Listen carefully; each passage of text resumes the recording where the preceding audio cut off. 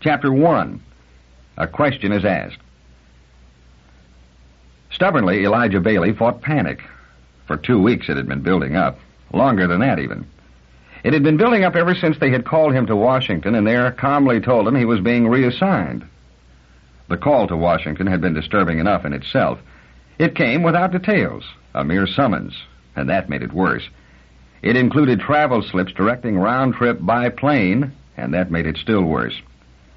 Partly it was the sense of urgency introduced by any order for plane travel. Partly it was the thought of the plane, simply that. Still, that was just the beginning of uneasiness, and as yet, easy to suppress. After all, Elijah Baley had been in a plane 4 times before. Once he'd even crossed the continent. So while plane travel is never pleasant, it would at least not be a complete step into the unknown. And then the trip from New York to Washington would take only an hour. The takeoff would be from New York runway number 2, which, like all official runways, was decently enclosed, with a lock opening to the unprotected atmosphere only after airspeed had been achieved. The arrival would be at Washington runway number 5, which was similarly protected. Furthermore, as Baley well knew, there would be no windows on the plane. There would be good lighting, decent food, all necessary conveniences. The radio-controlled flight would be smooth. There would scarcely be any sensation of motion once the plane was airborne. He explained all this to himself and to Jessie, his wife, who had never been airborne and who approached such matters with terror. She said, "But I don't like you to take a plane, Lige. It isn't natural. Why can't you take the expressways?" "Because that would take 10 hours. Baley's long face was set in dour lines. "And because I'm a member of the city police force and have to follow the orders of my superiors. At least I do if I want to keep my C6 rating." There was no arguing with that. Baley took the plane and kept his eyes firmly on the news strip that unreeled smoothly and continuously from the eye-level dispenser. The city was proud of that service. News, features, humorous articles, educational bits, occasional fiction. Someday the strips would be converted to film, it was said, since enclosing the eyes with the viewer would be an even more efficient way of distracting the passenger from his surroundings. Baley kept his eyes on the unreeling strip, not only for the sake of distraction, but also because etiquette required it. There were 5 other passengers on the plane. He could not help noticing that much. And each one of them had his private right to whatever degree of fear and anxiety his nature and upbringing made him feel. Baley would certainly resent the intrusion of anyone else on his own uneasiness.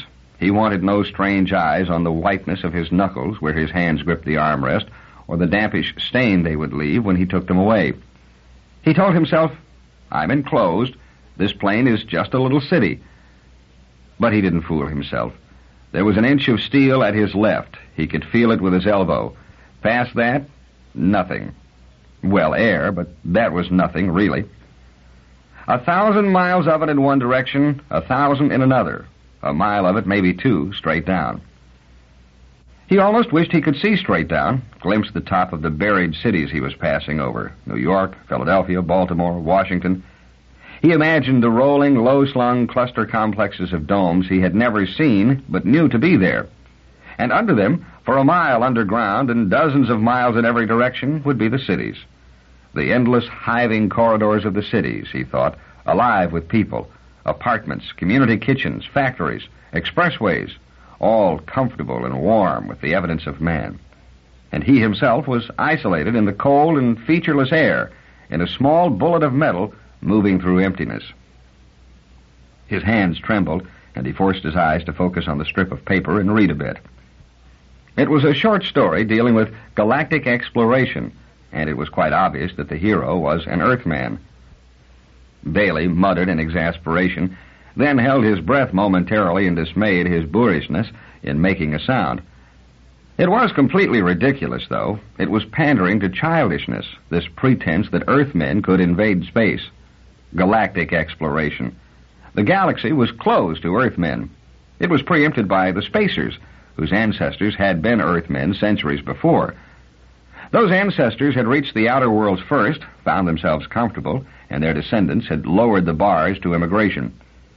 They had panned in Earth and their Earthman cousins, and Earth's city civilization completed the task, imprisoning Earthmen within the cities by a wall of fear of open spaces that barred them from the robot-run farming and mining areas of their own planet. From even that. Baley thought bitterly, Jehoshaphat, if we don't like it, let's do something about it. Let's not just waste time with fairy tales. But there was nothing to do about it, and he knew it. Then the plane landed. He and his fellow passengers emerged and scattered away from one another, never looking.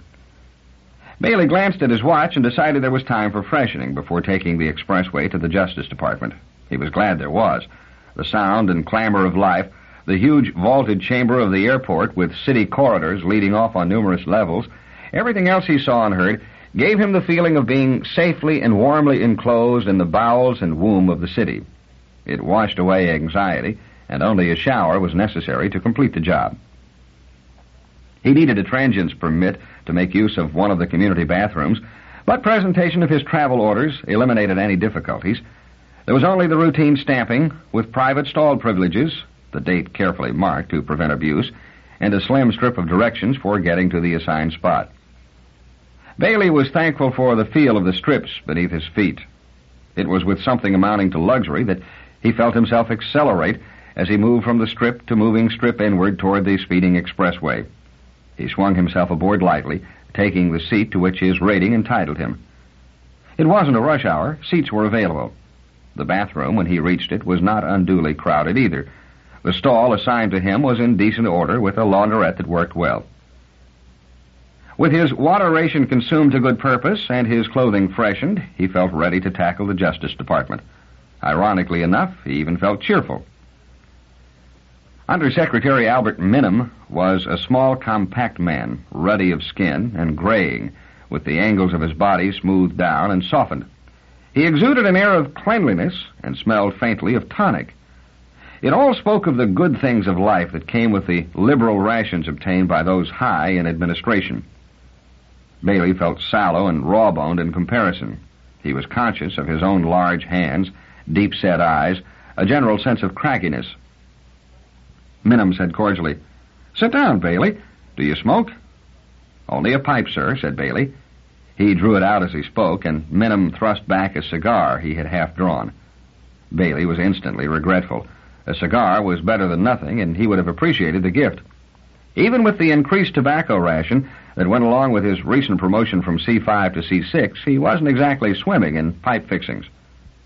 "Please light up if you care to," said Minim, and waited with a kind of paternal patience while Baley measured out a careful quantity of tobacco and affixed the pipe baffle.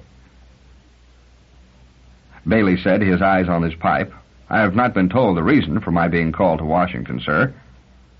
"I know that," said Minim. He smiled. "I can fix that right now. You are being reassigned temporarily." "Outside New York City?" "Quite a distance." Baley raised his eyebrows and looked thoughtful. "How temporarily, sir?" "I'm not sure." Baley was aware of the advantages and disadvantages of reassignment. As a transient in a city of which he was not a resident, he would probably live on a scale better than his official rating entitled him to. On the other hand, it would be very unlikely that Jesse and their son Bentley would be allowed to travel with him. They would be taken care of, to be sure, there in New York, but Baley was a domesticated creature, and he did not enjoy the thought of separation.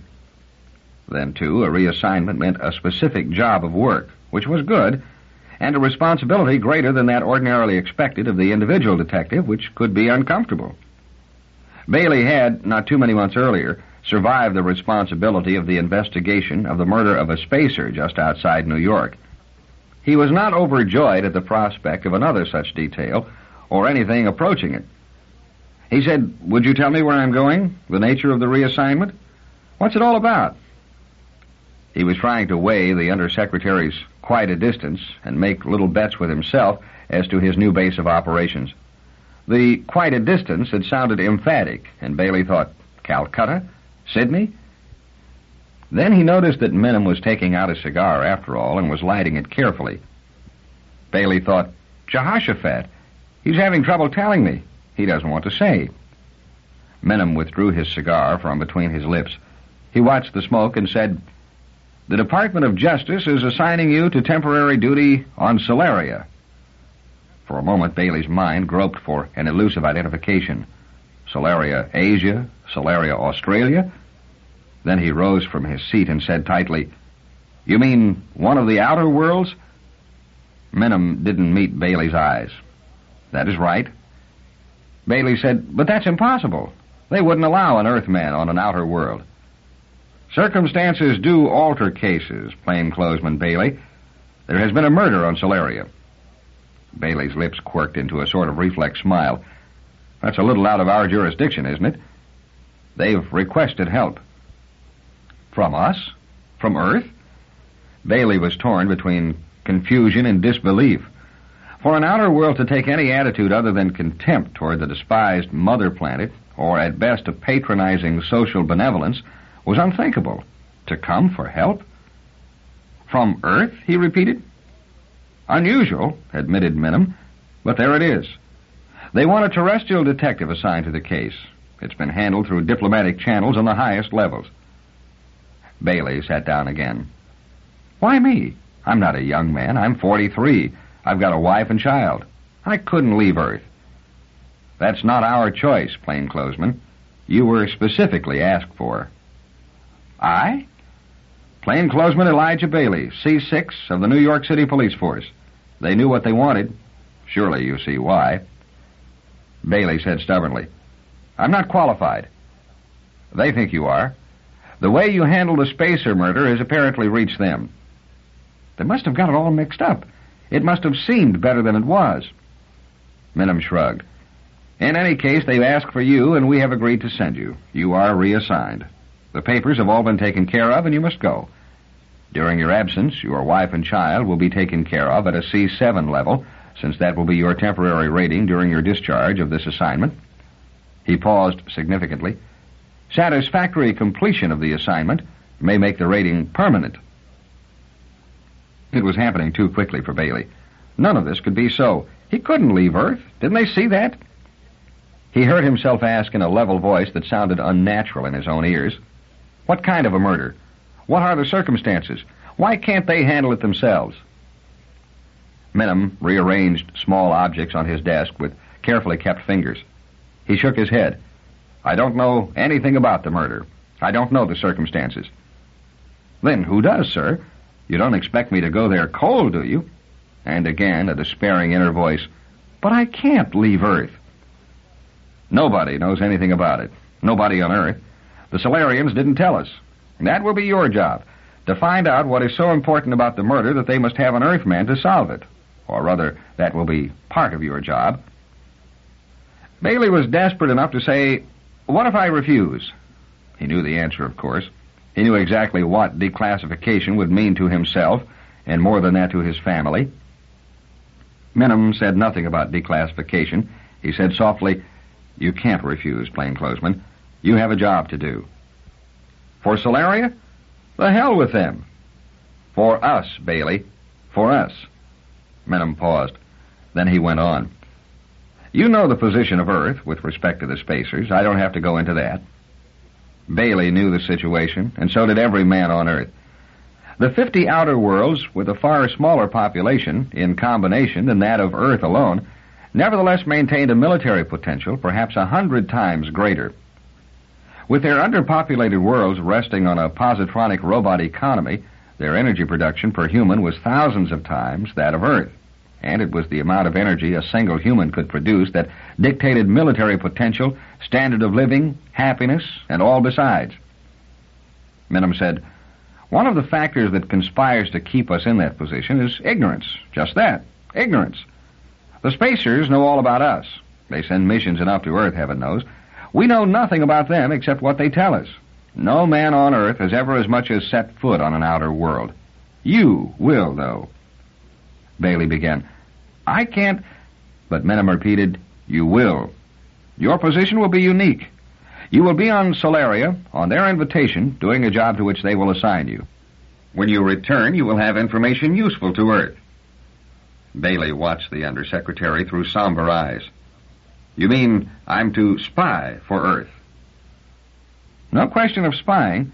You need do nothing they don't ask you to do. Just keep your eyes and mind open. Observe. There will be specialists on Earth when you return to analyze and interpret your observations. Baley said, I take it there's a crisis, sir. Why do you say that? Sending an Earthman to an outer world is risky. The spacers hate us with the best will in the world, and even though I'm there on invitation, I could cause an interstellar incident. The terrestrial government could easily avoid sending me if they chose. They could say I was ill. The spacers are pathologically afraid of disease. They wouldn't want me for any reason if they thought I were ill. Do you suggest, said Minim, we try that trick? No. If the government had no other motive for sending me, they would think of that or something better without my help. So it follows that it is the question of spying that is the real essential. And if that is so, there must be more to it than just to see what you can see to justify the risk. Baley half expected an explosion, and would have half welcomed one as a relief of pressure. But Minim only smiled frostily and said, You can see past the non-essentials, it seems, but then I expected no less. The Undersecretary leaned across his desk toward Baley. Here is certain information which you will discuss with no one, not even with other government officials. Our sociologists have been coming to certain conclusions concerning the present galactic situation. 50 outer worlds, underpopulated, roboticized, powerful, with people that are healthy and long-lived. We ourselves, crowded, technologically underdeveloped, short-lived, under their domination. It is unstable. Everything is in the long run. This is unstable in the short run. 100 years is the most we're allowed. The situation will last our time, to be sure, but we have children. Eventually, we will become too great a danger to the outer worlds to be allowed to survive. There are 8 billions on Earth who hate the spacers. Baley said, The spacers exclude us from the galaxy, handle our trade to their own profit, dictate to our government, and treat us with contempt. What do they expect? Gratitude? True, and yet the pattern is fixed. Revolt, suppression, revolt, suppression. And within a century, Earth will be virtually wiped out as a populated world, so the sociologists say. Baley stirred uneasily. One didn't question sociologists and their computers. But what do you expect me to accomplish if all this is so? Bring us information. The big flaw in sociological forecast is our lack of data concerning the spacers. We've had to make assumptions on the basis of the few spacers they sent out here. We've had to rely on what they choose to tell us of themselves. So it follows we know their strengths, and only their strengths. Damn it, they have their robots and their low numbers and their long lives, but do they have weaknesses? Is there some factor or factors which, if we but knew, would alter the sociologic inevitability of destruction? Something that could guide our actions and better the chance of Earth's survival? Hadn't you better send a sociologist, sir? Minim shook his head. If we could send whom we pleased, we would have sent someone out 10 years ago when these conclusions were first being arrived at.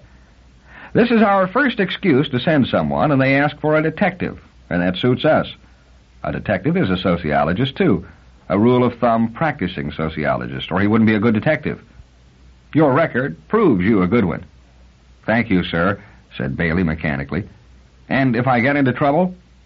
Minim shrugged. That's the risk of a policeman's job. He dismissed the point with a wave of his hand and added, In any case, you must go. Your time of departure is set. The ship that will take you is waiting. Baley stiffened. Waiting? When do I leave? In 2 days. I've got to get back to New York then. My wife... We will see your wife. She can't know the nature of your job, you know. She will be told not to expect to hear from you. But this is inhuman. I must see her. I may never see her again. Minim said, What I say now may sound even more inhuman, but isn't it true that there is never a day you set about your duties on which you cannot tell yourself she may never see you again?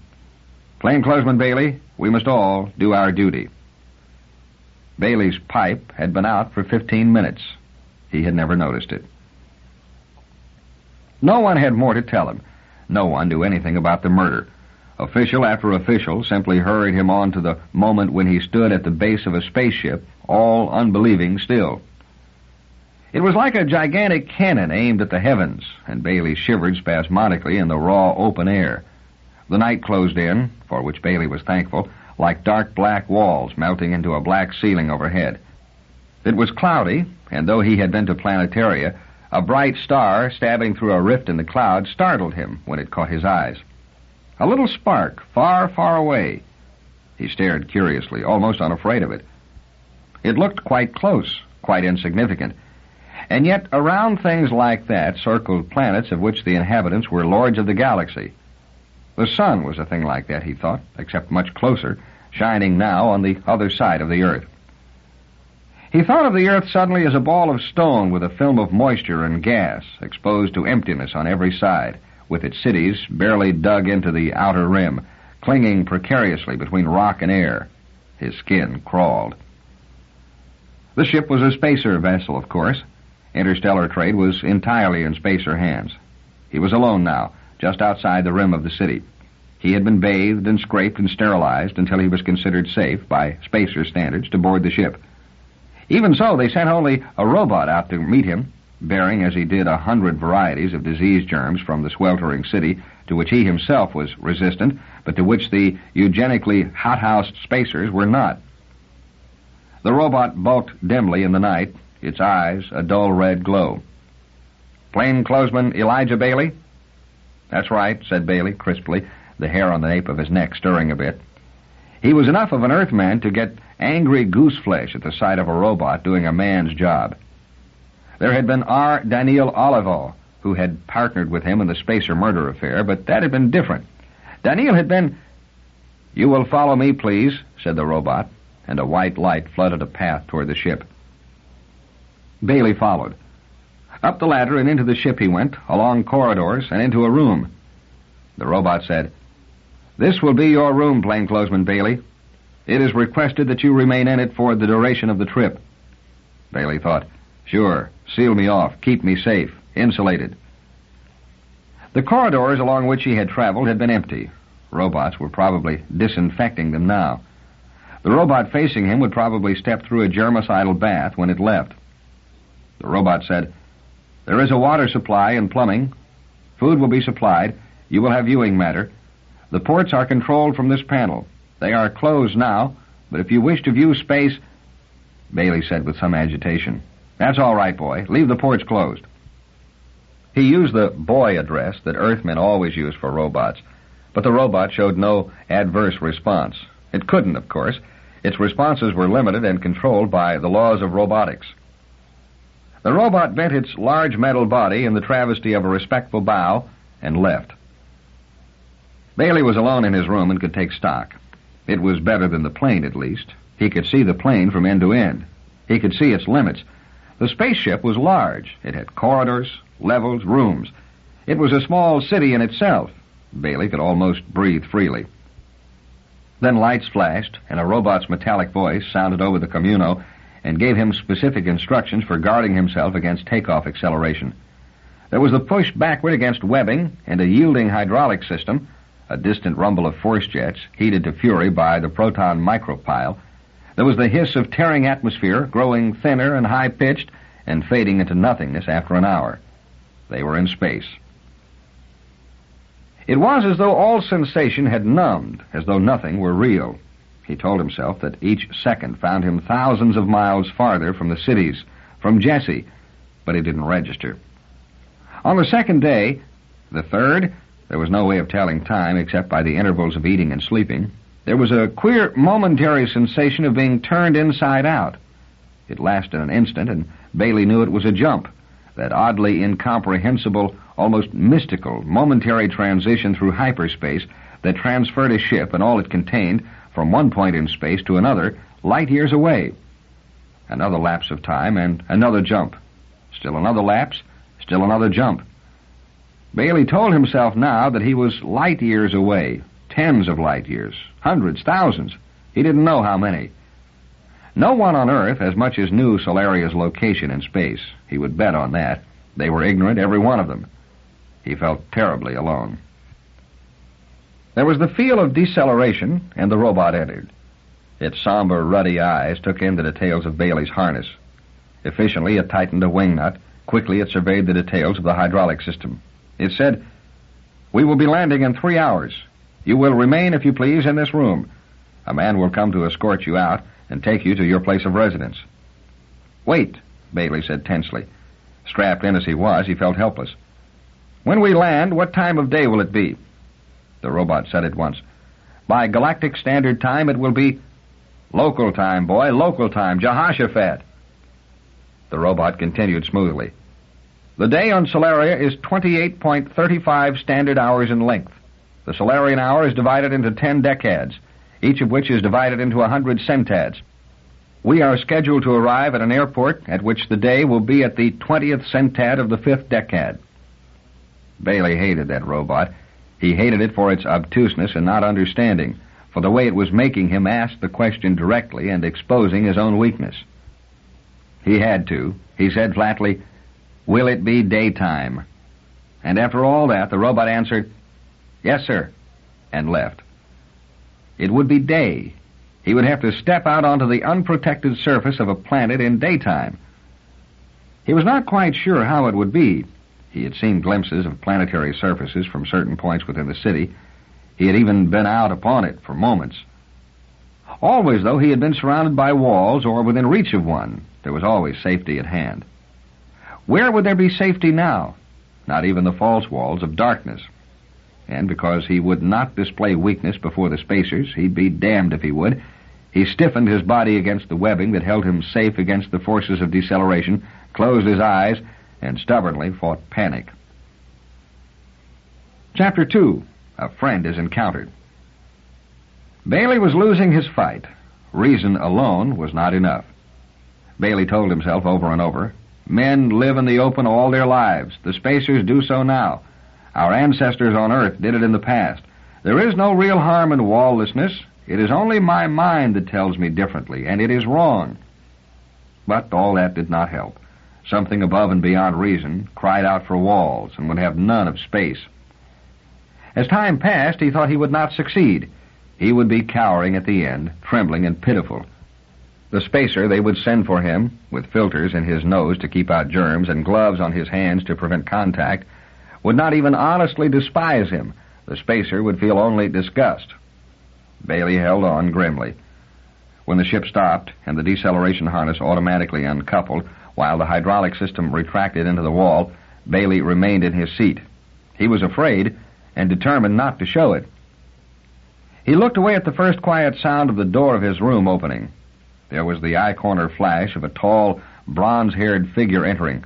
A spacer, one of those proud descendants of Earth who had disowned their heritage. The spacer spoke. "Partner Elijah." Baley's head turned toward the speaker with a jerk. His eyes rounded, and he rose, almost without volition. He stared at the face, at the broad, high cheekbones, the absolute calm of the facial lines, the symmetry of the body, most of all, at that level look out of nerveless blue eyes. Daneel, the spacer said, "It is pleasant that you remember me, partner Elijah." "Remember you?" Baley felt relief wash over him. This being was a bit of Earth, a friend, a comfort, a savior. He had an almost unbearable desire to rush to the spacer and embrace him, to hug him wildly and laugh and pound his back, and do all the foolish things old friends did when meeting once again after a separation. But he didn't. He couldn't. He could only step forward and hold out his hand and say, "I'm not likely to forget you, Daneel." "That is pleasant," said Daneel, nodding gravely. "As you are well aware, it is quite impossible for me, while in working order, to forget you. It is well that I see you again." Daneel took Baley's hand and pressed it with firm coolness, his fingers closing to a comfortable but not painful pressure, and then releasing it. Baley hoped earnestly that the creature's unreadable eyes could not penetrate Baley's mind and see that wild moment, just past and not yet entirely subsided, when all of Baley had concentrated into a feeling of an intense friendship that was almost love. After all, one could not love as a friend this Daneel Olivaw, who was not a man at all, but only a robot. The robot that looked so like a man said, "I have asked that a robot-driven ground transport vessel be connected to this ship by air tube." Baley frowned. "An air tube?" "Yes. It is a common technique frequently used in space in order that personnel and material be transferred from one vessel to another without the necessity of special equipment against vacuum. It would seem, then, that you are not acquainted with the technique.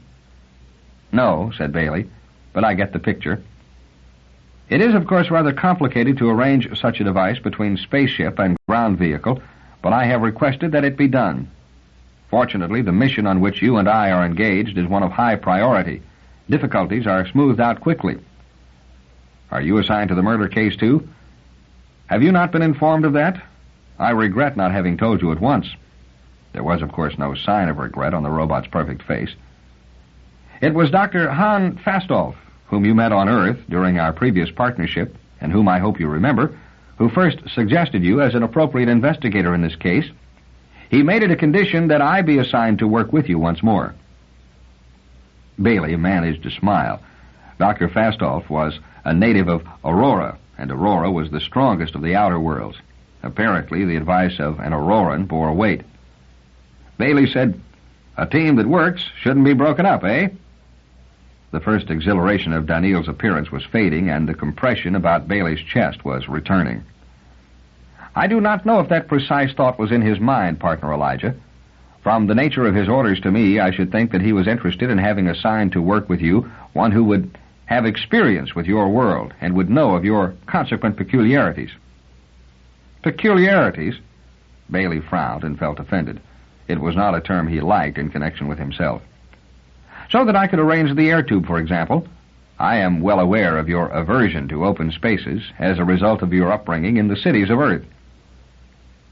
Perhaps it was the effect of being called peculiar, the feeling that he had to counterattack or lose caste to a machine, that drove Baley to change the subject sharply. Perhaps it was just that lifelong training prevented him from leaving any logical contradiction undisturbed. He said, "There was a robot in charge of my welfare on board this ship. A robot," a touch of malice intruded itself here, "that looks like a robot. Do you know it?" I spoke to it before coming on board. What's its designation? How do I make contact with it? It is RX-2475. It is customary on Solaria to use only serial numbers for robots. Daneel's calm eyes swept the control panel near the door. This contact will signal it. Baley looked at the control panel himself, and since the contact to which Daneel pointed was labeled RX, its identification seemed quite unmysterious. Baley put his finger over it, and in less than a minute, the robot, the one that looked like a robot, entered. Baley said, "You are RX-2475. "Yes, sir." "You told me earlier that someone would arrive to escort me off the ship. Did you mean him?" Baley pointed at Daneel. The eyes of the two robots met.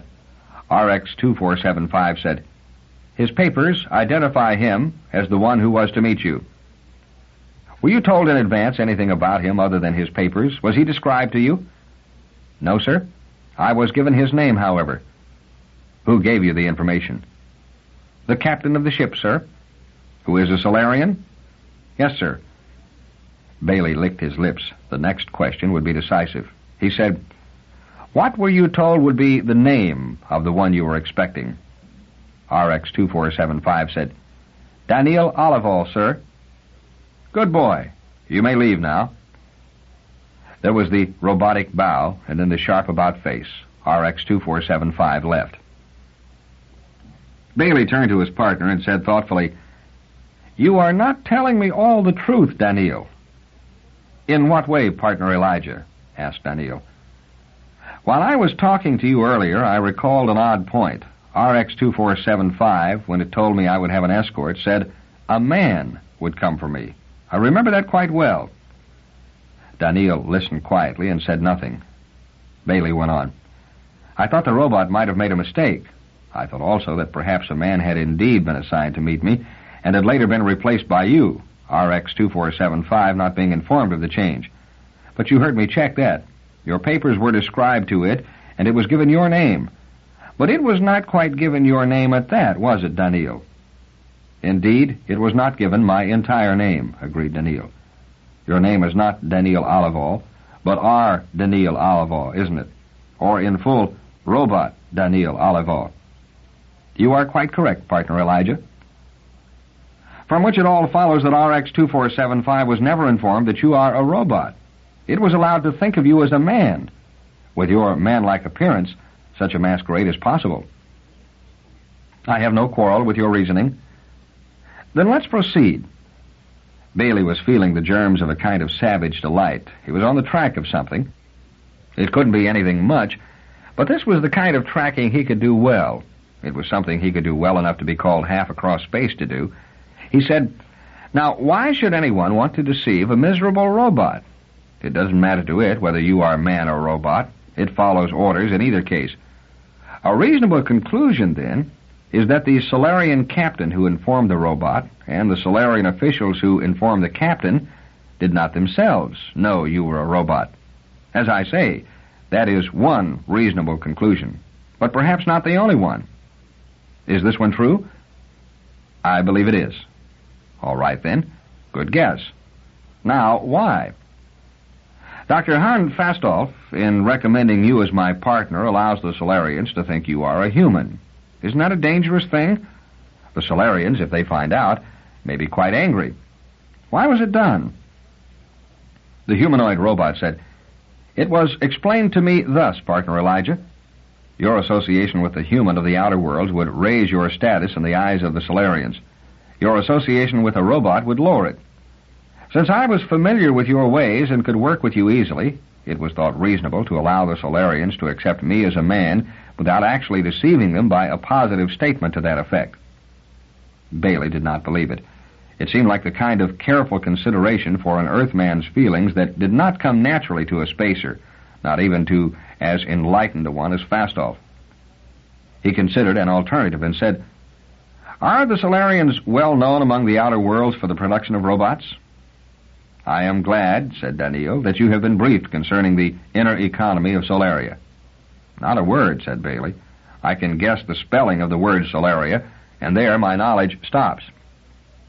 "Then I do not see, partner Elijah, what it was that impelled you to ask that question, but it is a most pertinent one. You have hit the mark. My mind store of information includes the fact that of the 50 outer worlds, Solaria is by far the best known for the variety and excellence of robot models, it turns out. It exports specialized models to all the other outer worlds." Baley nodded in grim satisfaction. Naturally, Daneel did not follow an intuitive mental leap that used human weakness as a starting point, nor did Baley feel impelled to explain the reasoning. If Solaria turned out to be a world expert in robotics, Dr. Hans Fastolf and his associates might have purely personal and very human motives for demonstrating their own prize robot. It would have nothing at all to do with an Earthman's safety or feelings. They would be asserting their own superiority by allowing the expert Solarians to be fooled into accepting a robot of Auroran handiwork as a fellow man. Baley felt much better. Strange that all the thought, all the intellectual powers he could muster, could not succeed in lifting him out of panic. And yet a sop to his own vainglory succeeded at once. The recognition of the vainglory of the spacers helped, too. He thought, "Jehoshaphat, we're all human, even the spacers." Aloud, he said almost flippantly, "How long do we have to wait for the ground car? I'm ready." The air tube gave signs of not being well adapted to its present use. Man and humanoid stepped out of the spaceship direct, moving along flexible mesh that bent and swayed under their weight.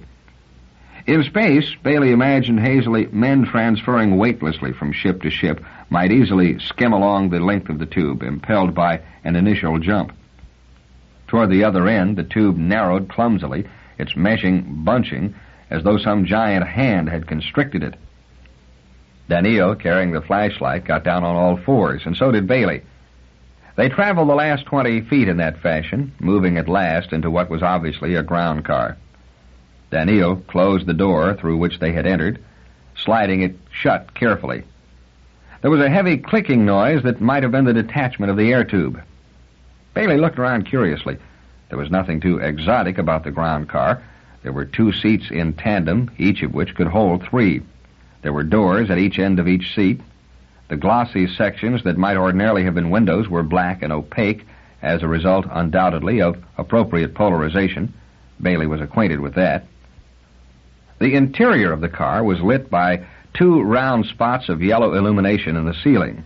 And, in short, the only thing Baley felt to be strange was the transmitter set into the partition immediately before the front seat, and, of course, the added fact that there were no visible controls. Baley said, "I suppose the driver is on the other side of this partition."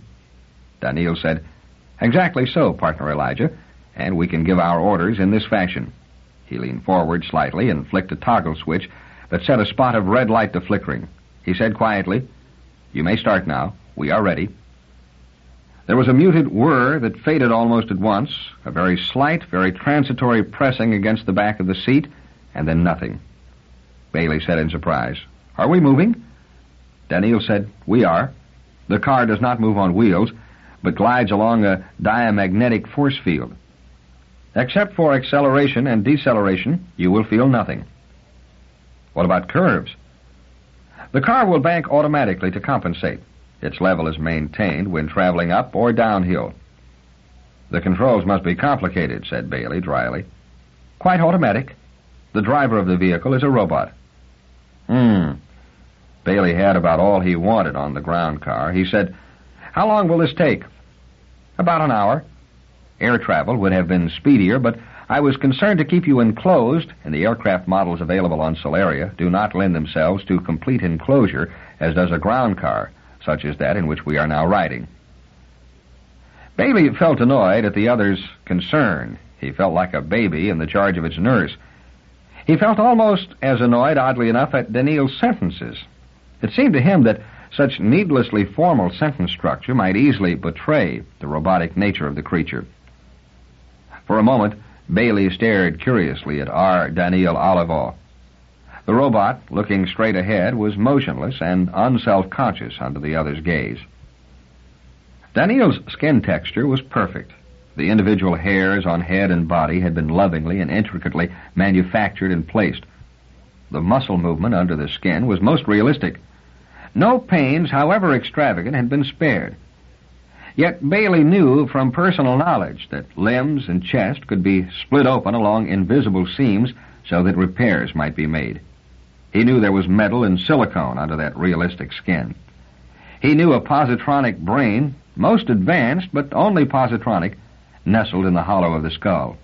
He knew that Daneel's thoughts were only short-lived positronic circuits flowing along paths rigidly designed and foreordained by the manufacturer. But what were the signs that would give that away to the expert eye that had no foreknowledge?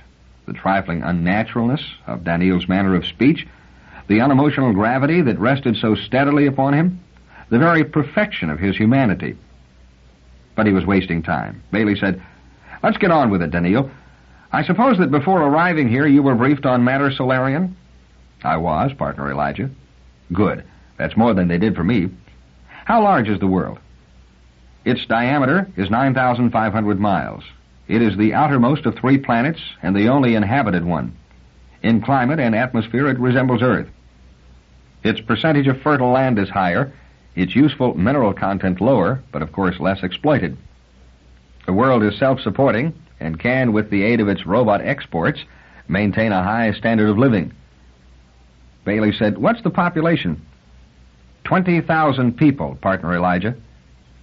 Baley accepted that for a moment, then he said mildly, "You mean 20 million, don't you?" His scant knowledge of the outer worlds was enough to tell him that, although the worlds were underpopulated by earthly standards, the individual populations were in the millions. 20,000 people, partner Elijah," said the robot again. "You mean the planet has just been settled?" "Not at all. It has been independent for nearly 2 centuries, and it was settled for a century or more before that. The population is deliberately maintained at 20,000, that being considered optimum by the Solarians themselves." "How much of the planet do they occupy?" "All the fertile portions." "Which is in square miles?" 30 million square miles, including marginal areas. For 20,000 people? There are also some 200 million working positronic robots, partner Elijah. Jehoshaphat, that's 10,000 robots per human. It is by far the highest such ratio among the outer worlds, partner Elijah. The next highest, on Aurora, is only 50 to 1. What can they use so many robots for? What do they want with all that food? Food is a relatively minor item. The mines are more important, and power production more important still. Baley thought of all those robots and felt a trifle dizzy. 200 million robots. So many among so few humans. The robots must litter the landscape. An observer from without might think Solaria a world of robots all together and fail to notice the thin human leaven. He felt a sudden need to see. He remembered the conversation with Minim and the sociologic prediction of Earth's danger. It seemed far off, a bit unreal, but he remembered. His personal dangers and difficulties since leaving Earth dimmed the memory of Minim's voice, stating enormities with cool and precise enunciation, but never blotted it out altogether. Baley had lived too long with duty to allow even the overwhelming fact of open space to stop him in its performance. Data collected from a spacer's words, or from those of a spacer robot for that matter, was the sort of thing that was already available to Earth sociologists. What was needed was direct observation, and it was his job, however unpleasant, to collect it. He inspected the upper portion of the ground car. "Is this thing a convertible, Daneel?" "I beg your pardon, Partner Elijah, but I do not follow your meaning." "Can the car's top be pushed back? Can it be made open to the sky?" He had almost said dome out of habit. "Yes, it can." "Then have that done, Daneel. I would like to take a look." The robot responded gravely. "I am sorry, but I cannot allow that." Baley felt astonished. He said, "Look, R. Daneel." He stressed the R. "Let's rephrase that. I order you to lower the top." The creature was a robot, manlike or not. It had to follow orders. But Daneel did not move. He said, "I must explain that it is my first concern to spare you harm. It has been clear to me on the basis both of my instructions and of my own personal experience that you would suffer harm at finding yourself in large empty spaces. I cannot, therefore, allow you to expose yourself to that." Baley could feel his face darkening with an influx of blood, and at the same time could feel the complete uselessness of anger. The creature was a robot, and Baley knew the first law of robotics well. It went, "A robot may not injure a human being, or through inaction allow a human being to come to harm." Everything else in a robot's positronic brain, that of any robot on any world in the galaxy, had to bow to that prime consideration.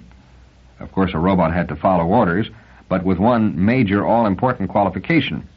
Following orders was only the second law of robotics.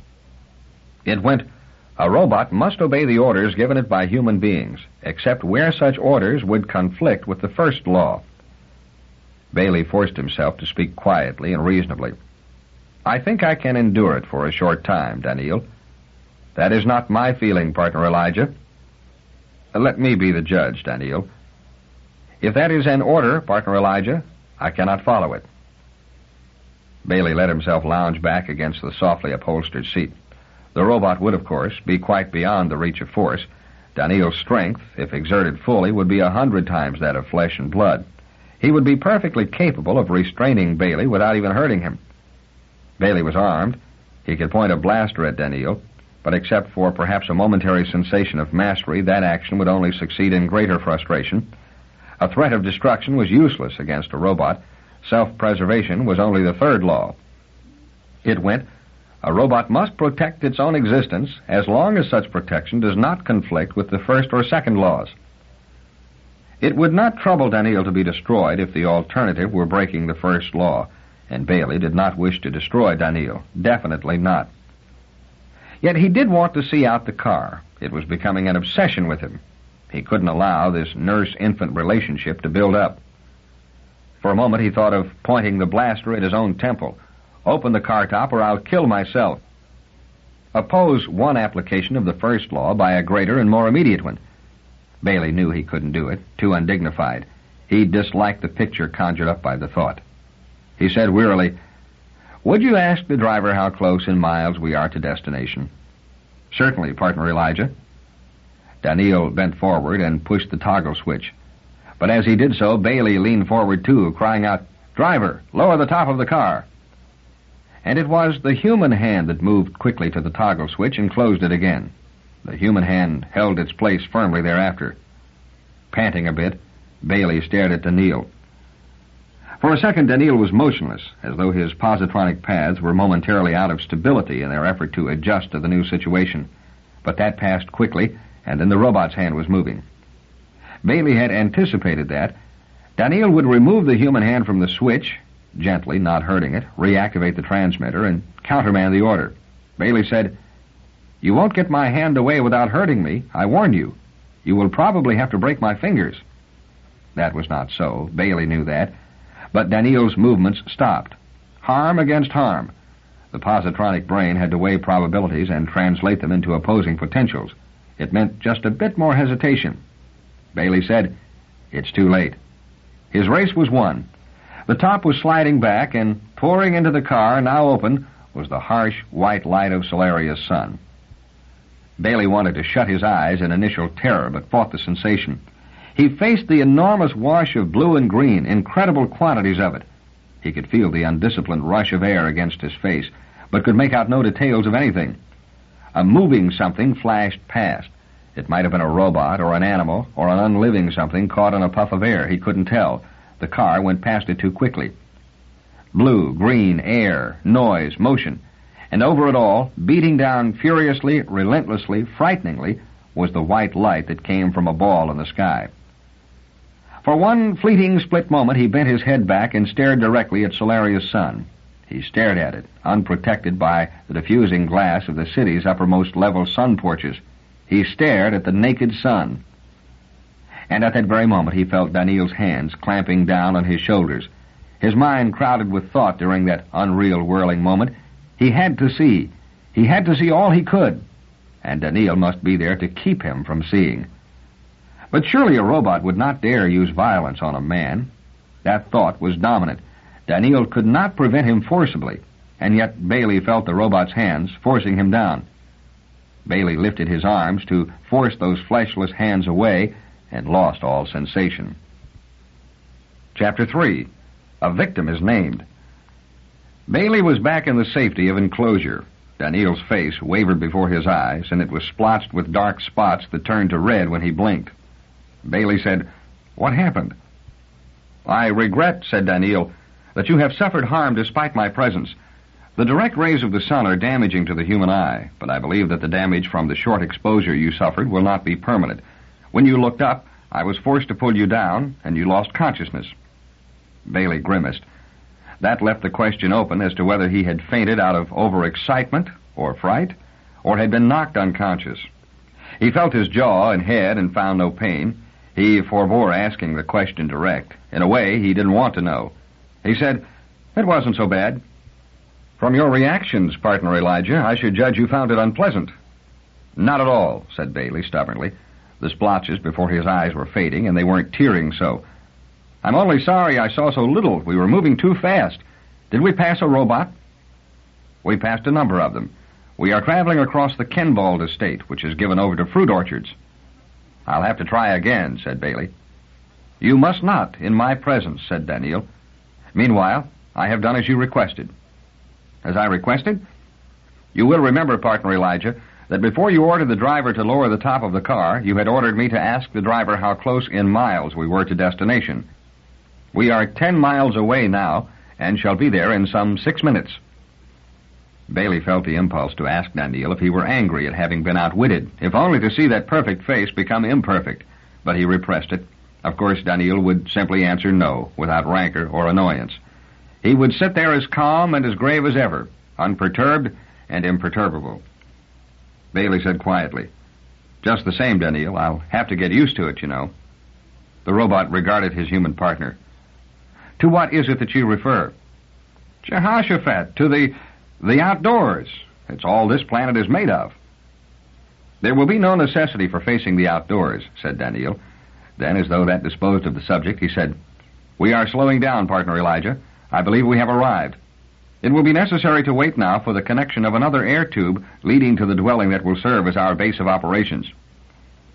"An air tube is unnecessary, Daneel. If I'm to be working outdoors, there is no point in delaying the indoctrination." "There will be no reason for you to work outdoors, partner Elijah." The robot started to say more, but Baley waved him quiet with a peremptory motion of the hand. At that moment, he was not in the mood for Daneel's careful consolations, for soothings, for assurances that all would be well and that he would be taken care of. What he really wanted was an inner knowledge that he could take care of himself and fulfill his assignment. The sight and feel of the open had been hard to take. It might be that when the time came, he would lack the hardihood to dare face it again, at the cost of his self-respect and conceivably of Earth's safety, all over a small matter of emptiness. His face grew grim even at the glancing touch of that thought. He would face air, sun, and empty space yet. Elijah Baley felt like an inhabitant of one of the smaller cities, say Helsinki, visiting New York and counting the levels in awe. He had thought of a dwelling as something like an apartment unit, but this was nothing like it at all. He passed from room to room endlessly. Panoramic windows were shrouded closely, allowing no hint of disturbing day to enter. Lights came to life noiselessly from hidden sources as they stepped into a room and died again as quietly when they left. "So many rooms," said Baley with wonder. "So many. It's like a very tiny city, Daneel." "It would seem so, partner Elijah," said Daneel with equanimity. It seemed strange to the Earthman. Why was it necessary to crowd so many spacers together with him in close quarters? He said, "How many will be living here with me?" Daneel said, "There will be myself, of course, and a number of robots." Baley thought he ought to have said a number of other robots. Again, he found it obvious that Daneel had the intention of playing the man thoroughly, even for no other audience than Baley, who knew the truth so well. And then that thought popped into nothing under the force of a second, more urgent one. He cried, "Robots? How many humans?" "None, partner Elijah." They had just stepped into a room, crowded from floor to ceiling with book films. 3 fixed viewers with large 24-inch viewing panels set vertically were in 3 corners of the room. The 4th contained an animation screen. Baley looked about in annoyance. He said, "Did they kick everyone out just to leave me rattling around alone in this mausoleum? It is meant only for you. A dwelling such as this for one person is customary on Solaria." "Everyone lives like this?" "Everyone." "What do they need all the rooms for?" "It is customary to devote a single room to a single purpose. This is the library. There is also a music room, a gymnasium, a kitchen, a bakery, a dining room, a machine shop, various robot repair and testing rooms, 2 bedrooms. "Stop! How do you know all this?" "It is part of the information pattern," said Daneel smoothly, "made available to me before I left Aurora." "Jehoshaphat, who takes care of all this?" He swung his arm in a wide arc. "There are a number of household robots. They have been assigned to you, and will see to it that you are comfortable." "But I don't need all this," said Baley. He had the urge to sit down and refused to budge. He wanted to see no more rooms. "We can remain in one room if you so desire, partner Elijah." That was visualized as a possibility from the start. Nevertheless, Solarian customs being what they are, it was considered wiser to allow this house to be built. "Built?" Baley stared. "You mean this was built for me? All this? Specially?" "A thoroughly roboticized economy—" "Yes, I see what you're going to say. What will they do with the house when all this is over?" "I believe they will tear it down." Baley's lips clamped together. "Of course. Tear it down. Build a tremendous structure for the special use of one Earthman, and then tear down everything he touched. Sterilize the soil the house stood on. Fumigate the air he breathed. The spacers might seem strong, but they too had their foolish fears." Daneel seemed to read his thoughts, or to interpret his expression at any rate. He said, "It may appear to you, partner Elijah, that it is to escape contagion that they will destroy the house. If such are your thoughts, I suggest that you refrain from making yourself uncomfortable over the matter. The fear of disease on the part of spacers is by no means so extreme. It is just that the effort involved in building the house is, to them, very little. Nor does the waste involved in tearing it down once more seem great to them. And by law, partner Elijah, this place cannot be allowed to remain standing. It is on the estate of Hannes Gruer, and there can be only one legal dwelling place on any estate, that of the owner. This house was built by special dispensation for a specific purpose. It is meant to house us for a specific length of time till our mission is completed." "And who is Hannes Gruer?" asked Baley. "The head of Solarian security. We are to see him on arrival." "Are we? Jehoshaphat, Daneel, when do I begin to learn anything at all about anything? I'm working in a vacuum, and I don't like it. I might as well go back to Earth. I might as well—" He felt himself working up into resentment and cut himself short. Daneel never wavered. He merely waited his chance to speak. He said, "I regret the fact that you are annoyed. My general knowledge of Solaria does seem to be greater than yours. My knowledge of the murder case itself is as limited as is your own.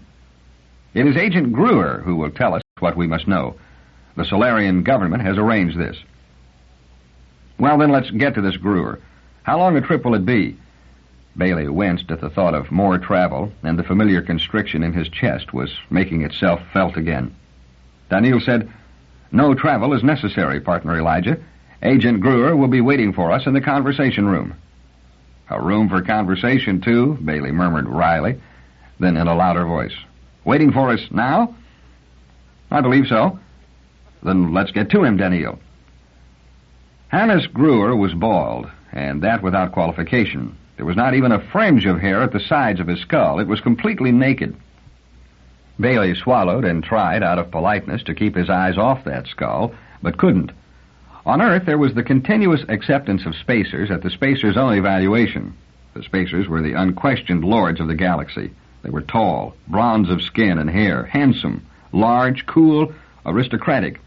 In short, they were all Daneel Olivaw was, but with the fact of humanity in addition. And the spacers who were sent to Earth often did look like that, perhaps were deliberately chosen for that reason. But here was a spacer who might have been an Earthman for all his appearance. He was bald, and his nose was misshapen, too.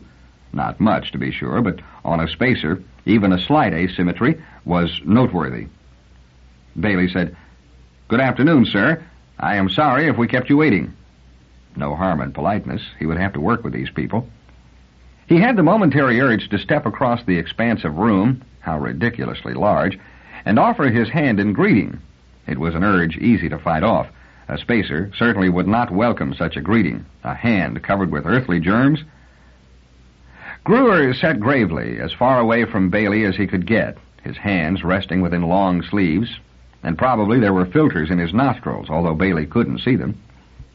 It even seemed to him that Gruer cast a disapproving look at Daneel, as though to say, "You're a queer spacer, standing that close to an Earthman." That would mean Gruer simply did not know the truth.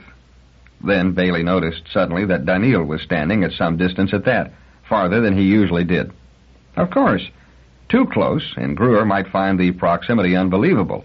Daneel was intent on being accepted as human.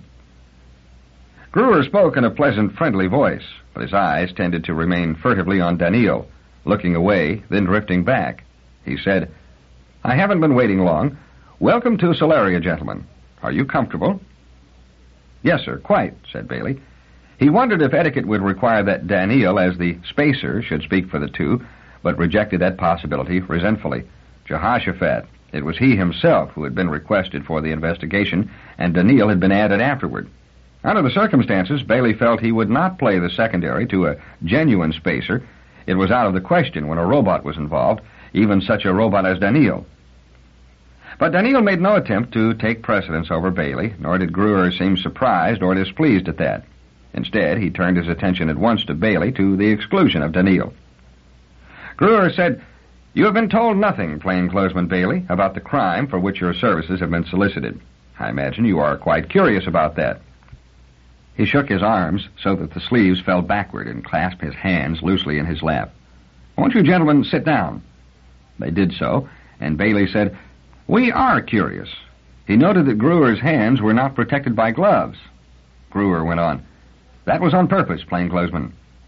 We wanted you to arrive here prepared to tackle the problem with a fresh mind. We wanted no preconceived notions. You will have available to you shortly a full report of the details of the crime and of the investigations we have been able to conduct.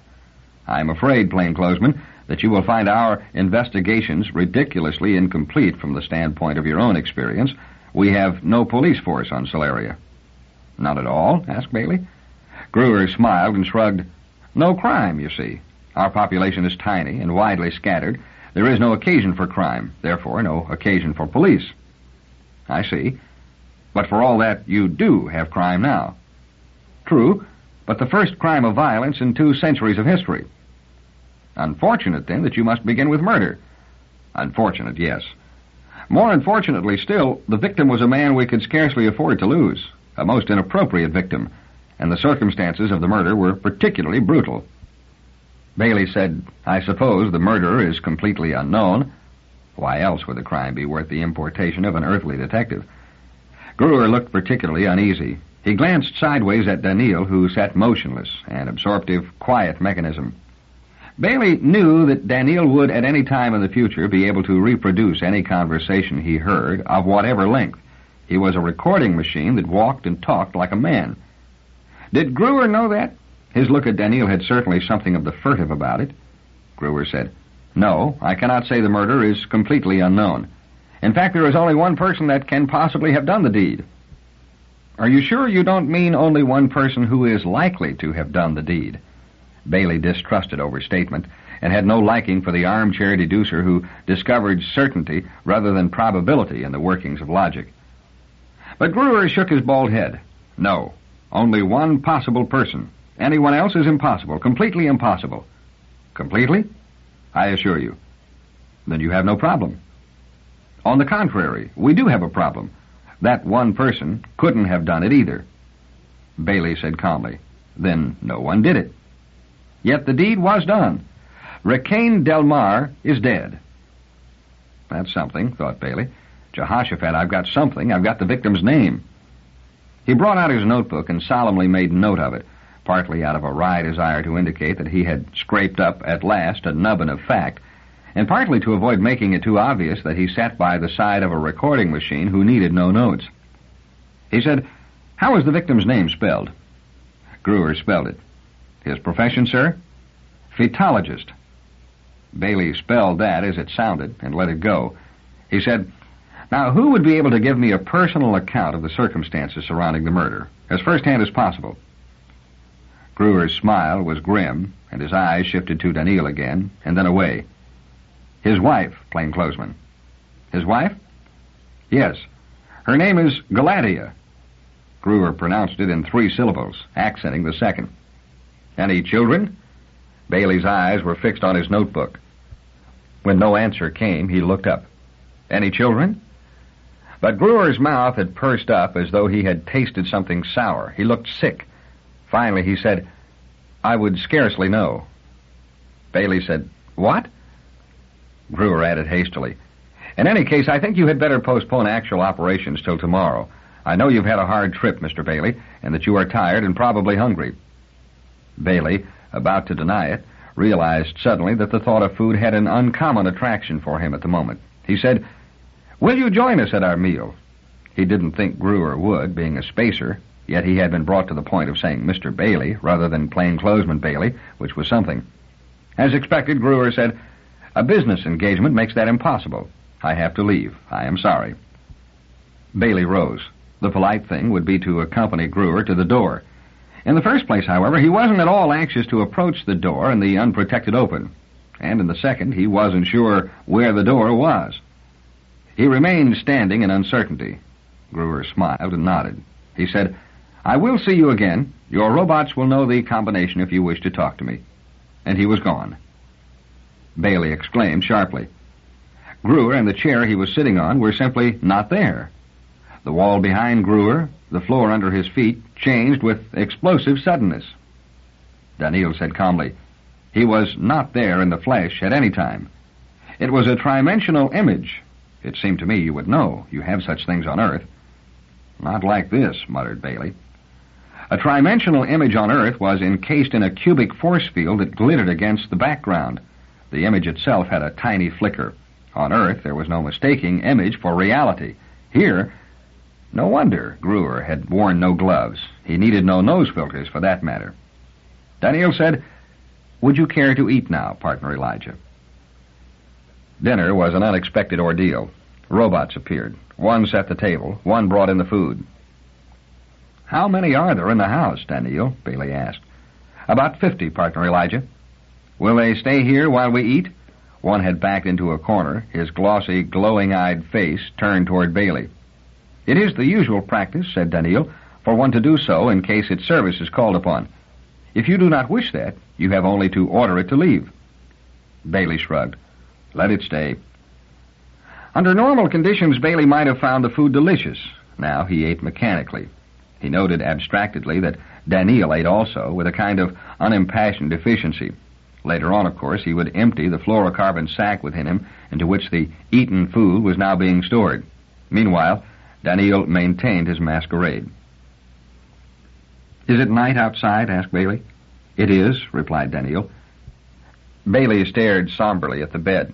It was too large. The whole bedroom was too large. There were no blankets to burrow under, only sheets. They would make a poor enclosure. Everything was difficult. He had already gone through the unnerving experience of showering in a stall that actually adjoined the bedroom. It was the height of luxury in a way, yet on the other hand it seemed an unsanitary arrangement. He said abruptly, "How is the light put out?" The headboard of the bed gleamed with a soft light. Perhaps that was to facilitate book viewing before sleeping, but Baley was in no mood for that. "It will be taken care of once you're in bed, if you compose yourself for sleep." "The robots watch, do they?" "It is their job." "Jehoshaphat, what do these Solarians do for themselves?" Baley muttered. "I wonder now why a robot didn't scrub my back in the shower." With no trace of humor, Daneel said, "One would have, had you required it. As for the Solarians, they do what they choose. No robot performs his duty if ordered not to, except, of course, when the performance is necessary to the well-being of the human." "Well, good night, Daneel." "I will be in another bedroom, partner Elijah. If at any time during the night you need anything—" "I know. The robots will come. There is a contact patch on the side table. You have only to touch it. I will come too." Sleep eluded Baley. He kept picturing the house he was in, balanced precariously at the outer skin of the world, with emptiness waiting just outside like a monster. On Earth, his apartment, his snug, comfortable, crowded apartment, sat nestled beneath many others. There were dozens of levels and thousands of people between himself and the rim of Earth. Even on Earth, he tried to tell himself, there were people on the topmost level. They would be immediately adjacent to the outside. Sure, but that's what made those apartments low rent. Then he thought of Jessie, 1,000 light years away. He wanted terribly to get out of bed right now, dress, and walk to her. His thoughts grew mistier. If there were only a tunnel, a nice, safe tunnel burrowing its way through safe, solid rock and metal from Solaria to Earth, he would walk and walk and walk. He would walk back to Earth, back to Jessie, back to comfort and security. Security. Baley's eyes opened. His arms grew rigid, and he rose up on his elbows, scarcely aware that he was doing so. Security. This man, Hannes Gruer, was head of Solarian security, so Daneel had said. What did security mean? If it meant the same as it meant on Earth, and surely it must, this man Gruer was responsible for the protection of Solaria against invasion from without and subversion from within. Why was he so interested in a murder case? Was it because there were no police on Solaria, and the Department of Security would come the closest to knowing what to do about a murder? Gruer had seemed at ease with Baley, yet there had been those furtive glances again and again in the direction of Daneel. Did Gruer suspect the motives of Daneel? Baley himself had been ordered to keep his eyes open, and Daneel might very likely have received similar instructions. It would be natural for Gruer to suspect that espionage was possible. His job made it necessary for him to suspect that in any case where it was conceivable. And he would not fear Baley overmuch, an Earthman, representative of the least formidable world in the galaxy. But Daneel was a native of Aurora, the oldest and largest and strongest of the outer worlds. That would be different. Gruer, as Baley now remembered, had not addressed one word to Daneel. For that matter, why should Daneel pretend so thoroughly to be a man? The earlier explanation that Baley had posed for himself, that it was a vainglorious game on the part of Daneel's Auroran designers, seemed trivial. It seemed obvious now that the masquerade was something more serious. A man could be expected to receive diplomatic immunity, a certain courtesy and gentleness of treatment. A robot could not. But then, why did not Aurora send a real man in the first place? Why gamble so desperately on a fake? The answer suggested itself instantly to Baley. A real man of Aurora, a real spacer, would not care to associate too closely or for too long a time with an Earthman. But if all this were true, why should Solaria find a single murder so important that it must allow an Earthman and an Auroran to come to their planet? Baley felt trapped. He was trapped on Solaria by the necessities of his assignment. He was trapped by Earth's danger, trapped in an environment he could scarcely endure, trapped by a responsibility he could not shirk. And to add to all this, he was trapped somehow in the midst of a spacer conflict, the nature of which he did not understand. Chapter 4. A Woman is Viewed. He slept at last. He did not remember when he actually made the transition to sleep. There was just a period when his thoughts grew more erratic, and then the headboard of his bed was shining and the ceiling was alight with a cool daytime glow. He looked at his watch. Hours had passed. The robots who ran the house had decided it was time for him to wake up and had acted accordingly. He wondered if Daneel were awake, and at once realized the illogic of the thought. Daneel could not sleep. Baley wondered if he had counterfeited sleep as part of the role he was playing. Had he undressed and put on night clothes?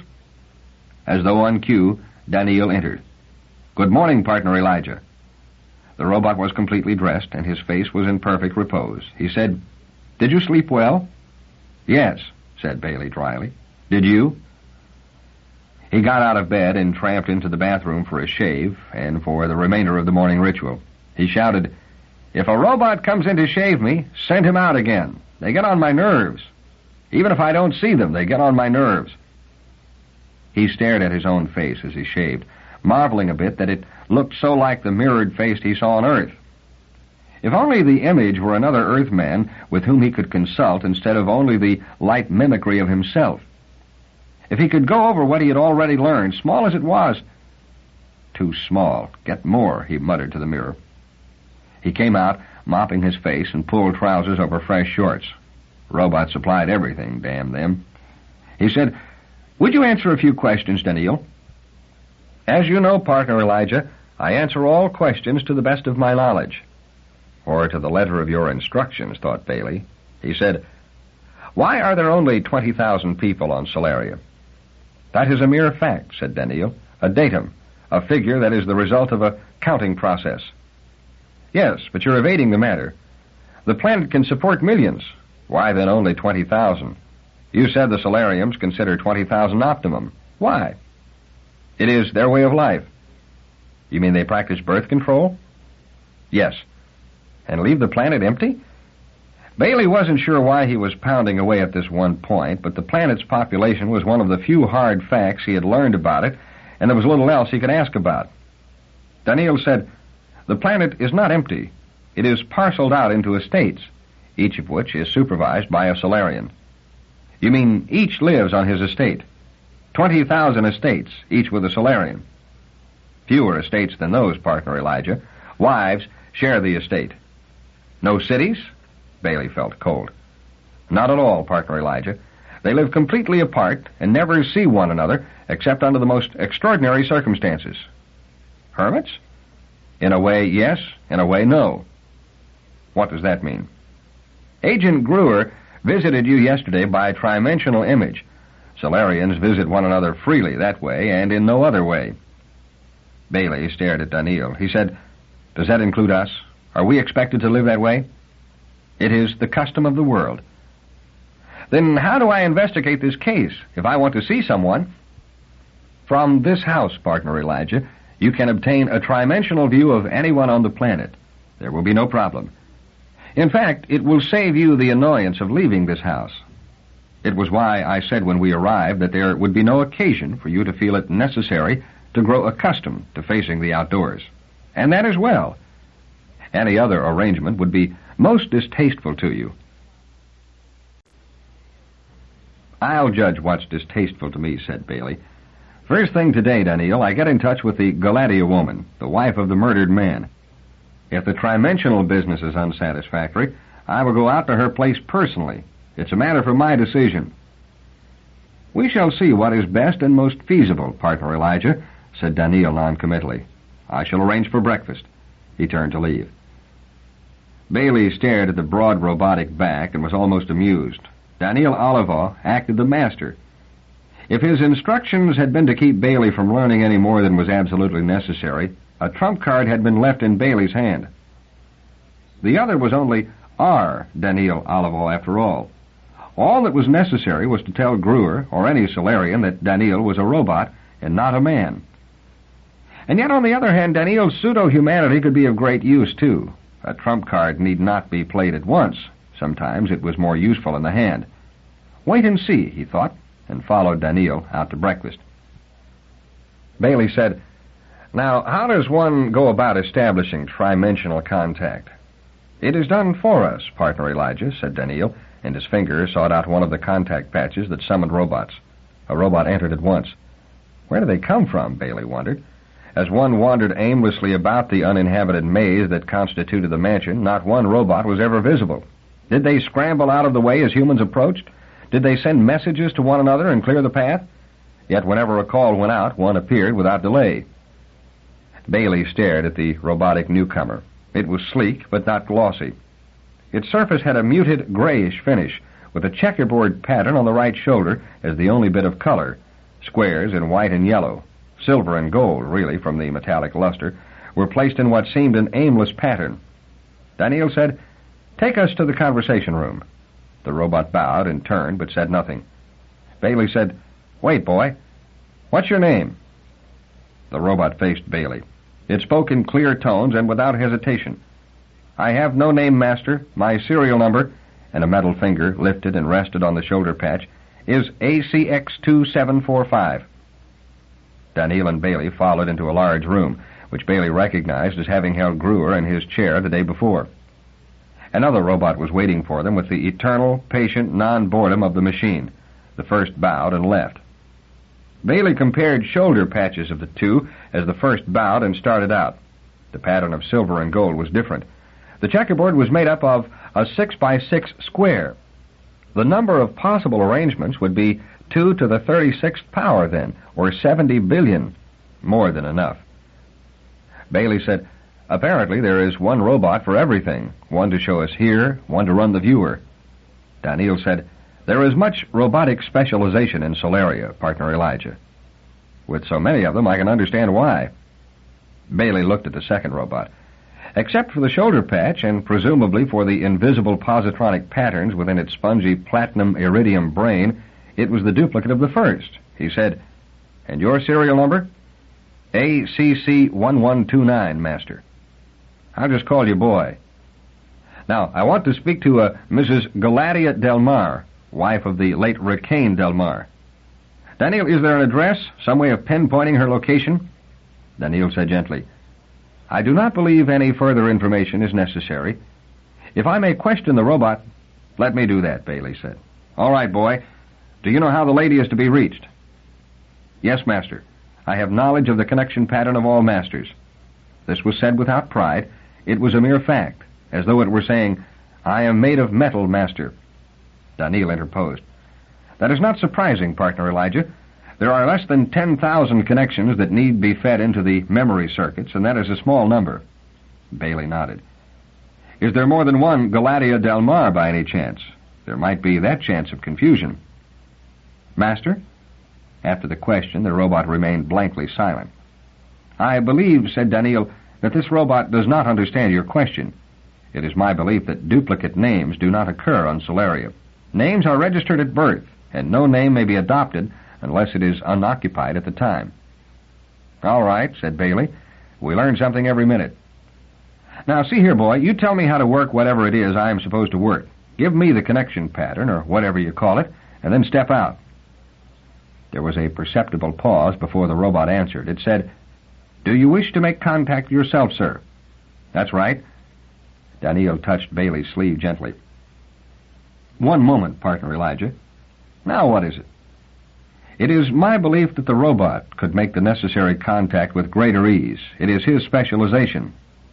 Baley said grimly, "I'm sure he can do it better than I can. Doing it myself, I may make a mess of it." He stared levelly at the impassive Daneel. "Just the same, I prefer to make contact myself. Do I give the orders, or don't I?" Daneel said, "You give the orders, partner Elijah, and your orders, where first law permits, will be obeyed. However, with your permission, I would like to give you what pertinent information I have concerning the Solarian robots. Far more than on any other world, the robots on Solaria are specialized. Although Solarian robots are physically capable of many things, they are heavily equipped mentally for one particular type of job, to perform functions outside their specialty requires the high potentials produced by direct application of one of the three laws. Again, for them not to perform the duty for which they are equipped also requires the direct application of the three laws. Well, then, a direct order from me brings the second law into play, doesn't it? True. Yet the potential set up by it is unpleasant to the robot. Ordinarily, the matter would not come up, since almost never does a Solarian interfere with the day-to-day workings of a robot. For one thing, he would not care to do a robot's work. For another, he would feel no need to. Are you trying to tell me, Daneel, that it hurts the robot to have me do its work? As you know, partner Elijah, pain in the human sense is not applicable to robotic reactions. Baley shrugged. Then? Nevertheless, went on Daneel, the experience which the robot undergoes is as upsetting to it as pain is to a human, as nearly as I can judge. And yet, said Baley, I'm not a Solarian. I'm an Earthman. I don't like robots doing what I want to do. Consider, too, said Daneel, that to cause distress to a robot might be considered on the part of our hosts to be an act of impoliteness, since in a society such as this there must be a number of more or less rigid beliefs concerning how it is proper to treat a robot and how it is not. To offend our hosts would scarcely make our task easier. All right, said Baley, let the robot do its job. He settled back. The incident had not been without its uses. It was an educational example of how remorseless a robotic society could be.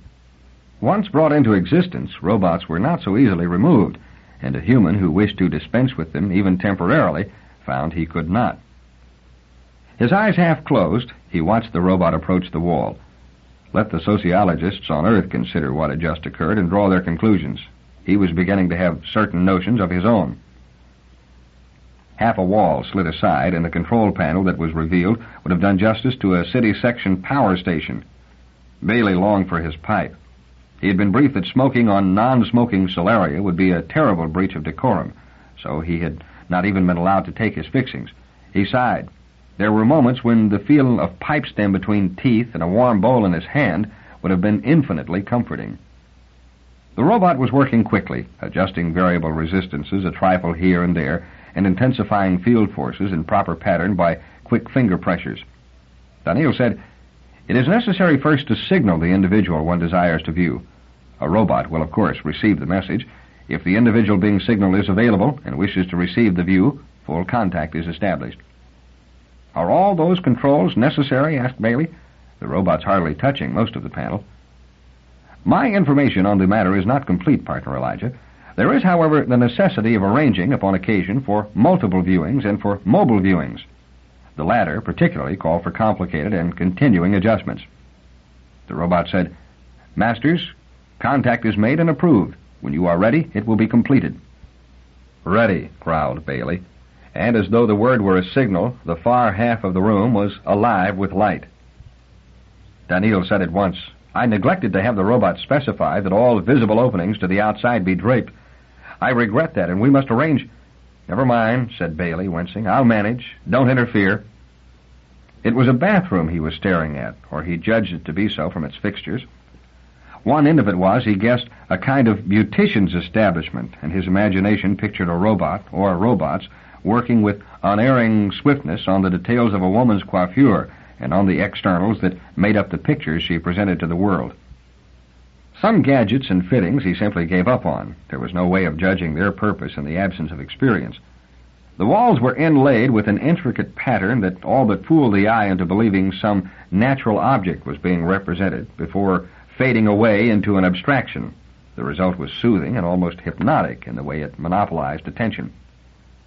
What might have been the shower stall, a large one, was shielded off by nothing that seemed material, but rather by a trick of lighting that set up a wall of flickering opacity.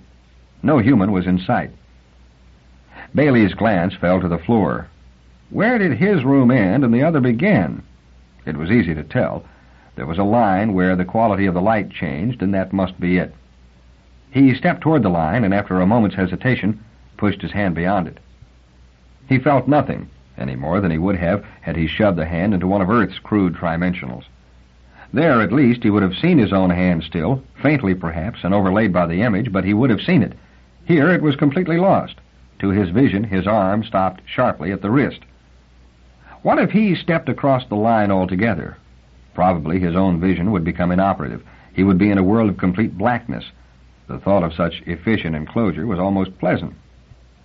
A voice interrupted him. He looked up and stepped backward with an almost clumsy haste. Elijah Delmarre was speaking. At least Baley assumed it was she. The upper portion of the flickering light across the shower stall had faded, and a head was clearly visible. It smiled at Baley. "I said hello, and I'm sorry to keep you waiting. I'll be dry soon." Hers was a triangular face, rather broad at the cheekbones, which grew prominent when she smiled, and narrowing into a gentle curve past full lips to a small chin. Her head was not high above the ground. Baley judged her to be about 5'2" in height. This was not typical, at least not to Baley's way of thinking. Spacer women were supposed to lean toward the tall and stately. Nor was her hair the Spacer bronze. It was light brown, tinging toward yellow, and worn moderately long. At the moment it was fluffed out in what Baley imagined must be a stream of warm air. The whole picture was quite pleasing. Baley said in confusion, "If you want us to break contact and wait till you're through—" "Oh, no, I'm almost done, and we can talk meanwhile. Hannah Screwer told me you would be viewing. You're from Earth, I understand." Her eyes rested full on him, seemed to drink him in. Baley nodded and sat down. "My companion is from Aurora." She smiled and kept her glance fixed on Baley as though he remained a curiosity nevertheless, and of course Baley thought so he was. She lifted her arms above her head, running her fingers through the hair and spreading it out as though to hasten drying. Her arms were slim and graceful. Very attractive, Baley thought. Then he thought uneasily, Jessie wouldn't like this. Daneel's voice broke in. "Would it be possible, Mrs. Delmarre, to have the window we see polarized or draped? My partner is disturbed by the sight of daylight. On Earth, as you may have heard—" The young woman, Baley judged her to be 25, but had the doleful thought that the apparent ages of spacers could be most deceptive, put her hands to her cheeks and said, "Oh, my, yes, I know all about that. How ridiculously silly of me. Forgive me, please, but it won't take a moment. I'll have a robot in here." She stepped out of the drying cabinet, her hands extended toward the contact patch, still talking. "I'm always thinking I ought to have more than one contact patch in this room. A house is just no good if it doesn't have a patch within reach no matter where you stand. Say not more than 5 feet away. It just— Why, what's the matter?" She stared in shock at Baley, who, having jumped out of his chair and upset it behind him, had reddened to his hairline and hastily turned away. Daneel said calmly, "It would be better, Mrs. Delmarre, if after you have made contact with the robot, you would return to the stall, or failing that, proceed to put on some articles of clothing." Gladia looked down at her nudity in surprise and said, "Well, of course." Chapter 5. A Crime is Discussed. "It was only viewing, you see," said Gladia contritely. She was wrapped in something that left her arms and shoulders free. One leg showed to mid-thigh, but Baley, entirely recovered and feeling an utter fool, ignored it stoically. He said, "It was the surprise, Mrs. Delmarre." "Oh, please, you can call me Gladia, unless that's against your customs." "Gladia, then. It's all right. I just want to assure you there was nothing repulsive about it, you understand, just the surprise." Bad enough for him to have acted the fool, he thought, without having the poor girl think he found her unpleasant. As a matter of fact, it had been rather, well, he didn't have the phrase, but he knew quite certainly that there was no way he would ever be able to talk of this to Jessie. "I know I offended you," Gladia said, "but I didn't mean to. I just wasn't thinking. Of course, I realize one must be careful about the customs of other planets, but the customs are so queer sometimes. At least, not queer," she hastened to add. "I don't mean queer, I mean strange, you know, and it's so easy to forget, as I forgot about keeping the windows darkened." "Quite all right," muttered Baley. She was in another room now, with all the windows draped, and the light had the subtly different and more comfortable texture of artificiality. "But about the other things," she went on earnestly. "It's just viewing, you see. After all, you didn't mind talking to me when I was in the dryer, and I wasn't wearing anything then either." "Well," said Baley, wishing she would run down as far as that subject was concerned, "hearing you is one thing, and seeing you is another." "But that's exactly it. Seeing isn't involved." She reddened a trifle and looked down. "I hope you don't think I'd ever do anything like that. I mean, just step out of the dryer if anyone were seeing me. It was just viewing." "Same thing, isn't it?" said Baley. Not at all the same thing. You're viewing me right now. You can't touch me, can you? Or smell me? Or anything like that? You could if you were seeing me. Right now, I'm 200 miles away from you at least. So how can it be the same thing? Baley grew interested. But I see you with my eyes. No, you don't see me. You see my image. You're viewing me. And that makes a difference? All the difference there is. I see. In a way, he did. The distinction was not one he could make easily, but it had a kind of logic to it. She said, bending her head a little to one side. Do you really see? Yes. Does that mean you wouldn't mind if I took off my wrapper? She was smiling. He thought, she's teasing, and I ought to take her up on it. But aloud he said, no, it would take my mind off my job. We'll discuss it another time. Do you mind my being in the wrapper rather than something more formal? Seriously. I don't mind. May I call you by your first name? If you have the occasion. What is your first name? Elijah. All right. She snuggled into a chair that looked hard and almost ceramic in texture, but it slowly gave as she sat until it embraced her gently. Baley said, to business now, she said. To business. Baley found it all extraordinarily difficult. There was no way even to make a beginning. On Earth, he would ask name, rating, city and sector of dwelling, a million different routine questions. He might even know the answers to begin with, yet it would be a device to ease into the serious phase. It would serve to introduce him to the person, make his judgment of the tactics to pursue something other than a mere guess. But here, how could he be certain of anything? The very verb to see meant different things to himself and to the woman. How many other words would be different? How often would they be at cross purposes without his being aware of it? He said, how long were you married, Galatea? 10 years, Elijah. How old are you?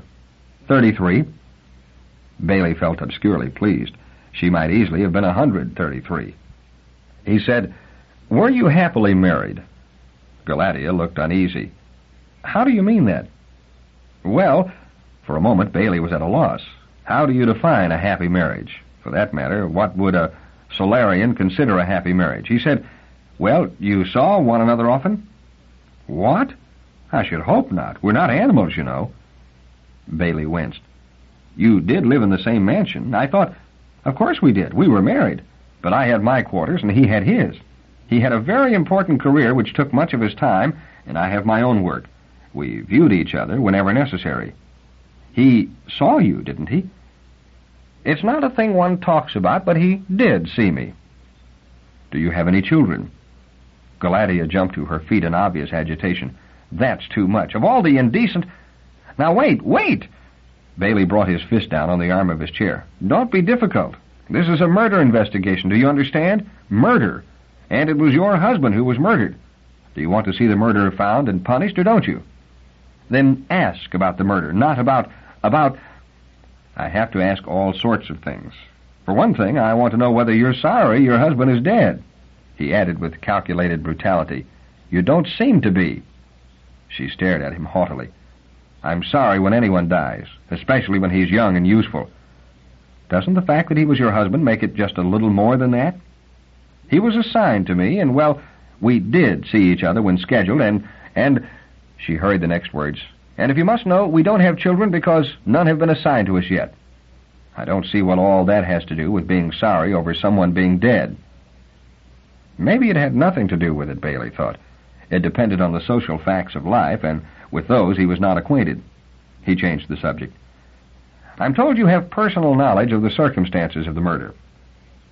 For a moment she seemed to grow taut. I discovered the body. Is that the way I should say it?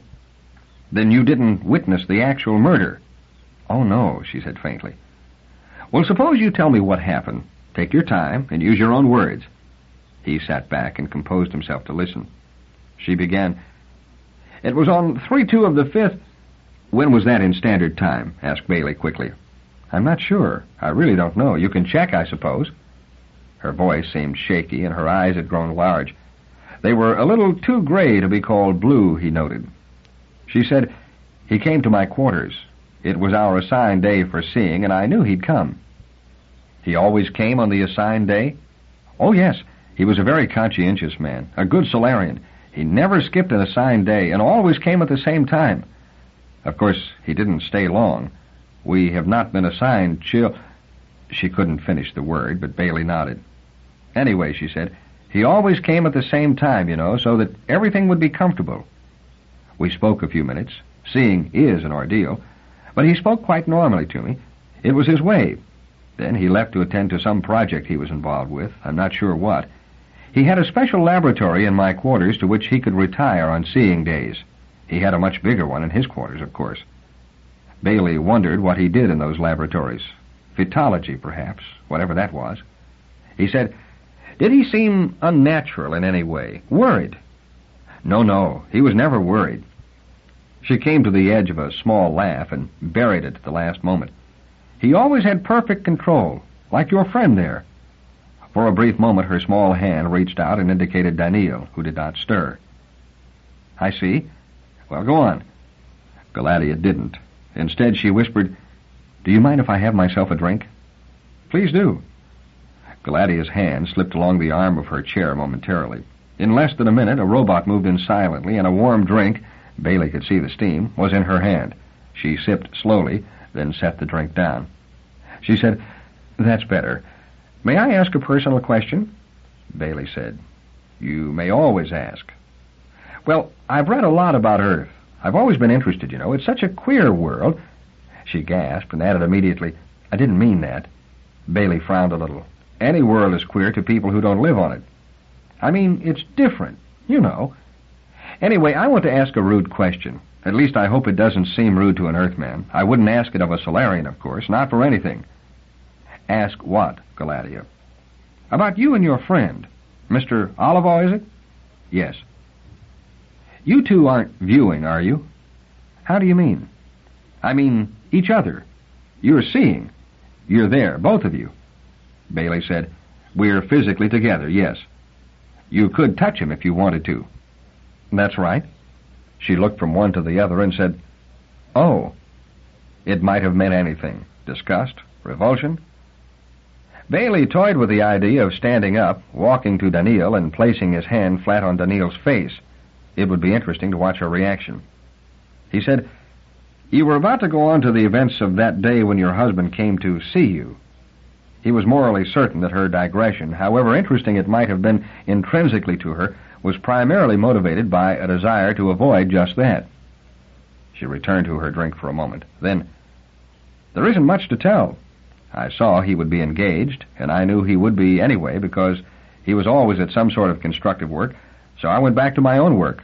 Then, perhaps 15 minutes later, I heard a shout. There was a pause, and Baley prodded her. What kind of a shout? She said, Rikaine's, my husband's. Just a shout. No words. A kind of fright. No, surprise, shock, something like that. I'd never heard him shout before. She lifted her hands to her ears as though to shut out even the memory of the sound, and her wrapper slipped slowly down to her waist. She took no notice, and Baley stared firmly at his notebook. He said, What did you do? I ran. I didn't know where he was. I thought you said he had gone to the laboratory he maintained in your quarters. He did, Elijah, but I didn't know where that was. Not for sure, anyway. I never went there. It was his. I had a general idea of its direction. I knew it was somewhere in the west, but I was so upset I didn't even think to summon any robot. One of them would have guided me easily. But of course, none came without being summoned. When I did get there, I found it somehow. He was dead. She stopped suddenly, and to Baley's acute discomfort, she bent her head and wept. She made no attempt to obscure her face. Her eyes simply closed, and tears slowly trickled down her cheeks. It was quite soundless. Her shoulders barely trembled. Then her eyes opened and looked at him through swimming tears. I never saw a dead man before. He was all bloody, and his head was just all... I managed to get a robot, and he called others, and I suppose they took care of me and of Rikaine. I don't remember. Baley said, What do you mean they took care of Rikaine? They took him away and cleaned up. There was a small edge of indignation in her voice. The lady of the house, careful of its condition. Things were a mess. And what happened to the body? She shook her head. I don't know. Burned, I suppose, like any dead body. You didn't call the police? She looked at him blankly, and Baley thought, no police. He said, you told somebody, I suppose. People found out about the matter. She said, the robots called a doctor, and I had to call Rikaine's place of work.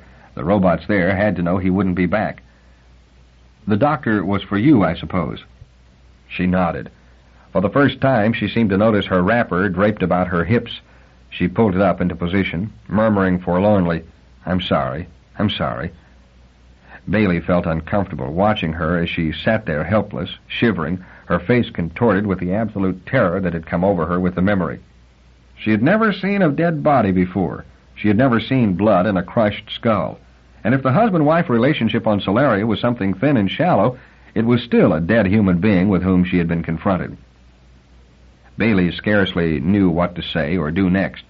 He had the impulse to apologize, and yet as a policeman he was doing only his duty. But there were no police on this world. Would she understand that this was his duty? Slowly, and as gently as he could, he said, Galatea, did you hear anything at all? Anything besides your husband's shout? She looked up, her face as pretty as ever, despite its obvious distress, perhaps because of it. She said, nothing. No running footsteps? No other voice? She shook her head. I didn't hear anything. When you found your husband, he was completely alone? You two were the only ones present? Yes. No signs of anyone else having been there. None that I could see. I don't see how anyone could have been there anyway. Why do you say that? For a moment, she looked shocked. Then she said dispiritedly, You're from Earth. I keep forgetting. Well, it's just that nobody could have been there.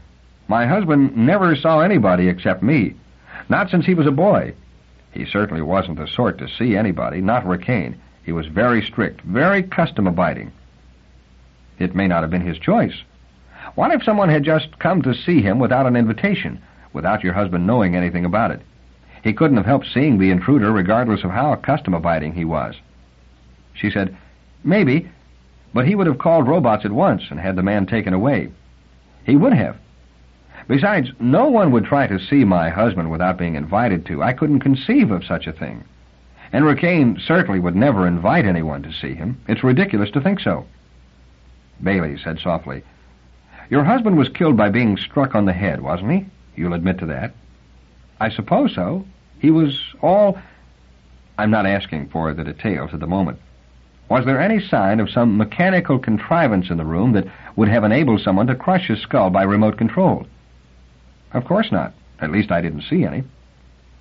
If anything like that had been there, I imagine you would have seen it. It follows, then, that a hand held something capable of crushing a man's skull, and that hand swung it. Some people had to be within 4 feet of your husband to do that, so someone did see him. No one would, she said earnestly.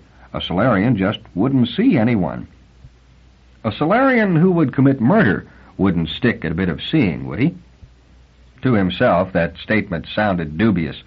On Earth, he had known the case of a perfectly conscienceless murderer who had been caught only because he could not bring himself to violate the custom of absolute silence in the community bathroom.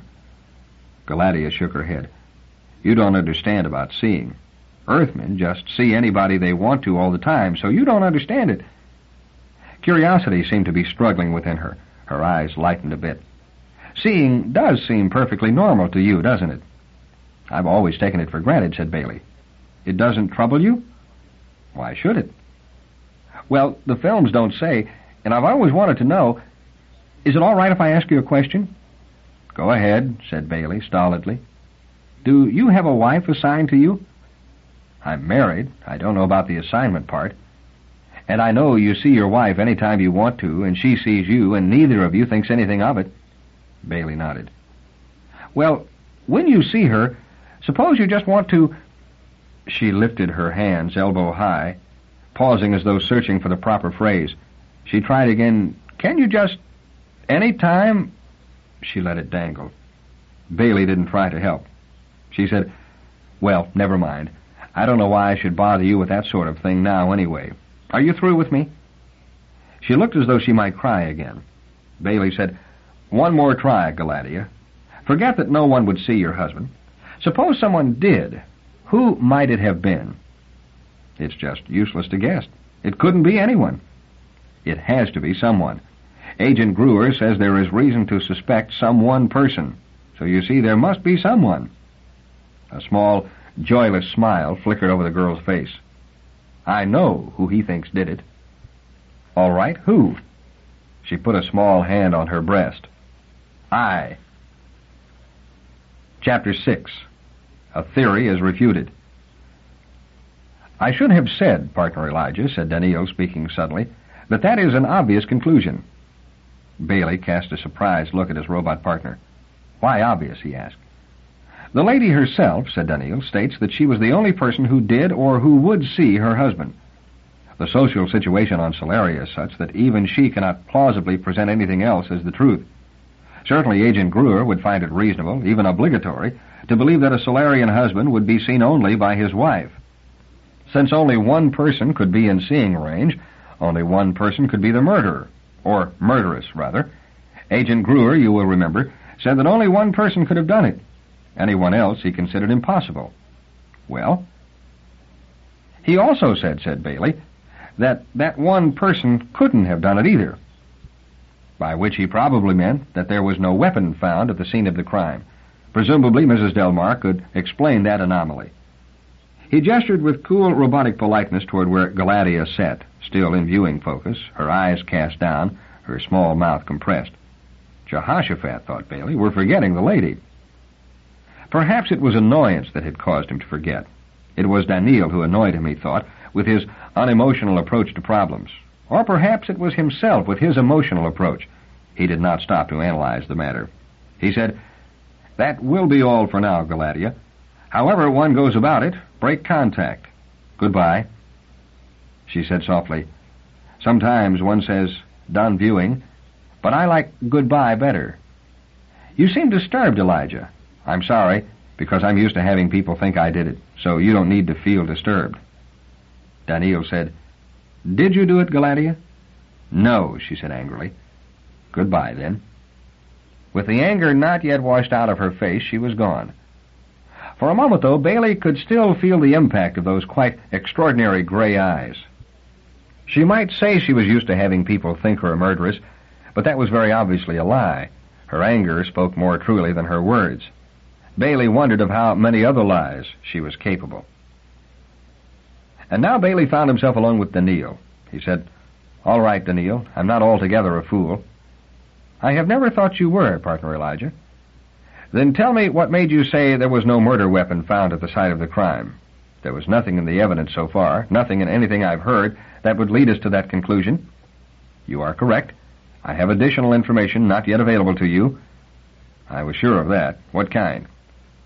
Agent Gruer said he would send a copy of the report of their own investigation. I have that copy. It arrived this morning. Why haven't you shown it to me? I felt that it would perhaps be more fruitful for you to conduct your investigation, at least in the initial stages, according to your own ideas, without being prejudiced by the conclusions of other people who, self-admittedly, have reached no satisfactory conclusion. It was because I, myself, felt my logical processes might be influenced by those conclusions that I contributed nothing to the discussion. Logical processes. Unbidden, there leaped into Baley's mind the fragment of a conversation he had once had with a roboticist. A robot, the man said, is logical, but not reasonable. He said, You entered the discussion at the end. So I did, Partner Elijah, but only because by that time I had independent evidence bearing out Agent Gruer's suspicions. What kind of independent evidence? That which could be deduced from Mrs. Delmarre's own behavior. Let's be specific, Daneel. Consider that if the lady were guilty and were attempting to prove herself innocent, it would be useful to her to have the detective in the case believe her innocent. Well, if she could warp his judgment by playing upon a weakness of his, she might do so, might she not? Strictly hypothetical. Not at all, was the calm reply. You will have noticed, I think, that she concentrated her attention entirely on you. I was doing the talking, said Baley. Her attention was on you from the start, even before she could guess that you would be doing the talking.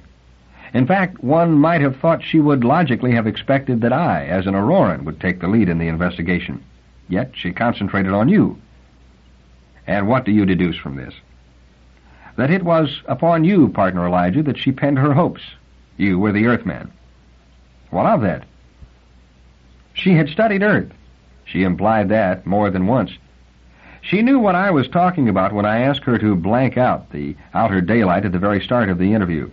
She did not act surprised or uncomprehending, as she would most certainly have done had she not had actual knowledge of conditions on Earth.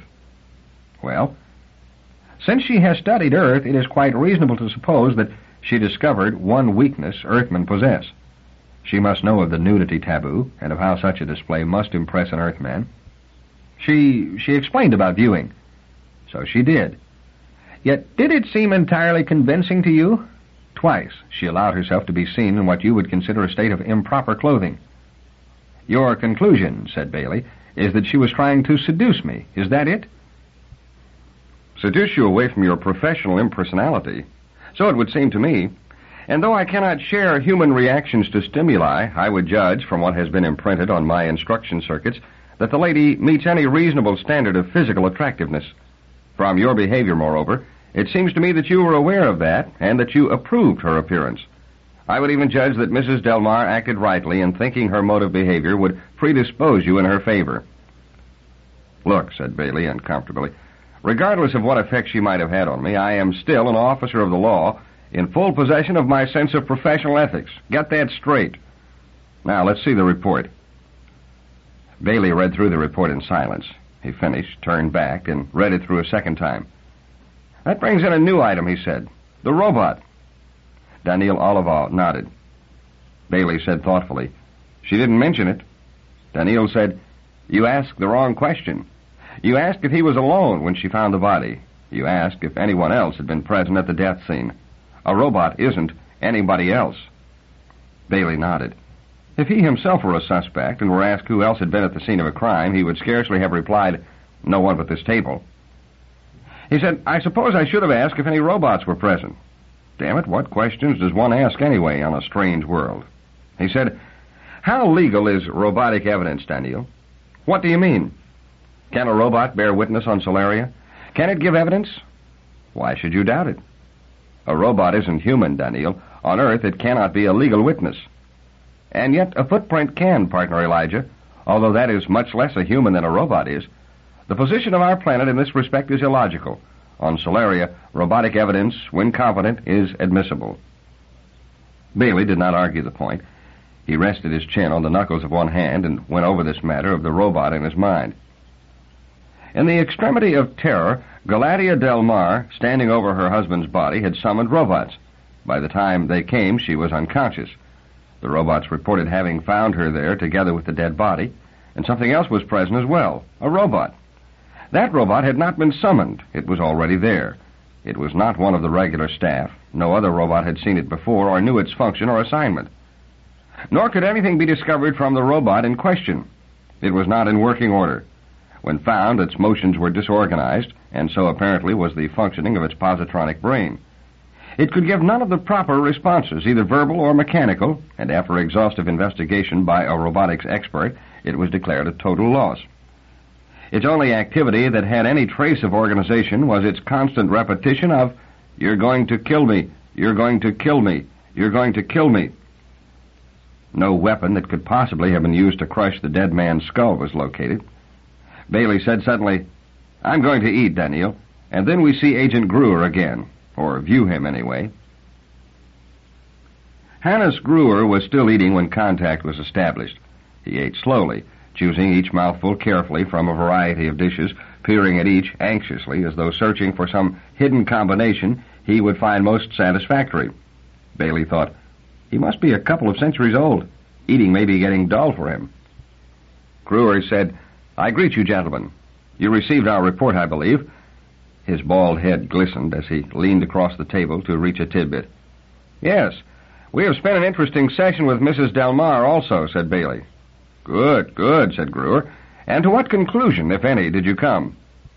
Baley said that she is innocent, sir. Gruer looked up sharply. Really? Baley nodded. Gruer said, and yet she was the only one who could see him, the only one who could possibly be within reach. Baley said, that's been made clear to me, and no matter how firm social customs are on Solaria, the point is not conclusive. May I explain? Brewer had returned to his dinner. Of course. Murder rests on 3 legs, said Baley, each equally important. They are motive, means, and opportunity. For a good case against any suspect, each of the 3 must be satisfied. Now, I grant you that Mrs. Delmarre had the opportunity. As for the motive, I've heard of none. Brewer shrugged. We know of none. For a moment, his eyes drifted to the silent Daneel. All right. The suspect has no known motive, but perhaps she's a pathological killer. We can let the matter ride for a while and continue. She is in his laboratory with him, and there's some reason why she wants to kill him. She waves some club or other heavy object threateningly. It takes him a while to realize that his wife really intends to hurt him. He shouts in dismay, "You're going to kill me!" And so she does. He turns to run as the blow descends, and it crushes the back of his head. Did a doctor examine the body, by the way? Yes and no. The robots called a doctor to attend Mrs. Delmarre, and as a matter of course, he looked at the dead body, too. That wasn't mentioned in the report. It was scarcely pertinent. The man was dead. In fact, by the time the doctor could view the body, it had been stripped, washed, and prepared for cremation in the usual manner. In other words, the robots had destroyed evidence, said Baley, annoyed. Then, did you say he viewed the body? He didn't see it? Great space, said Brewer. What a morbid notion. He viewed it, of course, from all necessary angles and at close focus, I'm sure. Doctors can't avoid seeing patients under some conditions, but I can't conceive of any reason why they should have to see corpses. Medicine is a dirty job, but even doctors draw the line somewhere. Well, the point is, did the doctor report anything about the nature of the wound that killed Dr. Delmarre? I see what you're driving at. You think that perhaps the wound was too severe to have been caused by a woman. A woman is weaker than a man, sir, and Mrs. Delmarre is a small woman. But quite athletic plainclothesmen. Given a weapon of the proper type, gravity and leverage would do most of the work. Even not allowing for that, a woman in frenzy can do surprising things. Baley shrugged. You speak of a weapon. Where is it? Brewer shifted position. He held out his hand toward an empty glass, and a robot entered the viewing field and filled it with a colorless fluid that might have been water. Brewer held the filled glass momentarily, then put it down as though he had changed his mind about drinking.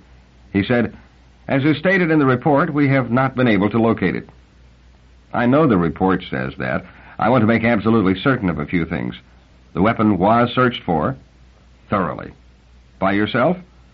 By robots, but under my own viewing supervision at all times. We could locate nothing that might have been the weapon. That weakens the case against Mrs. Delmarre, doesn't it? It does, said Brewer calmly. It is one of several things about the case we don't understand. It is one reason why we have not acted against Mrs. Delmarre. It is one reason why I told you that the guilty party could not have committed the crime either. Perhaps I should say that she apparently could not have committed the crime. Apparently? She must have disposed of the weapon some way. So far, we have lacked the ingenuity to find it. Baley said dourly, Have you considered all possibilities? I think so. I wonder. Let's see. A weapon has been used to crush a man's skull, and it is not found at the scene of the crime. The only alternative is that it has been carried away. It could not have been carried away by Rikaine Delmarre. He was dead. Could it have been carried away by Elijah Baley? It must have been, said Brewer. How? When the robots arrived, she was on the floor unconscious. Or she may have been feigning unconsciousness, but anyway, she was there. How long a time between the murder and the arrival of the first robot? That depends on the exact time of the murder, which we don't know, said Brewer uneasily. I read the report, sir. One robot reported hearing a disturbance and a cry it identified as Dr. Delmarre's. It was apparently the closest to the scene. The summoning signal flashed 5 minutes afterward. It would take the robot less than a minute to appear on the scene. Baley remembered his own experiences with the rapid-fire appearance of robots when summoned. In 5 minutes, even 10, how far could Mrs. Delmarre have carried a weapon and returned in time to assume unconsciousness? She might have destroyed it in the disposer unit. The disposer unit was investigated according to the report, and the residual gamma ray activity was quite low. Nothing sizable had been destroyed in it for 24 hours. I know that, said Brewer. I simply present it as an example of what might have been done. True, said Baley, but there may be a very simple explanation. I suppose the robots belonging to the Delmarre household have been checked and all were accounted for. Oh, yes. And all in reasonable working order? Yes. Could any of those have carried away the weapon, perhaps without being aware of what it was? Not one of them had removed anything from the scene of the crime, or touched anything for that matter. That's not so. They certainly removed the body and prepared it for cremation. Well, yes, of course, but that scarcely counts. You would expect them to do that. Jehoshaphat, muttered Baley. He had to struggle to keep calm. He said, "Now, suppose someone else had been on the scene." "Impossible," said Gruer. "How could someone invade Dr. Delmarre's personal presence?" "Suppose," cried Baley. "Now, there was never any thought in the robots' minds that an intruder might have been present. I don't suppose any of them made an immediate search of the grounds about the house. It wasn't mentioned in the report. There was no search till we looked for the weapon, but that was a considerable time afterward. Nor any search for signs of a ground car or an air vehicle on the grounds? No. Then if someone had nerved himself to invade Dr. Delmarre's personal space, as you put it, he could have killed him and then walked away leisurely. No one would have stopped him or even seen him. Afterward, he could rely on everyone being sure no one could have been there." "And no one could," said Gruer positively. Baley said, "One more thing, just one more. There was a robot involved. A robot was at the scene." Daneel interposed for the first time. "The robot was not at the scene. Had it been there, the crime would not have been committed." Baley turned his head sharply, and Gruer, who had lifted his glass a second time as though about to drink, put it down again to stare at Daneel. "Is that not so?" asked Daneel. "Quite so," said Gruer. "A robot would have stopped one person from harming another. First law." "All right," said Baley. "Granted. But it must have been close. It was on the scene when the other robots arrived. Say it was in the next room. The murderer is advancing on Delmarre, and Delmarre cries out, 'You're going to kill me!' The robots of the household did not hear those words. At most they heard a cry, so unsummoned they did not come. But this particular robot heard the words, and first law made it come unsummoned. It was too late. Probably it actually saw the murder committed." "It must have seen the last stages of the murder," agreed Gruer. "That is what disordered it. Witnessing harm to a human without having prevented it is a violation of the first law, and depending upon circumstances, more or less damage to the positronic brain is induced. In this case, it was a great deal of damage." Gruer stared at his fingertips as he turned the glass of liquid to and fro, to and fro. Baley said, "Then the robot was a witness. Was it questioned?" "What use? He was disordered. It could only say, 'You're going to kill me.'" "I agree with your reconstruction that far. They were probably Delmarre's last words burned into the robot's consciousness when everything else was destroyed." "But I'm told Solaria specializes in robots. Was there no way in which the robot could be repaired? No way in which its circuits could be patched?" "None," said Gruer sharply. "And where is the robot now?" "Scrapped," said Gruer. Baley raised his eyebrows. "This is a rather peculiar case. No motive, no means, no witnesses, no evidence. Where there was some evidence to begin with, it was destroyed. You have only one suspect, and everyone seems convinced of her guilt. At least everyone is certain no one else can be guilty. That's your opinion, too, obviously. The question, then, is, why was I sent for?" Gruer frowned. "You seem upset, Mr. Baley." He turned abruptly to Daneel. "Mr. Olivaw." "Yes, Agent Gruer." "Won't you please go through the dwelling and make sure all windows are closed and blanked out? Plainclothesman Baley may be feeling the effects of open space." The statement astonished Baley. It was his impulse to deny Gruer's assumption and order Daneel to keep his place, when, on the brink, he caught something of panic in Gruer's voice, something of glittering appeal in his eyes. He sat back and let Daneel leave the room. It was as though a mask had dropped from Gruer's face, leaving it naked and afraid. Gruer said, "That was easier than I had thought. I'd planned so many ways of getting you alone. I never thought the Auroran would leave at a simple request, and yet I could think of nothing else to do." Baley said, "Well, I'm alone now." Gruer said, "I can't speak freely in his presence. He's an Auroran, and he is here because he was forced on us at the price of having you." The Solarian leaned forward. "There's something more to this than murder. I am not concerned only with the matter of who did it. There are parties on Solaria, secret organizations." Baley stared. "Surely I can't help you there." "Of course you can. Now understand this. Dr. Delmarre was a traditionalist. He believed in the old ways, the good ways. But there are new forces among us, forces for change, and Delmarre has been silenced." By Mrs. Delmarre? Hers must have been the hand. That doesn't matter. There is an organization behind her, and that is the important matter. Are you sure? Do you have evidence? Vague evidence only. Crack of something. He assured me his evidence was good, and I believe him. I knew him well enough to know him as neither fool nor child.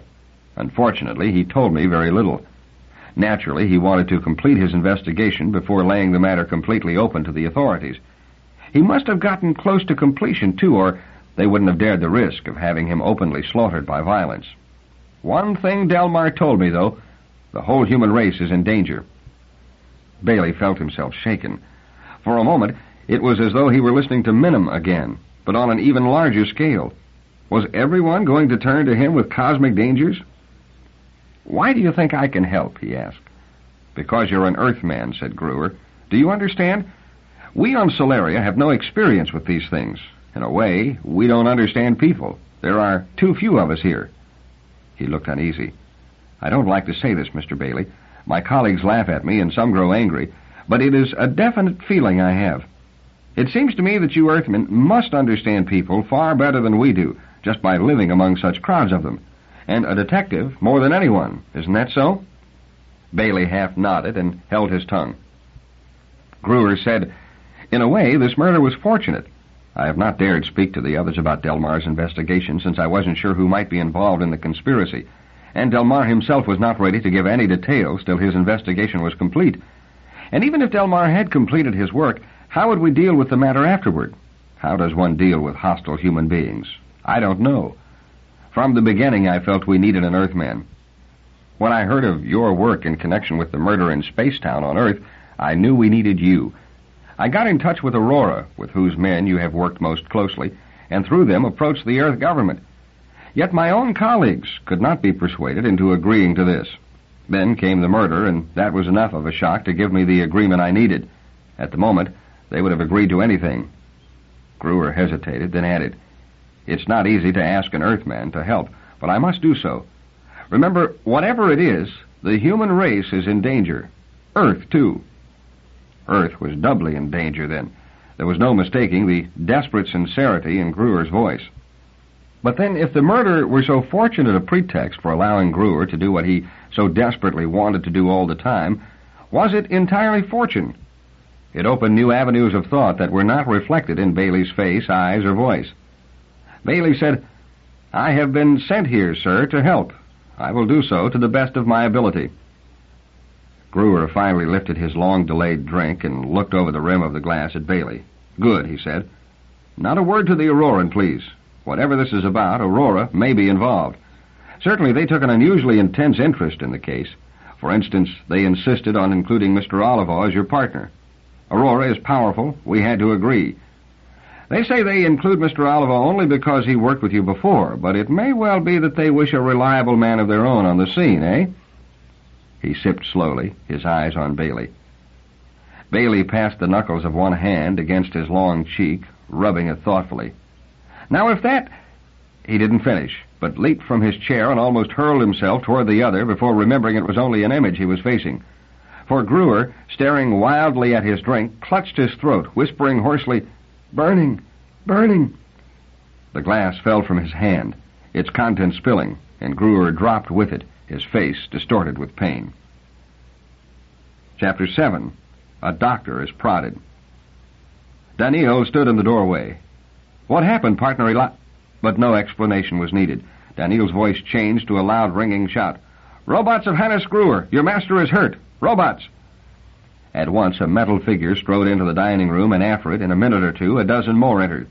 3 carried Gruer gently away, the others busily engaged in straightening the disarray and picking up the tableware strewn on the floor. Daneel called out suddenly. You there, robots! Never mind the crockery. Organize a search. Search the house for any human being. Alert any robots on the grounds outside. Have them go over every acre of the estate. If you find a master, hold him. Do not hurt him. Unnecessary advice. But do not let him leave either. If you find no master present, let me know. I will remain at this viewer combination.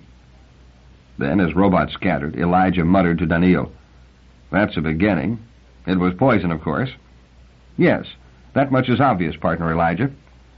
Daneel sat down queerly, as though there were a weakness in his knees. Baley had never seen him give way so, not for an instant, to any action that resembled anything so human as a weakness in the knees. Daneel said, "It is not well with my mechanism to see a human being come to harm." "There was nothing you could do." "That I understand. And yet it is as though there were certain cloggings in my thought paths. In human terms, what I feel might be the equivalent to shock." "If that's so, get over it." Baley felt neither patience nor sympathy for a queasy robot. "We've got to consider a little matter of responsibility. There is no poison without a poisoner." "It might have been food poisoning." "Accidental food poisoning? On a world this neatly run? Never. Besides, the poison was in a liquid, and the symptoms were sudden and complete. It was a poison dose and a large one. Look, Daneel, I'll go into the next room to think this out a bit. You get Mrs. Delmarre. Make sure she's at home, and check the distance between her estate and Gruer's." "Is it that you think she—" Baley held up a hand. "Just find out, will you?" He strode out of the room, seeking solitude. Surely there could not be two independent attempts at murder so close together in time on a world like Solaria. And if a connection existed, the easiest assumption to make was that Gruer's story of a conspiracy was true. Baley felt a familiar excitement growing within him. He had come to this world with Earth's predicament in mind, and his own. The murder itself had been a faraway thing, but now the chase was really on. The muscles in his jaw knotted. After all, the murderer, or murderers, or murderess, had struck in his presence, and he was stung by that. Was he held in so little account? It was professional pride that was hurt, and Baley knew it and welcomed the fact. At least it gave him a firm reason to see this thing through as a murder case, simply, even without reference to Earth's dangers. Daneel had located him now and was striding toward him. "I have done as you asked me to, partner Elijah. I have viewed Mrs. Delmarre. She is at home, which is somewhat over 1,000 miles from the estate of Agent Gruer." Baley said, "I'll see her myself later. View her, I mean." He stared thoughtfully at Daneel. "Do you think she has any connection with this crime?" "Apparently not a direct connection, partner Elijah." "Does that imply there might be an indirect connection?" "She might have persuaded someone else to do it." "Someone else?" Baley asked quickly. "Who?" "That, partner Elijah, I cannot say." "If someone were acting for her, that someone would have to be at the scene of the crime." "Yes," said Daneel. "Someone must have been there to place the poison in the liquid." "Isn't it possible that the poison liquid might have been prepared earlier in the day, perhaps much earlier?" Daneel said quietly, "I had thought of that, partner Elijah, which is why I used the word apparently when I stated that Mrs. Delmarre had no direct connection with the crime. It is within the realm of possibility for her to have been on the scene earlier in the day. It would be well to check her movements." "We will do that. We will check whether she was physically present at any time." Baley's lips twitched. He had guessed that in some ways robotic logic must fall short, and he was convinced of it now. As the roboticist had said, logical but not reasonable. He said, "Let's get back into the viewing room and get Gruer's estate back in view." The room sparkled with freshness and order. There was no sign at all that less than an hour before a man had collapsed in agony. 3 robots stood, backs against the wall, in the usual robotic attitude of respectful submission.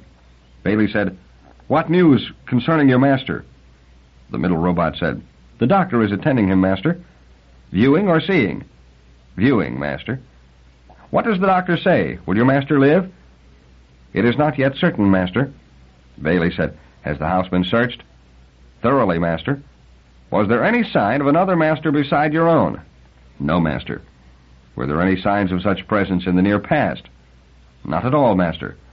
"Are the grounds being searched?" "Yes, master." "Any results so far?" "No, master." Baley nodded and said, "I wish to speak to the robot that served at the table this night." "It is being held for inspection, master. Its reactions are erratic." "Can it speak?" "Yes, master." "Then get it here without delay." There was delay, and Baley began again. "I said—" Daneel interrupted smoothly. "There is inter-radio communication among these Solarian types. The robot you desire is being summoned. If it is slow in coming, it is part of the disturbance that has overtaken it as the result of what has occurred." Baley nodded. He might have guessed at inter-radio. In a world so thoroughly given over to robots, some sort of intimate communication among them would be necessary if the system were not to break down. It explained how a dozen robots could follow when one robot had been summoned, but only when needed and not otherwise. A robot entered. It limped, one leg dragging. Baley wondered why and then shrugged. Even among the primitive robots on Earth, reactions to injury of the positronic paths were never obvious to the layman. A disrupted circuit might strike a leg's functioning, as here, and the fact would be most significant to a roboticist and completely meaningless to anyone else. Baley said cautiously, "Do you remember a colorless liquid on your master's table, some of which you poured into a goblet for him?" The robot said, "Yeth, Mather." A defect in oral articulation, too. Baley said, "What was the nature of the liquid?" "It was water, Mather." "Just water? Nothing else?" "Just water, Mather." "Where did you get it?" "From the reservoir tap, Mather." "Had it been standing in the kitchen before you brought it in?" "The Mather preferred it not too cold, Mather. It was a standing order that it be poured an hour before meals." How convenient, thought Baley, for anyone who knew that fact. He said, "Have one of the robots connect me with the doctor viewing your master as soon as he is available. And while that is being done, I want another one to explain how the reservoir tap works. I want to know about the water supply here." The doctor was available with little delay. He was the oldest spacer Baley had ever seen, which meant, Baley thought, that he must be over 300 years old. The veins stood out on his hands, and his close-cropped hair was pure white. He had a habit of tapping his ridged front teeth with a fingernail, making a little clicking noise that Baley found annoying. His name was Alton Thule, the doctor said. "Fortunately, he threw up a good deal of the dose. Still, he may not survive. It is a tragic event." He sighed heavily. "What was the poison, Doctor?" asked Baley. "I'm afraid I don't know." Click, click, click. Baley said, "What? Then how are you treating him?" "Direct stimulation of the neuromuscular system to prevent paralysis. But except for that, I am letting nature take its course." His face, with its faintly yellow skin, like well-worn leather of superior quality, wore a pleading expression. "We have very little experience with this sort of thing. I don't recall another case in over 2 centuries of practice." Baley stared at the other with contempt. "You know there are such things as poisons, don't you?" "Oh, yes." Click, click. "Common knowledge." "You have book film references where you can gain some knowledge." "It would take days. There are numerous mineral poisons. We make use of insecticides in our society, and it is not impossible to obtain bacterial toxins. Even with descriptions in the films, it would take a long time to gather the equipment and develop the techniques to test for them." "If no one on Solaria knows," said Baley grimly, "I'd suggest you get in touch with one of the other worlds and find out. Meanwhile, you had better test the reservoir tap in Gruer's mansion for poison. Get there in person if you have to, and do it." Baley was prodding a venerable spacer roughly, ordering him about like a robot, and was quite unconscious of the incongruity of it. Nor did the spacer make any protest. Dr. Thule said doubtfully, "How could the reservoir tap be poisoned? I'm sure it couldn't be." "Probably not," agreed Baley, "but test it anyway to make sure." The reservoir tap was a dim possibility indeed. The robot's explanation had shown it to be a typical piece of Solarian self-care. Water might enter it from whatever source and be tailored to suit. Microorganisms were removed and non-living organic matter eliminated. The proper amount of aeration was introduced, as were various ions in just those trace amounts best suited to the body's needs. It was very unlikely that any poison could survive one or another of the control devices. Still, if the safety of the reservoir were directly established, then the time element would be clear. There would be the matter of the hour before the meal, when the pitcher of water, exposed to air, thought Baley sourly, was allowed to warm slowly, thanks to Gruer's idiosyncrasy. But Dr. Thule, frowning, was saying, "But how would I test the reservoir tap?" "Jehoshaphat, take an animal with you. Inject some of the water you take out of the tap into its veins, or have it drink some. Use your head, man. And do the same for what's left in the pitcher. And if that's poisoned, as it must be, run some of the tests the reference films describe. Find some simple one. Do something." Wait, what pitcher?" "The pitcher in which the water was standing. The pitcher from which the robot poured the poisoned drink." "Well, dear me, I presume it has been cleaned up. The household retinue would surely not leave it standing about." Baley groaned. "Of course not. It was impossible to retain evidence with eager robots forever destroying it in the name of household duty. He should have ordered it preserved, but of course this society was not his own, and he never reacted properly to it. Jehoshaphat. Word eventually came through that the Gruer estate was clear, no sign of any unauthorized human present anywhere. Daneel said, "That rather intensifies the puzzle, partner Elijah, since it seems to leave no one in the role of poisoner." Baley, absorbed in thought, scarcely heard. He said, "What?" Not at all. It clarifies the matter." He did not explain, knowing quite well that Daneel would be incapable of understanding or believing what Baley was certain was the truth. Nor did Daneel ask for an explanation. Such an invasion of a human's thoughts would have been most unrobotic. Baley prowled back and forth restlessly, dreading the approach of the sleep period when his fears of the open would rise and his longing for Earth increase. He felt an almost feverish desire to keep things happening. He said to Daneel, "I might as well see Mrs. Delmarre again. Have the robot make contact." They walked into the viewing room, and Baley watched a robot work with deft metal fingers. He watched through a haze of obscuring thought that vanished in startled astonishment when a table, elaborately spread for dinner, suddenly filled half the room. Galadia's voice said, "Hello." A moment later, she stepped into view and sat down. "Don't look surprised, Elijah. It's just dinner time, and I'm very carefully dressed. See?" She was. The dominant color of her dress was a light blue, and it shimmered down the length of her limbs to wrists and ankles. A yellow ruff clung about her neck and shoulders, a little lighter than her hair, which was now held in disciplined waves. Baley said, "I did not mean to interrupt your meal. I haven't begun yet. Why don't you join me?" He eyed her suspiciously. "Join you?" She laughed. "You Earthmen are so funny. I don't mean join me in personal presence. How could you do that? I mean go to your own dining room, and then you and the other one can dine with me. But if I leave, your viewing technician can maintain contact." Daneel nodded gravely at that, and with some uncertainty Baley turned and walked toward the door. Galadia, together with her table, its setting, and its ornaments, moved with him. Galadia smiled encouragingly. "See, your viewing technician is keeping us in contact." Baley and Daneel traveled up a moving ramp that Baley did not recall having traversed before. Apparently there were numerous possible routes between any two rooms in this impossible mansion, and he knew only a few of them. Daneel, of course, knew them all. And moving through walls, sometimes a bit below floor level, sometimes a bit above, there was always Galadia and her dinner table. Baley stopped and muttered, "This takes getting used to." Galadia said at once, "Does it make you dizzy?" "A little." "Then I tell you what. Why don't you have your technicians freeze me right here? Then when you're in your dining room and all set, he can join us up." Daneel said, "I will order that done, partner Elijah." Their own dinner table was set when they arrived, the plate steaming with a dark brown soup in which diced meat was bobbing, and in the center a large roast fowl was ready for the carving. Daneel spoke briefly to the serving robot, and with smooth efficiency, the two places that had been set were drawn to the same end of the table. As though that were a signal, the opposite wall seemed to move outward, the table seemed to lengthen, and Galadia was seated at the opposite end.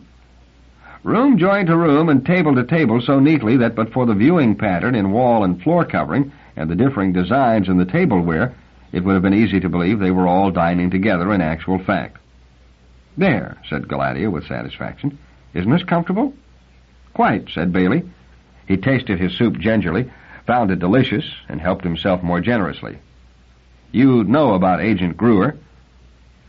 Trouble shadowed her face at once, and she put her spoon down. "Isn't it terrible? Poor Hannes." "You use his first name. Do you know him?" "I know almost all the important people on Solaria. Most Solarians do know one another, naturally." Naturally indeed, thought Baley. How many of them were there, after all? Baley said, "Then perhaps you know Dr. Altum Thule. He's taking care of Gruer." Galadia laughed gently. Her serving robot sliced meat for her and added small brown potatoes and slivers of carrots. "Of course I know him. He treated me."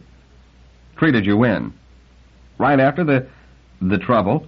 About my husband, I mean." Baley said in astonishment, "Is he the only doctor on the planet?" "Oh, no." For a moment her lips moved as though she were counting to herself. "There are at least 10. And there's one youngster I know of who's studying medicine. But Dr. Thule is one of the best. He's the most experienced. Poor Dr. Thule. Why poor? Well, you know what I mean. It's such a nasty job being a doctor. Sometimes you just have to see people when you're a doctor and even touch them. But Dr. Thule seems so resigned to it, and he'll always do some seeing when he feels he must. He's always treated me since I was a child, and was always so friendly and kind, and I honestly feel I almost wouldn't mind if he did have to see me. For instance, he saw me this last time. After your husband's death, you mean? Yes. You can imagine how he felt when he saw my husband's dead body and me lying there. I was told he viewed the body, said Baley. The body, yes. But after he made sure I was alive and in no real danger, he ordered the robots to put a pillow under my head and give me an injection of something or other, and then get out. He came over by jet. Really, by jet. It took less than half an hour, and he took care of me and made sure all was well. I was so woozy when I came to that I was sure I was only viewing him, you know, and it wasn't until he touched me that I knew we were seeing, and I screamed. Poor Dr. Thule. He was awfully embarrassed, but I knew he meant well. Baley nodded.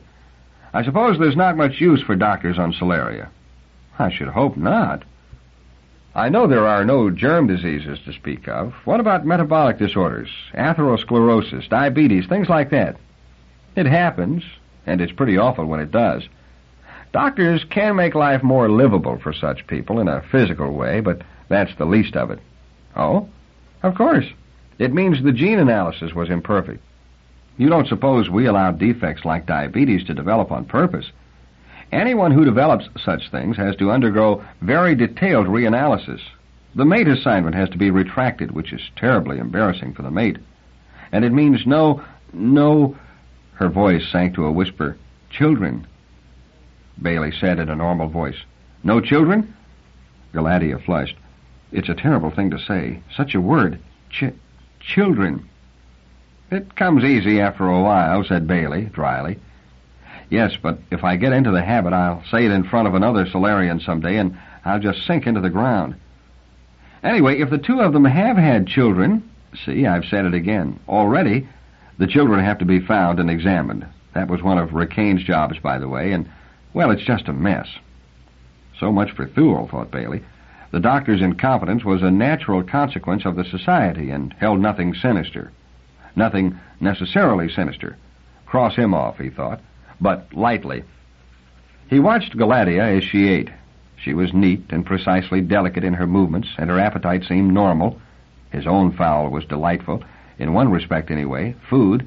He could easily be spoiled by these outer worlds. He said, "What is your opinion of the poisoning, Galatea?" She looked up. "I'm trying not to think of it. There are so many horrors lately. Maybe it wasn't poisoning." "It was." "But there wasn't anyone around." "How do you know?" "There couldn't have been. He has no wife these days, since he's all through with his quota of you know what. So there was no one to put the poison in anything, so how could he be poisoned?" "But he was poisoned. That's a fact and must be accepted." Her eyes clouded over. "Do you suppose," she said, "he did it himself?" "I doubt it. Why should he? And so publicly." "Then it couldn't be done, Elijah. It just couldn't." Baley said, "On the contrary, Galatea, it could be done very easily, and I'm sure I know exactly how." Chapter 8. A Spacer is Defied. Galatea seemed to be holding her breath for a moment. It came out through puckered lips in what was almost a whistle. She said, "I'm sure I don't see how. Do you know who did it?" Baley nodded. "The same one who killed your husband." "Are you sure?" "Aren't you? Your husband's murder was the first in the history of Solaria. A month later, there is another murder. Could that be a coincidence? Two separate murderers striking within a month of each other on a crime-free world? Consider, too, that the second victim was investigating the first crime and therefore represented a violent danger to the original murder." "Well," Galatea applied herself to her dessert and said between mouthfuls, "if you put it that way, I'm innocent." "How so, Galatea?" "Why, Elijah, I've never been near the Gruer estate, never in my whole life, so I certainly couldn't have poisoned Agent Gruer. And if I haven't, why, neither did I kill my husband." Then, as Baley maintained a stern silence, her spirit seemed to fade, and the corners of her small mouth drooped. "Don't you think so, Elijah?" "I can't be sure," said Baley. "I've told you I know the method used to poison Gruer. It's an ingenious one, and anyone on Solaria could have used it, whether they were on the Gruer estate or not, whether they were ever on the Gruer estate or not."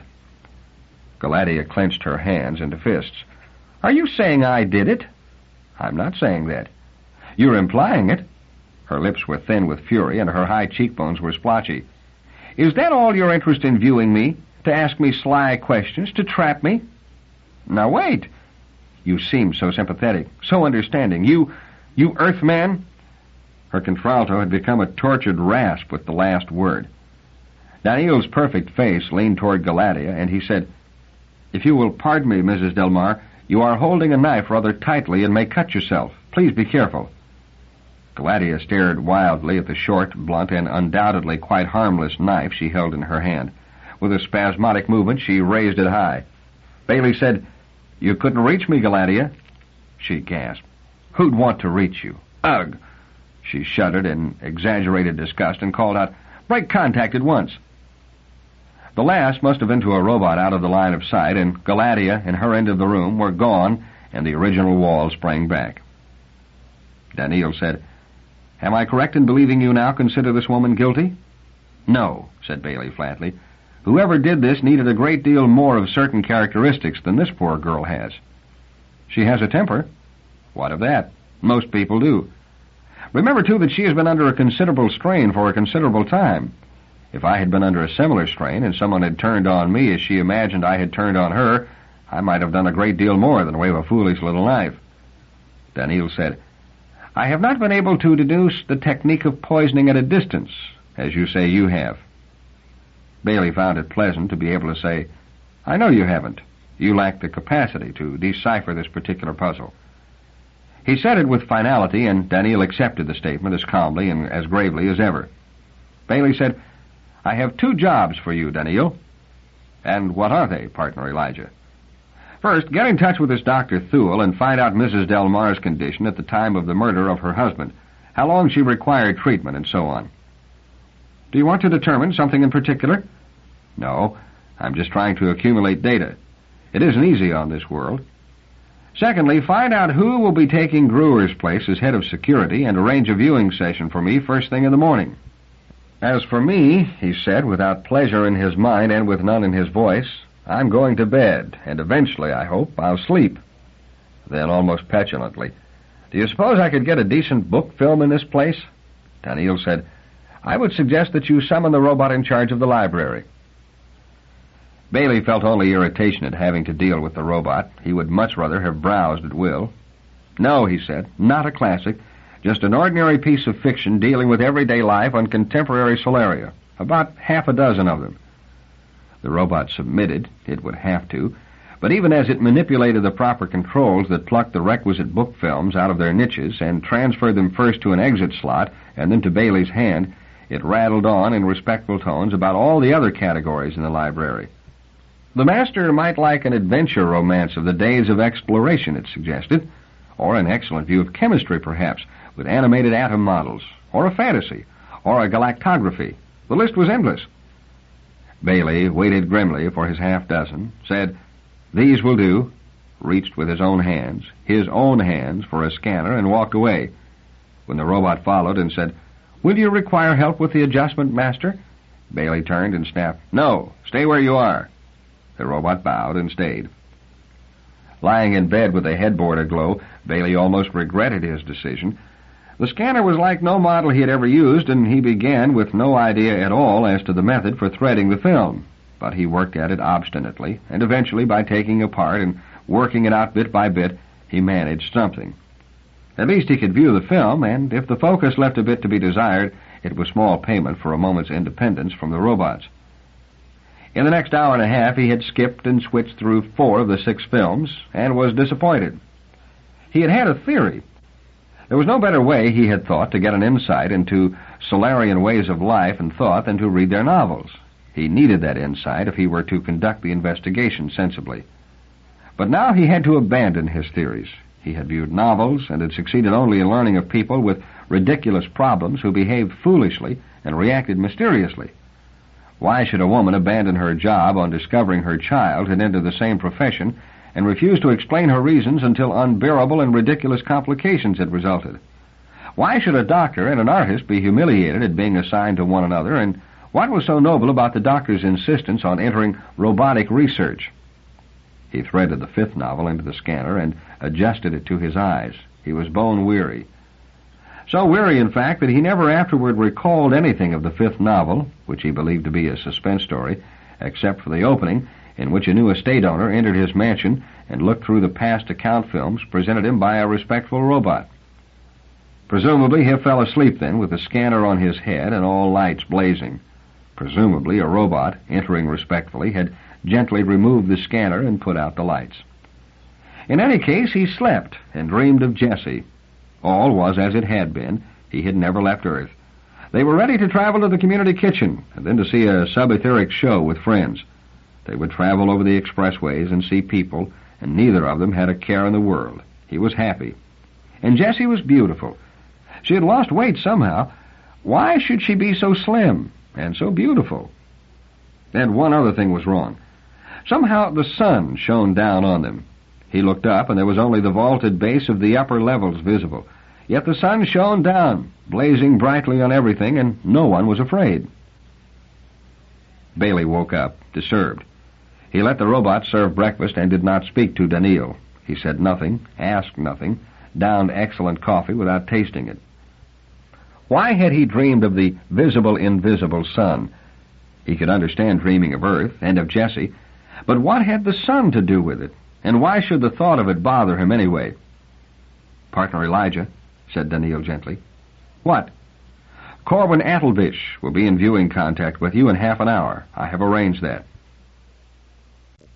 "Who the hell is Corwin whatchamacallum?" asked Baley sharply, and refilled his coffee cup. "He was Agent Gruer's chief aide, Partner Elijah, and is now acting head of security." "Then get him now." "The appointment, as I explained, is for half an hour from now." "I don't care when it's for. Get him now. That's an order." "I will make the attempt, Partner Elijah. He may not, however, agree to receive the call." "Let's take the chance and get on with it, Daneel." The acting head of security accepted the call, and for the first time on Solaria, Baley saw a spacer who looked like the usual earthly conception of one. Attlebish was tall, lean, and bronze. His eyes were a light brown, his chin large and hard. He looked faintly like Daneel, but whereas Daneel was idealized, almost godlike, Corwin Attlebish had lines of humanity in his face. Attlebish was shaving. The small abrasive pencil gave out its spray of fine particles that swept over cheek and chin, biting off the hair neatly and then disintegrating into impalpable dust. Baley recognized the instrument through hearsay, but had never seen one used before. "You the Earthman?" asked Attlebish, slurringly through barely cracked lips as the abrasive dust passed under his nose. Baley said, "I'm Elijah Baley, plainclothesman C7. I'm from Earth." "You're early." Attlebish snapped his shaver shut and tossed it somewhere outside Baley's range of vision. "What's on your mind, Earthman?" Baley would not have enjoyed the other's tone of voice at the best of times. He burned now. He said, "How is Agent Gruer?" Attlebish said, "He's still alive. He may stay alive." Baley nodded. "Your poisoners here on Solaria don't know dosages. Lack of experience. They gave Gruer too much and he threw it up. Half the dose would have killed him." "Poisoners? There is no evidence for poison." Baley stared. "Jehoshaphat, what else do you think it is?" "A number of things. Much can go wrong with a person." He rubbed his face, looking for roughness with his fingertips. "You would scarcely know the metabolic problems that arise past the age of 250. If that's the case, have you obtained competent medical advice?" Dr. Thule's report... That did it. The anger that had been boiling inside Baley since waking burst through. He cried at the top of his voice, "I don't care about Dr. Thule. I said competent medical advice. Your doctors don't know anything, any more than your detectives would if you had any. You had to get a detective from Earth, get a doctor as well." The Solarian looked at him coolly. "Are you telling me what to do?" "Yes, and without charge. Be my guest. Gruer was poisoned. I witnessed the process. He drank, retched, and yelled that his throat was burning. What do you call it when you consider that he was investigating—" Baley came to a sudden halt. Investigating what? Adelbish was unmoved. Baley was uncomfortably aware of Daneel at his usual position some 10 feet away. Gruer had not wanted Daneel, as an Auroran, to know of the investigation. He said lamely, there were political implications. Adelbish crossed his arms and looked distant, bored, and faintly hostile. We have no politics on Solaria in the sense we hear of it on other worlds. Hannes Gruer has been a good citizen, but he is imaginative. It was he who, having heard some story about you, urged that we import you. He even agreed to accept an Auroran companion for you as a condition. I did not think it necessary. There is no mystery. Rikaine Delmarre was killed by his wife, and we shall find out how and why. Even if we do not, she will be genetically analyzed and the proper measures taken. As for Gruer, your fantasy concerning poisoning is of no importance. Baley said incredulously, You seem to imply that I'm not needed here. I believe not. If you wish to return to Earth, you may do so. I may even say we urge you to. Baley was amazed at his own reaction. He cried, No, sir, I don't budge. We hired you, plainclothesman. We can discharge you. You will return to your home planet. No. You listen to me. I'd advise you to. You're a big-time spacer, and I'm an Earthman. But with all respect, with deepest and most humble apologies, you're scared. Withdraw that statement. Adelbish drew himself to his 6-foot-plus and stared down at the Earthman haughtily. You're scared as hell. You think you'll be next if you pursue this thing. You're giving in so they'll let you alone, so they'll leave you your miserable life. Baley had no notion who the they might be, or if there were any they at all. He was striking out blindly at an arrogant spacer and enjoying the thud his phrases made as they hit against the other's self-control. You will leave, said Adelbish, pointing his finger in cold anger, within the hour. There'll be no diplomatic considerations about this, I assure you. Save your threats, spacer. Earth is nothing to you, I admit.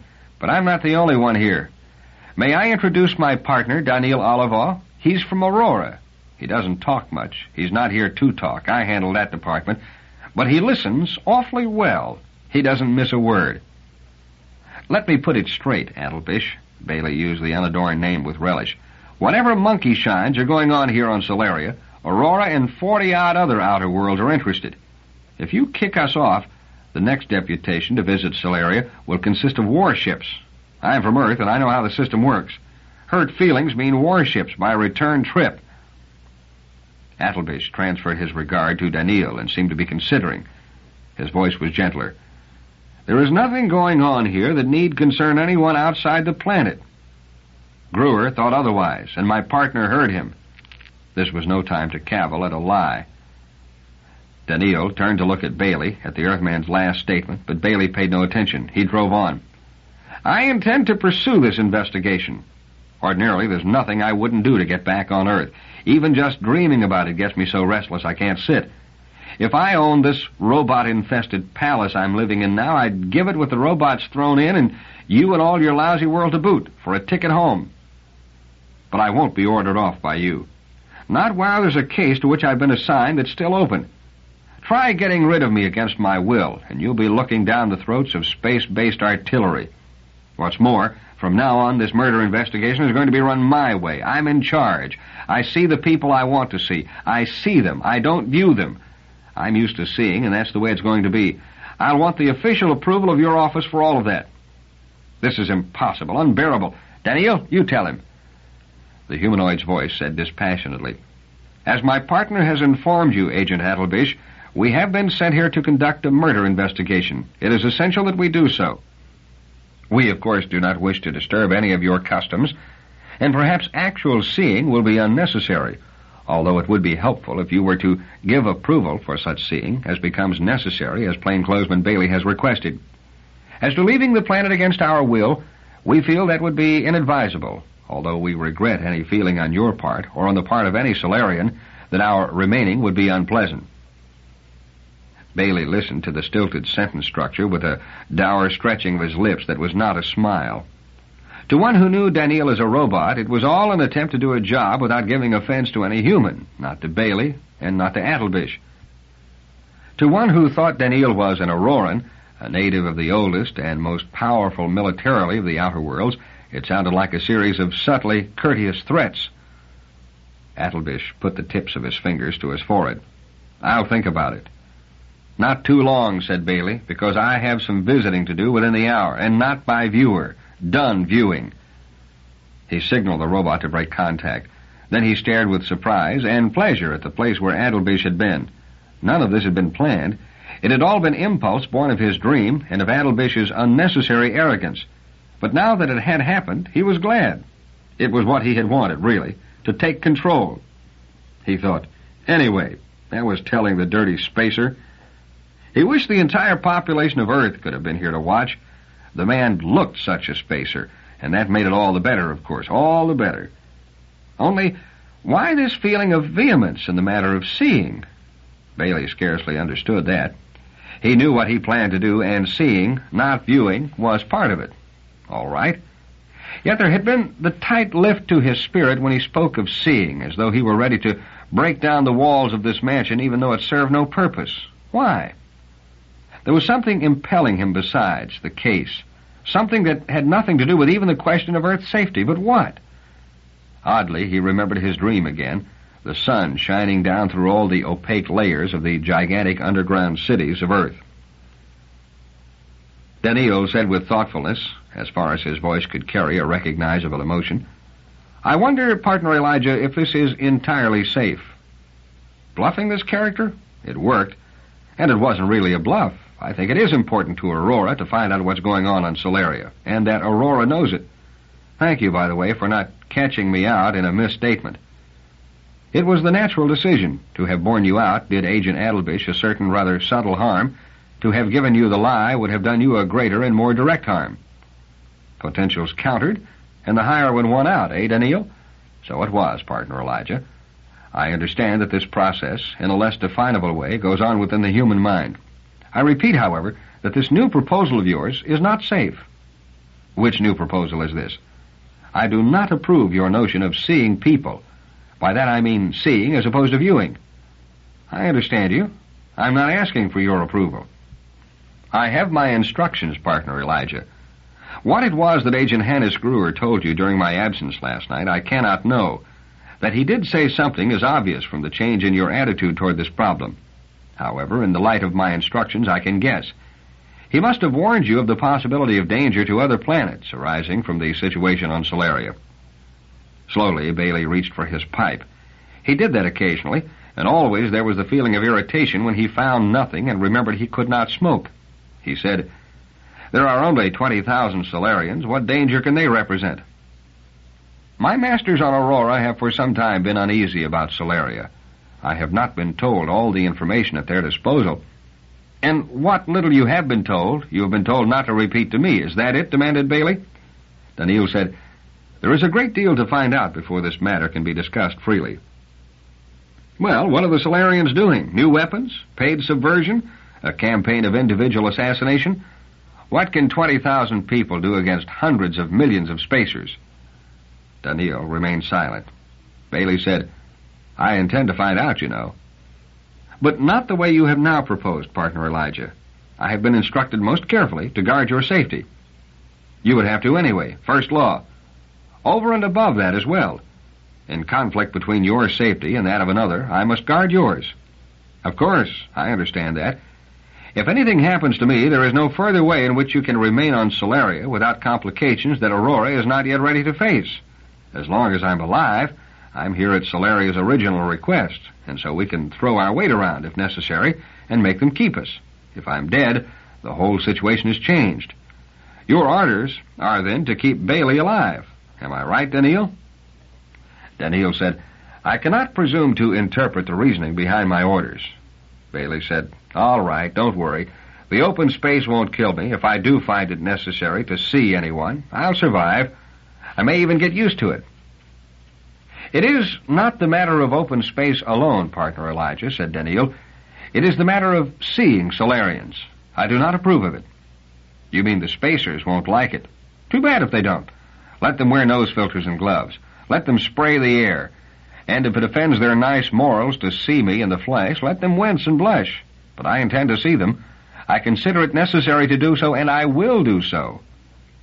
"But I cannot allow you to." "You can't allow me?" Surely you see why, Partner Elijah. I do not. Consider then that Agent Gruer, the key Solarian figure in the investigation of this murder, has been poisoned. Does it not follow that if I permit you to proceed in your plan for exposing yourself indiscriminately in actual person, the next victim will necessarily be you yourself? How then can I possibly permit you to leave the safety of this mansion? How will you stop me, Daneel? By force, if necessary, Partner Elijah, said Daneel calmly, even if I must hurt you. If I do not do so, you will surely die. Chapter 9. A robot is stymied. Baley said, So the higher potential wins out again, Daneel. You will hurt me to keep me alive. I do not believe hurting you will be necessary, Partner Elijah. You know that I am superior to you in strength, and you will not attempt a useless resistance. If it should become necessary, however, I will be compelled to hurt you. I could blast you down where you stand, said Baley, right now. There is nothing in my potentials to prevent me. I had thought you might take this attitude at some time in our present relationship, Partner Elijah. Most particularly, the thought occurred to me during our trip to this mansion, when you grew momentarily violent in the ground car. The destruction of myself is unimportant in comparison with your safety, but such destruction would cause you distress eventually and disturb the plans of my masters. It was one of my first cares, therefore, during your first sleeping period, to deprive your blaster of its charge. Baley's lips tightened. He was left without a charged blaster. His hand dropped instantly to his holster. He drew his weapon and stared at the charge reading. It hugged 0. For a moment he balanced the lump of useless metal as though to hurl it directly into Daneel's face. What good? The robot would dodge efficiently. Baley put the blaster back. It could be recharged in good time. Slowly, thoughtfully, he said, I'm not fooled by you, Daneel. In what way, Partner Elijah? You are too much the master. I am too completely stopped by you. Are you a robot? You have doubted me before, said Daneel. On Earth, last year, I doubted whether our Daneel Olivaw was truly a robot. It turned out he was. I believe he still is. My question, however, is this. Are you our Daneel Olivaw? I am. Yes? Daneel was designed to imitate a spacer closely. Why could not a spacer be made up to imitate Daneel closely? For what reason? To carry on an investigation here with greater initiative and capacity than ever a robot could. And yet by assuming Daneel's role, you could keep me safely under control by giving me a false consciousness of mastery. After all, you are working through me, and I must be kept pliable. All this is not so, Partner Elijah. Then why do all the Solarians we meet assume you to be human? They are robotic experts. Are they so easily fooled? It occurs to me that I cannot be one right against many wrong. It is far more likely that I am one wrong against many right. Not at all, Partner Elijah. Prove it, said Baley, moving slowly toward an end table and lifting a scrap disposal unit. You can do that easily enough if you are a robot. Show the metal beneath your skin. Daneel said, I assure you... Show the metal, said Baley crisply. That is an order. Or don't you feel compelled to obey orders? Daneel unbuttoned his shirt. The smooth bronze skin of his chest was sparsely covered with light hair. Daneel's fingers exerted a firm pressure just under the right nipple, and flesh and skin split bloodlessly the length of the chest, with the gleam of metal showing beneath. And as that happened, Baley's fingers, resting on the end table, moved half an inch to the right and stabbed a contact patch. Almost at once a robot entered. Don't move, Daneel, cried Baley. That's an order. Freeze. Daneel stood motionless, as though life, or the robotic imitation thereof, had departed from him. Baley shouted to the robot, Can you get 2 more of the staff in here without yourself leaving? If so, do it. The robot said, Yes, master. 2 more robots entered, answering a radioed call. The 3 lined up abreast. Boys, said Baley, do you see this creature whom you thought a master? 6 ruddy eyes had turned solemnly on Daneel. They said in unison, We see him, master. Baley said, Do you see also that this so-called master is actually a robot like yourself, since it is metal within? It is only designed to look like a man. Yes, master. You are not required to obey any order it gives you. Do you understand that? Yes, master. I, on the other hand, said Baley, am a true man. For a moment the robots hesitated. Baley wondered if, having had it shown to them that a thing might seem a man yet be a robot, they would accept anything in human appearance as a man, anything at all. But then one robot said, "You are a man, Master," and Baley drew breath again. He said, "Very well, Daneel, you may relax." Daneel moved into a more natural position and said calmly, "Your expressed doubt as to my identity, then, was merely a feint designed to exhibit my nature to these others, I take it." "So it was," said Baley, and looked away. He thought, the thing is a machine, not a man. You can't double-cross a machine. And yet he couldn't entirely repress a feeling of shame. Even as Daneel stood there, chest open, there seemed something so human about him, something capable of being betrayed. Baley said, "Close your chest, Daneel, and listen to me. Physically, you are no match for 3 robots. You see that, don't you?" "That is clear, partner Elijah." "Good. Now, you boys," and he turned to the other robots again, "you are to tell no one, human or master, that this creature is a robot. Never at any time without further instructions from myself and myself alone." "I thank you," interposed Daneel softly. "However," Baley went on, "this man-like robot is not to be allowed to interfere with my actions in any way. If it attempts any such interference, you will restrain it by force, taking care not to damage it unless absolutely necessary. Do not allow it to establish contact with humans other than myself, or with robots other than yourselves, either by seeing or by viewing. And do not leave it at any time. Keep it in this room and remain here yourselves. Your other duties are suspended until further notice. Is all this clear?" "Yes, Master," they chorused. Baley turned to Daneel again. "There is nothing you can do now, so don't try to stop me." Daneel's arms hung loosely at his side. He said, "I may not, through inaction, allow you to come to harm, partner Elijah. Yet under the circumstances, nothing but inaction is possible. The logic is unassailable. I shall do nothing. I trust you will remain safe and in good health." There it was, thought Baley. Logic was logic, and robots had nothing else. Logic told Daneel he was completely stymied. Reason might have told him that all factors are rarely predictable, that the opposition might make a mistake. None of that. A robot is logical only, not reasonable. Again, Baley felt a twinge of shame and could not forbear an attempt at consolation. He said, "Look, Daneel, even if I were walking into danger, which I'm not," he added that hurriedly in a quick glance at the other robots, "it would only be my job. It is what I'm paid to do. It is as much my job to prevent harm to mankind as a whole as yours is to prevent harm to man as an individual. Do you see?" "I do not, partner Elijah." "Then that is because you're not made to see. Take my word for it that if you were a man, you would see."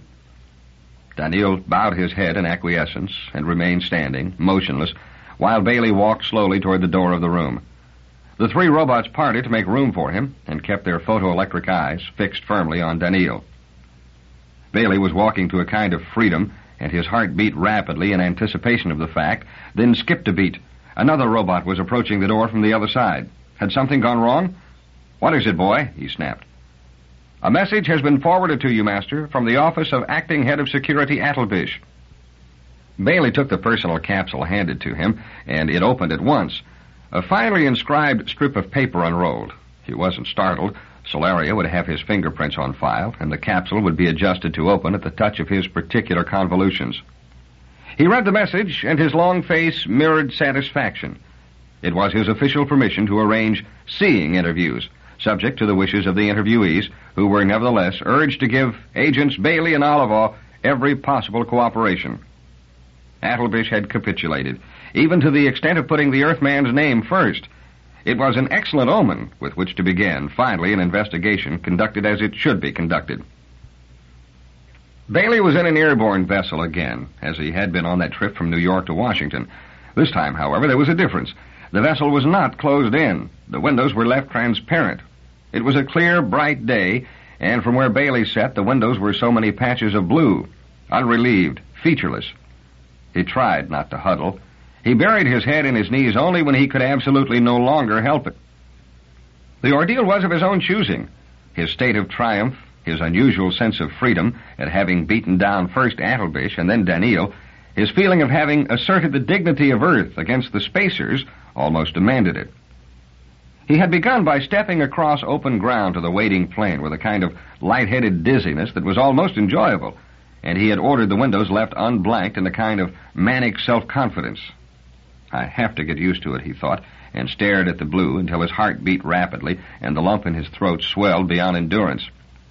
He had to close his eyes and bury his head under the protective cover of his arms at shortening intervals. Slowly, his confidence trickled away, and even the touch of the holster of his freshly recharged blaster could not reverse the flow. He tried to keep his mind on his plan of attack. First, learn the ways of the planet, sketch in the background against which everything must be placed or fail to make sense. See a sociologist. He had asked a robot for the name of the Solarian most eminent as a sociologist, and there was that comfort about robots, they asked no questions. The robot gave the name and vital statistics, and paused to remark that the sociologist would most probably be at lunch, and would therefore possibly ask to delay contact. "Lunch," said Baley sharply. "Don't be ridiculous. It's not noon by 2 hours." The robot said, "I am using local time, Master." Baley stared, then understood. On Earth, with its buried cities, day and night, waking and sleeping, were man-made periods, adjusted to suit the needs of the community and the planet. On a planet such as this one, exposed nakedly to the sun, day and night were not a matter of choice at all, but were imposed on man willy-nilly. Baley tried to picture a whirl as a sphere being lit and unlit as it turned. He found it hard to do and felt scornful of the so-superior spacers who let such an essential thing as time be dictated to them by the vagaries of planetary movements. He said, "Contact him anyway." Robots were there to meet the plane when it landed, and Baley, stepping out into the open again, found himself trembling badly. He muttered to the nearest of the robots, "Let me hold your arm, boy." The sociologist waited for him down the length of a hall, smiling tightly. "Good afternoon, Mr. Baley." Baley nodded breathlessly. "Good evening, sir. Would you blank out the windows?" The sociologist said, "They are blanked out already. I know something of the ways of Earth. Will you follow me?" Baley managed it without robotic help, following at a considerable distance, across and through a maze of hallways. When he finally sat down in a large and elaborate room, he was glad of the opportunity to rest. The walls of the room were set with curved, shallow alcoves. Statuary in pink and gold occupied each niche, abstract figures that pleased the eye without yielding instant meaning.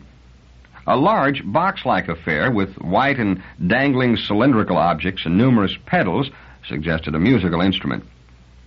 Baley looked at the sociologist standing before him. The spacer looked precisely as he had when Baley had viewed him earlier that day. He was tall and thin, and his hair was pure white. His face was strikingly wedge-shaped, his nose prominent, his eyes deep-set and alive. His name was Anselmo Quemat. They stared at one another until Baley felt he could trust his voice to be reasonably normal.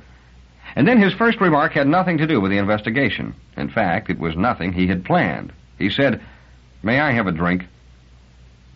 "A drink?" The sociologist's voice was a trifle too high-pitched to be entirely pleasant. He said, "You wish water?" "I'd prefer something alcoholic." The sociologist's look grew sharply uneasy, as though the obligations of hospitality were something with which he was unacquainted. And that, thought Baley, was literally so. In a world where viewing was the thing, there would be no sharing of food and drink. A robot brought him a small cup of smooth enamel. The drink was a light pink in color. Baley sniffed at it cautiously and tasted it even more cautiously. The small sip of liquid evaporated warmly in his mouth and sent a pleasant message along the length of his esophagus. His next sip was more substantial. Quemat said, "If you wish more—" "No, thank you, not now. It is good of you, sir, to agree to see me." Quemat tried a smile and failed rather markedly. "It has been a long time since I've done anything like this. Yes." He almost squirmed as he spoke. Baley said, "I imagine you find this rather hard." "Quite." Quemat turned away sharply and retreated to a chair at the opposite end of the room. He angled the chair so that it faced more away from Baley than toward him and sat down. He clasped his gloved hands, and his nostrils seemed to quiver. Baley finished his drink and felt warmth in his limbs and even the return of something of his confidence. He said, "Exactly how does it feel to have me here, Dr. Quemat?" The sociologist muttered, That is an uncommonly personal question. I know it is. But I think I explained when I viewed you earlier that I was engaged in a murder investigation, and that I would have to ask a great many questions, some of which were bound to be personal. I'll help if I can, said Quaymott. I hope the questions will be decent ones. He kept looking away as he spoke. His eyes, when they struck Bailey's face, did not linger, but slipped away. Baley said, I don't ask about your feelings out of curiosity only. This is essential to the investigation. I don't see how. I've got to know as much as I can about this world.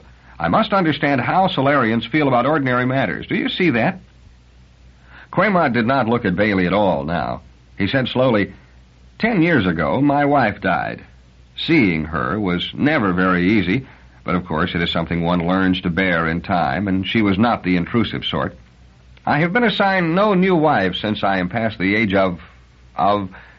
He looked at Baley as though requesting him to supply the phrase, and when Baley did not do so, he continued in a lower voice, sighing. Without even a wife, I have grown quite unused to this phenomenon of seeing. But how does it feel? Insisted Baley. Are you in panic? He thought of himself on the plane. No, not in panic. Quaymott angled his head to catch a glimpse of Baley and almost instantly withdrew. But I will be frank, Mr. Baley. I imagine I can smell you. Baley automatically leaned back in his chair, painfully self-conscious. Smell me? Quite imaginary, of course, said Quaymott. I cannot say whether you do have an odor or how strong it is. But even if you had a strong one, my nose filters would keep it from me. Yet, imagination... He shrugged. I understand. It's worse.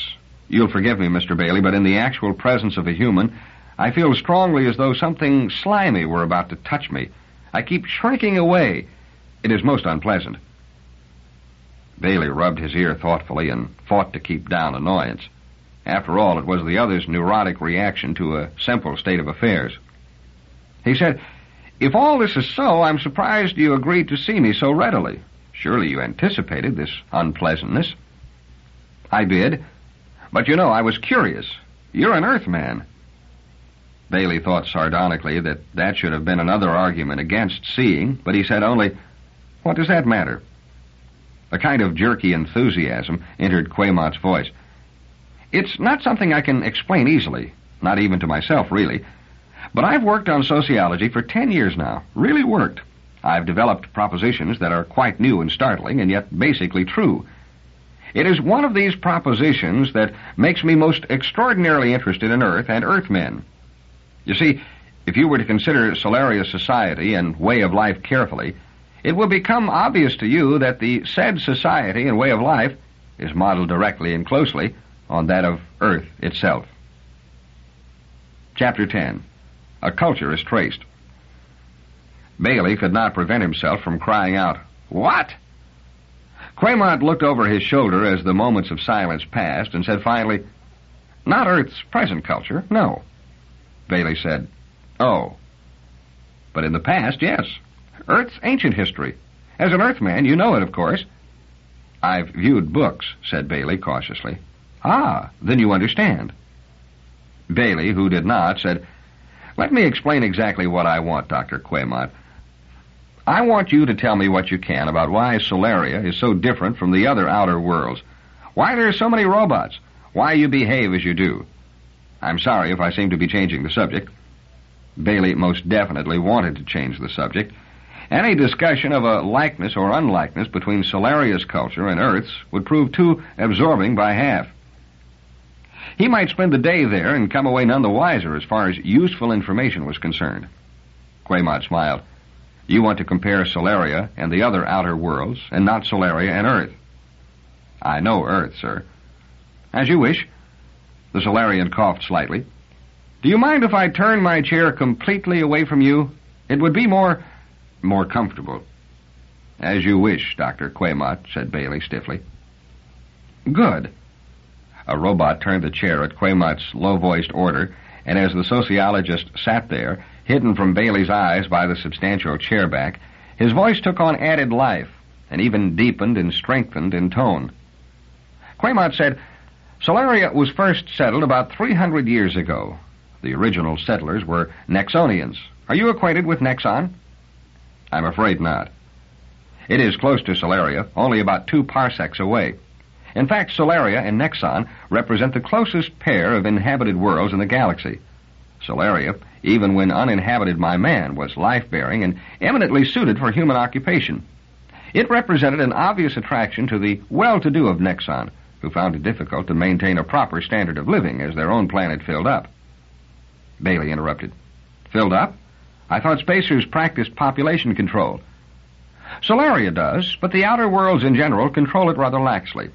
Nexon was completing its 2nd million of population at the time I speak of. There was sufficient crowding to make it necessary to regulate the number of robots that might be owned by a particular family. So those Nexonians who could established summer homes on Solaria, which was fertile, temperate, and without dangerous fauna. The settlers on Solaria could still reach Nexon without too much trouble, and while on Solaria they could live as they pleased. They could use as many robots as they could afford or felt a need for. Estates could be as large as desired, since with an empty planet, room was no problem, and with unlimited robots, exploitation was no problem. Robots grew to be so many that they were outfitted with radio contact, and that was the beginning of our famous industries. We began to develop new varieties, new attachments, new capabilities. Culture dictates invention, a phrase I believe I have invented, Quaymont chuckled. A robot, responding to some stimulus Baley could not see beyond the barrier of the chair, brought Quaymont a drink similar to that Baley had had earlier. None was brought to Baley, and he decided not to ask for one. Quaymont went on. The advantages of life on Solaria were obvious to all who watched. Solaria became fashionable. More Nexonians established homes, and Solaria became what I like to call a villa planet. And of the settlers, more and more took to remaining on the planet all year round and carrying on their business on Nexon through proxies. Robot factories were established on Solaria. Farms and mines began to be exploited to the point where exports were possible. In short, Mr. Baley, it became obvious that Solaria, in the space of a century or less, would be as crowded as Nexon had been. It seemed ridiculous and wasteful to find such a new world and then lose it through lack of foresight. To spare you a great deal of complicated politics, I need say only that Solaria managed to establish its independence and make it stick without war. Our usefulness to other outer worlds as a source of specialty robots gained us friends and helped us, of course. Once independent, our first care was to make sure that population did not grow beyond reasonable limits. We regulate immigration and births and take care of all needs by increasing and diversifying the robots we use.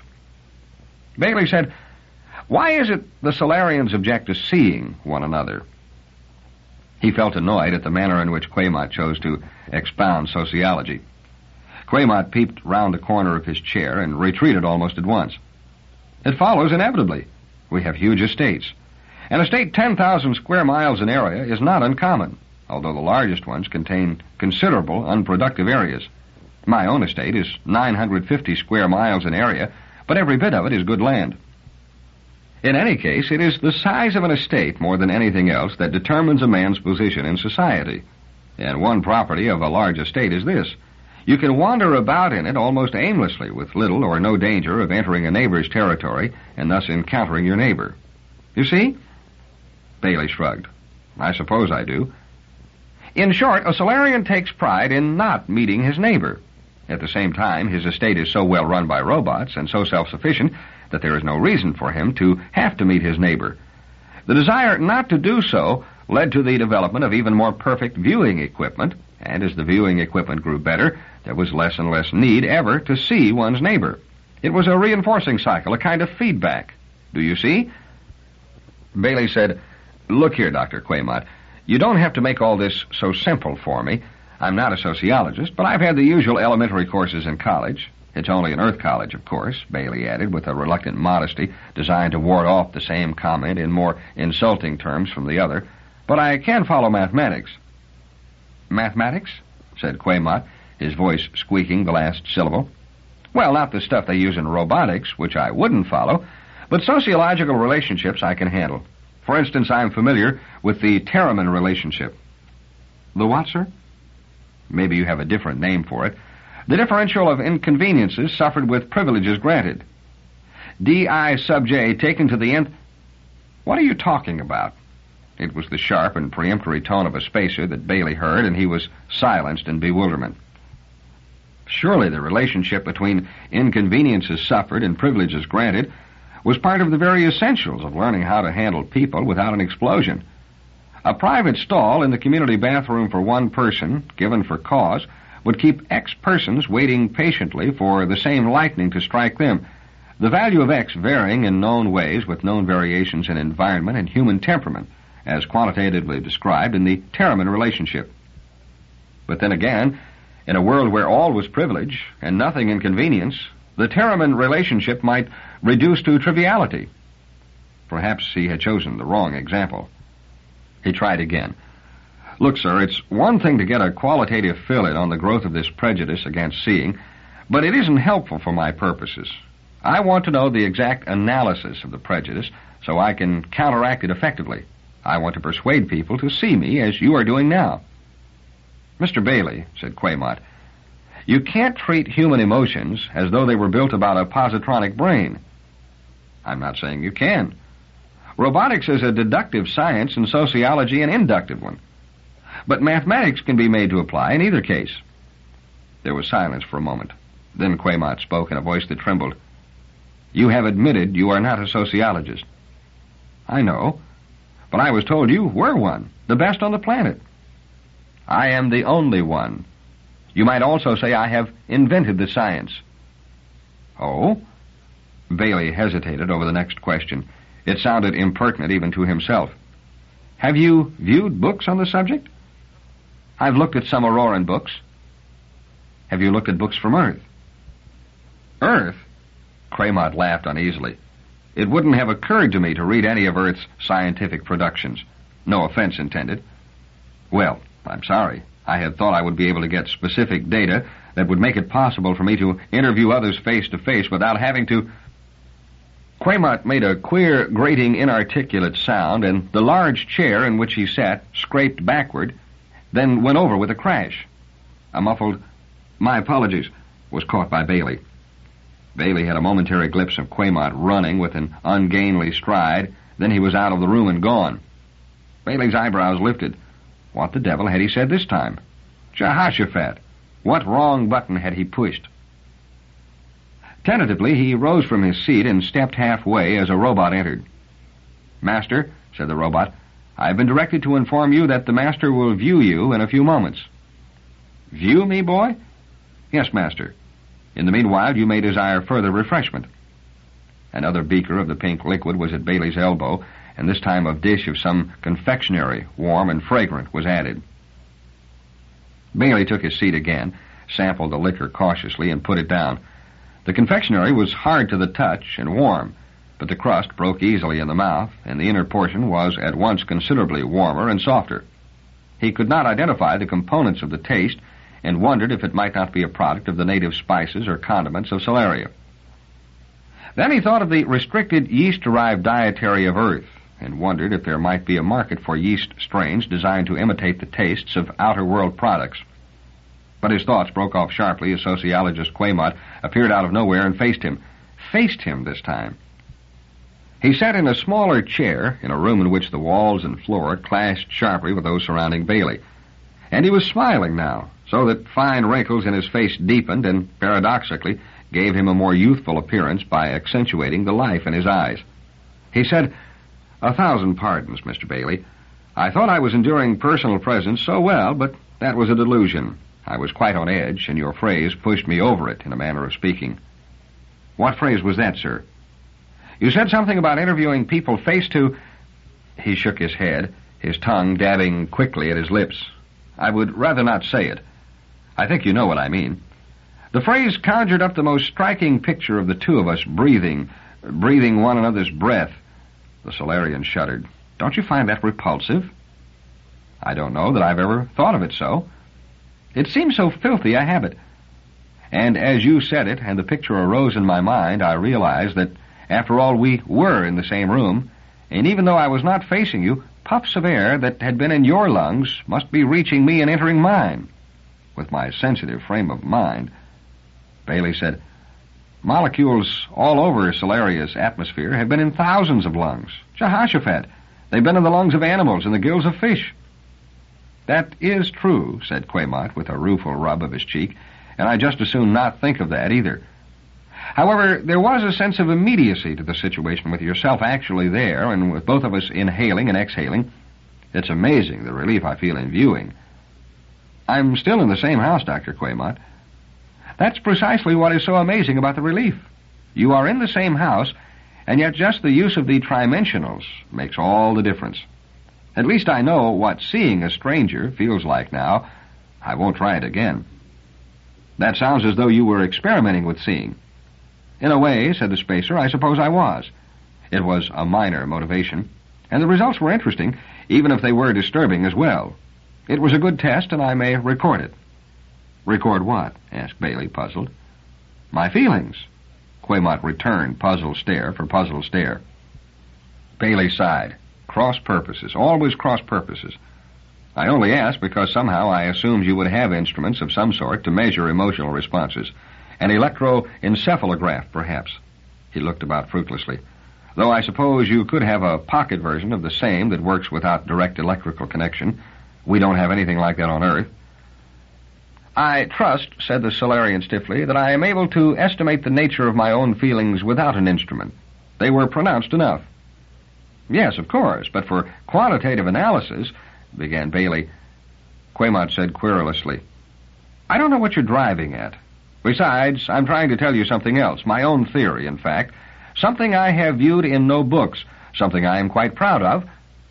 Baley said, Exactly what is that, sir? Why, the manner in which Solaria's culture is based on one existing in Earth's past. Baley sighed. If he didn't allow the other to get it off his chest, there might be very little cooperation thereafter. He said, And that is? Sparta, said Quaymont, lifting his head so that for a moment his white hair glistened in the light and seemed almost a halo. I'm sure you've heard of Sparta. Baley felt relieved. He had been mightily interested in Earth's ancient past in his younger days.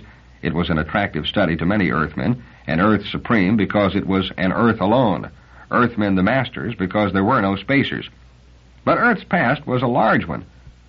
Quaymont might well have referred to some phase with which Baley was unacquainted, and that would have been embarrassing.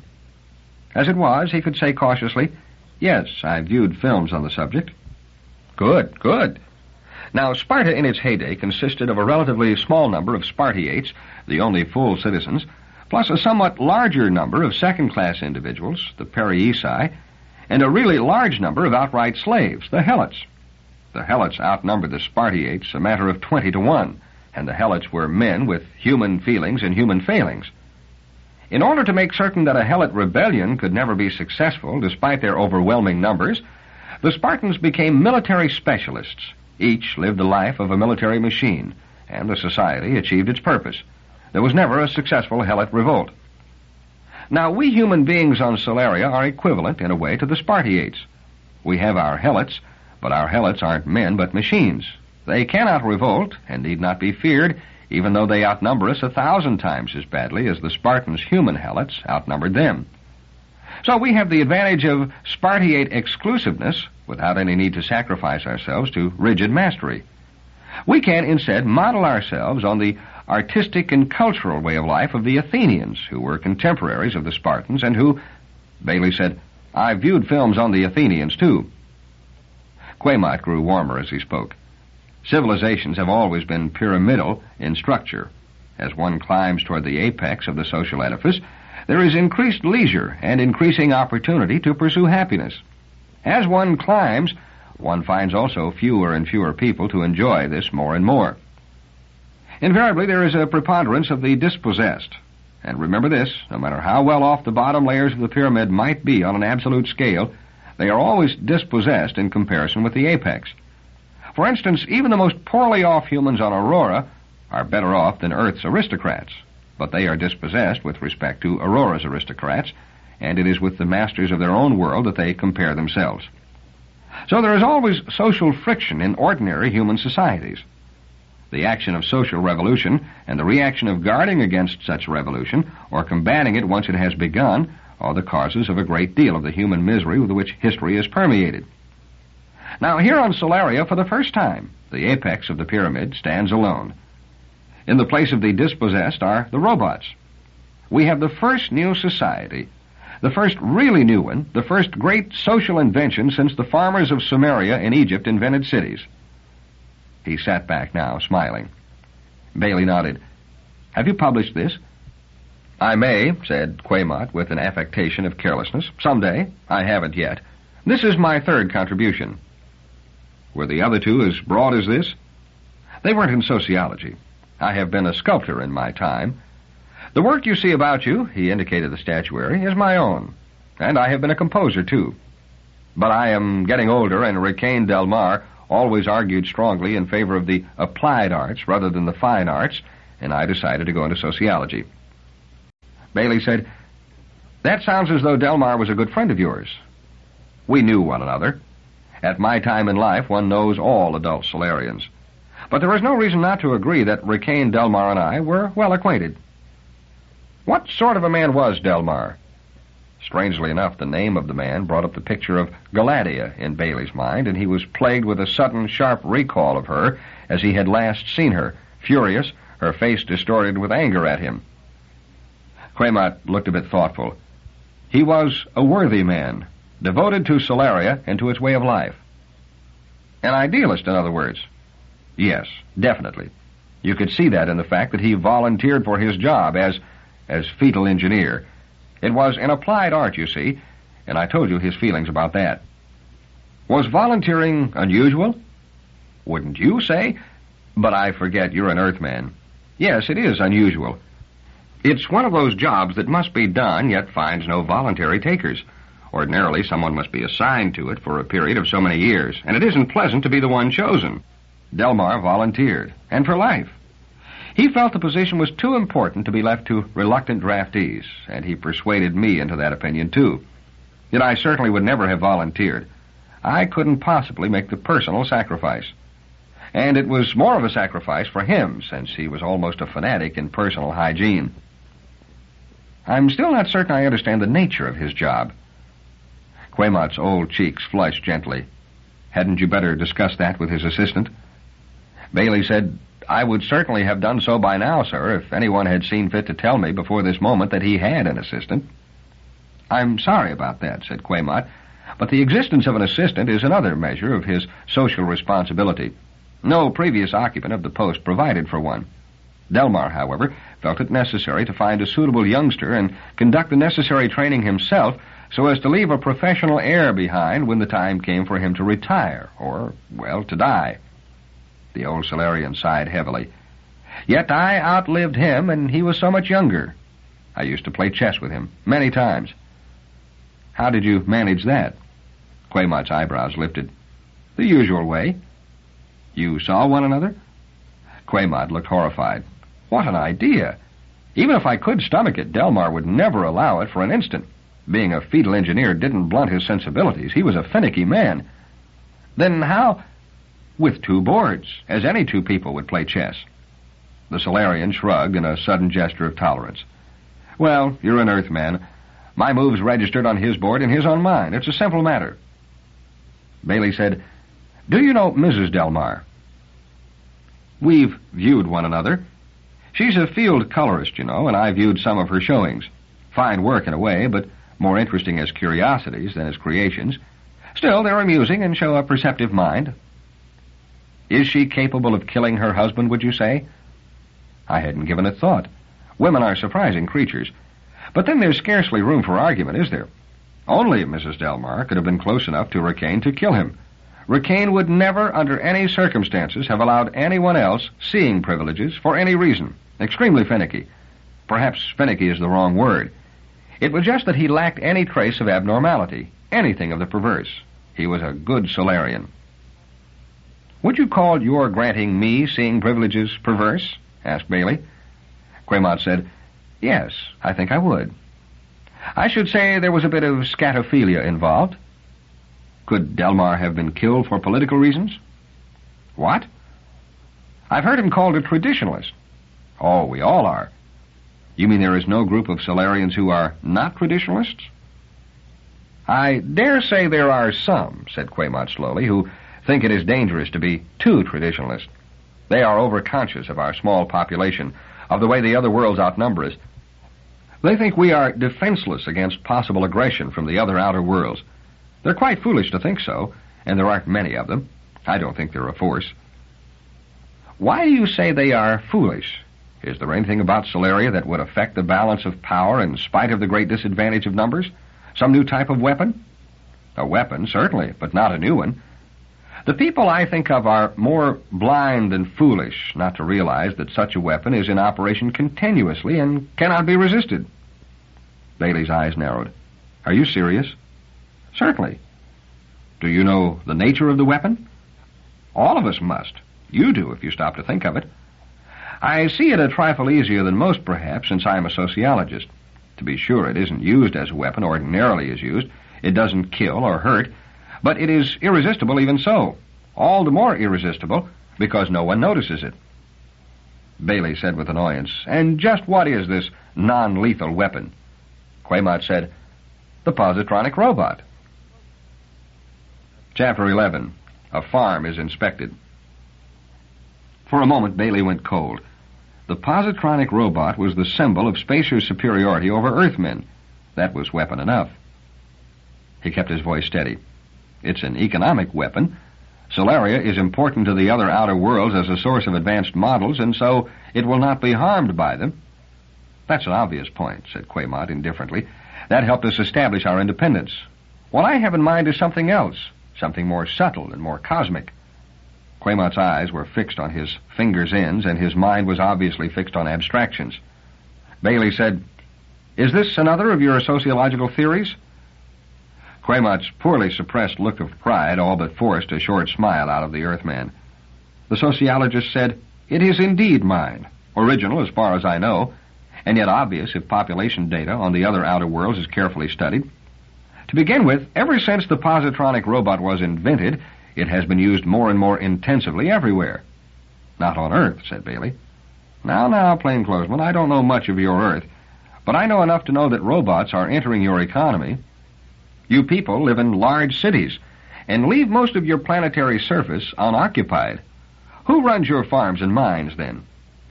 Robots, admitted Bailey. But if it comes to that, Doctor, Earthmen invented the positronic robot in the first place. Did they? Are you sure? You can check, it's true. Interesting. Yet robots made the least headway there. The sociologist said thoughtfully, perhaps that is because of Earth's large population. It would take that much longer. Yes. Still, you have robots even in your cities. Yes, said Bailey. More now than, say, 50 years ago. Bailey nodded impatiently. Yes. Then it fits. The difference is only one of time. Robots tend to displace human labor. The robot economy moves in only one direction. More robots and fewer humans. I've studied population data very carefully, and I've plotted it and made a few extrapolations. He paused in sudden surprise. Why, that's rather an application of mathematics to sociology, isn't it? It is, said Bailey. There may be something to it at that. I will have to give the matter thought. In any case, these are the conclusions I have come to, and I am convinced there is no doubt as to their correctness. The robot-human ratio in any economy that has accepted robot labor tends continuously to increase, despite any laws that are passed to prevent it. The increase is slowed, but never stopped. At first, the human population increases, but the robot population increases much more quickly.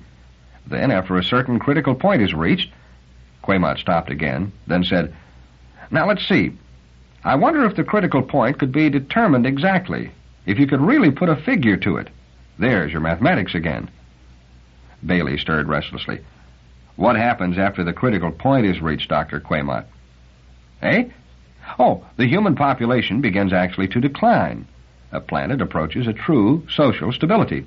Aurora will have to. Even your Earth will have to. Earth may take a few more centuries, but it is inevitable. What do you mean by social stability? The situation here, in Solaria. A world in which the humans are the leisure class only.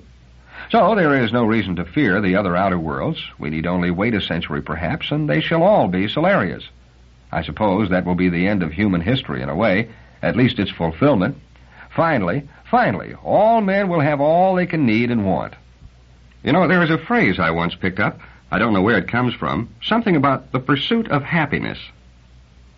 Baley said thoughtfully, all men are endowed by their Creator with certain unalienable rights. Among these are life, liberty, and the pursuit of happiness. You've hit it. Where's that from? Some old document, said Baley. Do you see how that has changed here on Solaria and eventually in all the galaxy? The pursuit will be over. The rights mankind will be heir to will be life, liberty, and happiness. Just that. Happiness. Baley said dryly, maybe so, but a man has been killed on your Solaria, and another may yet die. He felt regret almost the moment he spoke, for the expression on Quamott's face was as though he had been struck with an open palm. The old man's head bowed. He said without looking up, I have answered your questions as well as I could. Is there anything else you wish? I have enough. Thank you, sir. I am sorry to have intruded on your grief at your friend's death. Quamott looked up slowly. It will be hard to find another chess partner. He kept our appointments most punctually, and he played an extraordinarily even game. He was a good Solarian. I understand, said Baley softly. May I have your permission to use your viewer to make contact with the next person I must see? Of course, said Quamott. My robots are yours. And now I will leave you. Done viewing. A robot was at Baley's side within 30 seconds of Quamott's disappearance, and Baley wondered once again how these creatures were managed. He had seen Quamott's fingers move toward a contact as he had left, and that was all. Perhaps the signal was quite a generalized one, saying only, do your duty. Perhaps robots listened to all that went on and were always aware of what a human might desire at any given moment. And if the particular robot was not designed for a particular job in either mind or body, the radio web that united all robots went into action, and the correct robot was spurred into action. For a moment, Baley had the vision of Solaria as a robotic net with holes that were small and continually growing smaller, with every human being caught neatly in place. He thought of Quamott's picture of worlds turning into Solarias, of nets forming and tightening, even on Earth, until his thoughts were disrupted as the robot who had entered spoke with the quiet and even respect of the machine. I am ready to help you, Master. Baley said, do you know how to reach the place where Rikaine Delmarre once worked? Yes, Master. Baley shrugged. He would never teach himself to avoid asking useless questions. The robots knew, period. It occurred to him that to handle robots with true efficiency, one must needs be expert, a sort of roboticist. How well did the average Solarian do, he wondered. Probably only so-so. He said, get Delmarre's place and contact his assistant. If the assistant is not there, locate him wherever he is. Yes, Master. As the robot turned to go, Baley called after it. Wait, what time is it at the Delmarre workplace? About 06:30, Master. In the morning? Yes, Master. Again, Baley felt annoyance at a world that made itself victim of the coming and going of a sun. It was what came of living on bare planetary surface. He thought fugitively of Earth, then tore his mind away. While he kept firmly to the matter in hand, he managed well. Slipping into homesickness would ruin him. He said, call the assistant anyway, boy, and tell him it's government business. And have one of the other boys bring something to eat. A sandwich and a glass of milk will do. He chewed thoughtfully at the sandwich, which contained a kind of smoked meat, and with half his mind thought that Daneel Olivaw would certainly consider every article of food suspect after what had happened to Gruer, and Daneel might be right, too. He finished the sandwich without ill effects, however, immediate ill effects at any rate, and sipped at the milk. He had not learned from Quamott what he had come to learn, but he had learned something. As he sorted it out in his mind, it seemed he had learned a good deal. Little about the murder, to be sure, but more about the larger matter. The robot returned. The assistant will accept contact, Master. Good. Was there any trouble about it? The assistant was asleep, Master. Awake now, though? Yes, Master. The assistant was facing him suddenly, sitting up in bed and wearing an expression of sullen resentment. Baley reared back as though a force barrier had been raised before him without warning. Once again, a piece of vital information had been withheld from him. Once again, he had not asked the right questions. No one had thought to tell him that Rikaine Delmarre's assistant was a woman. Her hair was a trifle darker than ordinary spacer bronze, and there was a quality of it, at the moment, in disorder. Her face was oval, her nose a trifle bulbous, and her chin large. She scratched slowly at her side just above the waist, and Baley hoped the sheet would remain in position. He remembered Galadia's free attitude toward what was permitted while viewing. Baley felt a sardonic amusement at his own disillusion at that moment. Earthmen assumed somehow that all spacer women were beautiful, and certainly Galadia had reinforced that assumption. This one, though, was plain even by earthly standards. It therefore surprised Baley that he found her contralto attractive when she said, "See here, do you know what time it is?" "I do," said Baley, "but since I will be seeing you, I felt I should warn you." "Seeing me? Skies above!" Her eyes grew wide, and she put a hand to her chin. She wore a ring on one finger, the first item of personal adornment Baley had yet seen on Solaria. "Wait, you're not my new assistant, are you?" "No, nothing like that. I'm here to investigate the death of Rikaine Delmarre." "Oh, well, investigate then." "What is your name?" "Clarissa Cantoro." "And how long have you been working with Dr. Delmarre?" 3 years. "I assume you're now at the place of business?" Baley felt uncomfortable at that non-committal phrase, but he did not know what to call a place where a fetal engineer worked. "If you mean, am I at the farm?" said Clarissa discontentedly. "I certainly am. I haven't left it since the old man was done in, and I won't leave, it looks like, till an assistant is assigned me. Can you arrange that, by the way?" "I'm sorry, ma'am. I have no influence with anyone here." "Thought I'd ask." Clarissa pulled off the sheet and climbed out of bed without any self-consciousness. She was wearing a one-piece sleeping suit, and her hand went to the notch of the seam where it ended at the neck. Baley said hurriedly, "Just one moment. If you'll agree to see me, that will be the end of my business with you for now, and you may dress in privacy." "In privacy?" She put out her lower lip and stared at Baley curiously. "You're finicky, aren't you? Like the boss." "Will you see me? I would like to look over the farm." "I don't get this business about seeing, but if you want to view the farm, I'll tour you. If you'll give me a chance to wash and take care of a few things and wake up a little, I'll enjoy the break in routine." "I don't want to view anything. I want to see." The woman cocked her head to one side, and her keen look had something of professional interest in it. "Are you a pervert or something? When was the last time you underwent a gene analysis?" "Jehoshaphat," muttered Baley. "Look, I'm Elijah Baley. I'm from Earth." "From Earth?" she cried vehemently. "Skies above! Whatever are you doing here? Or is this some kind of complicated joke?" "I'm not joking. I was called in to investigate Delmarre's death. I'm a plainclothesman, a detective."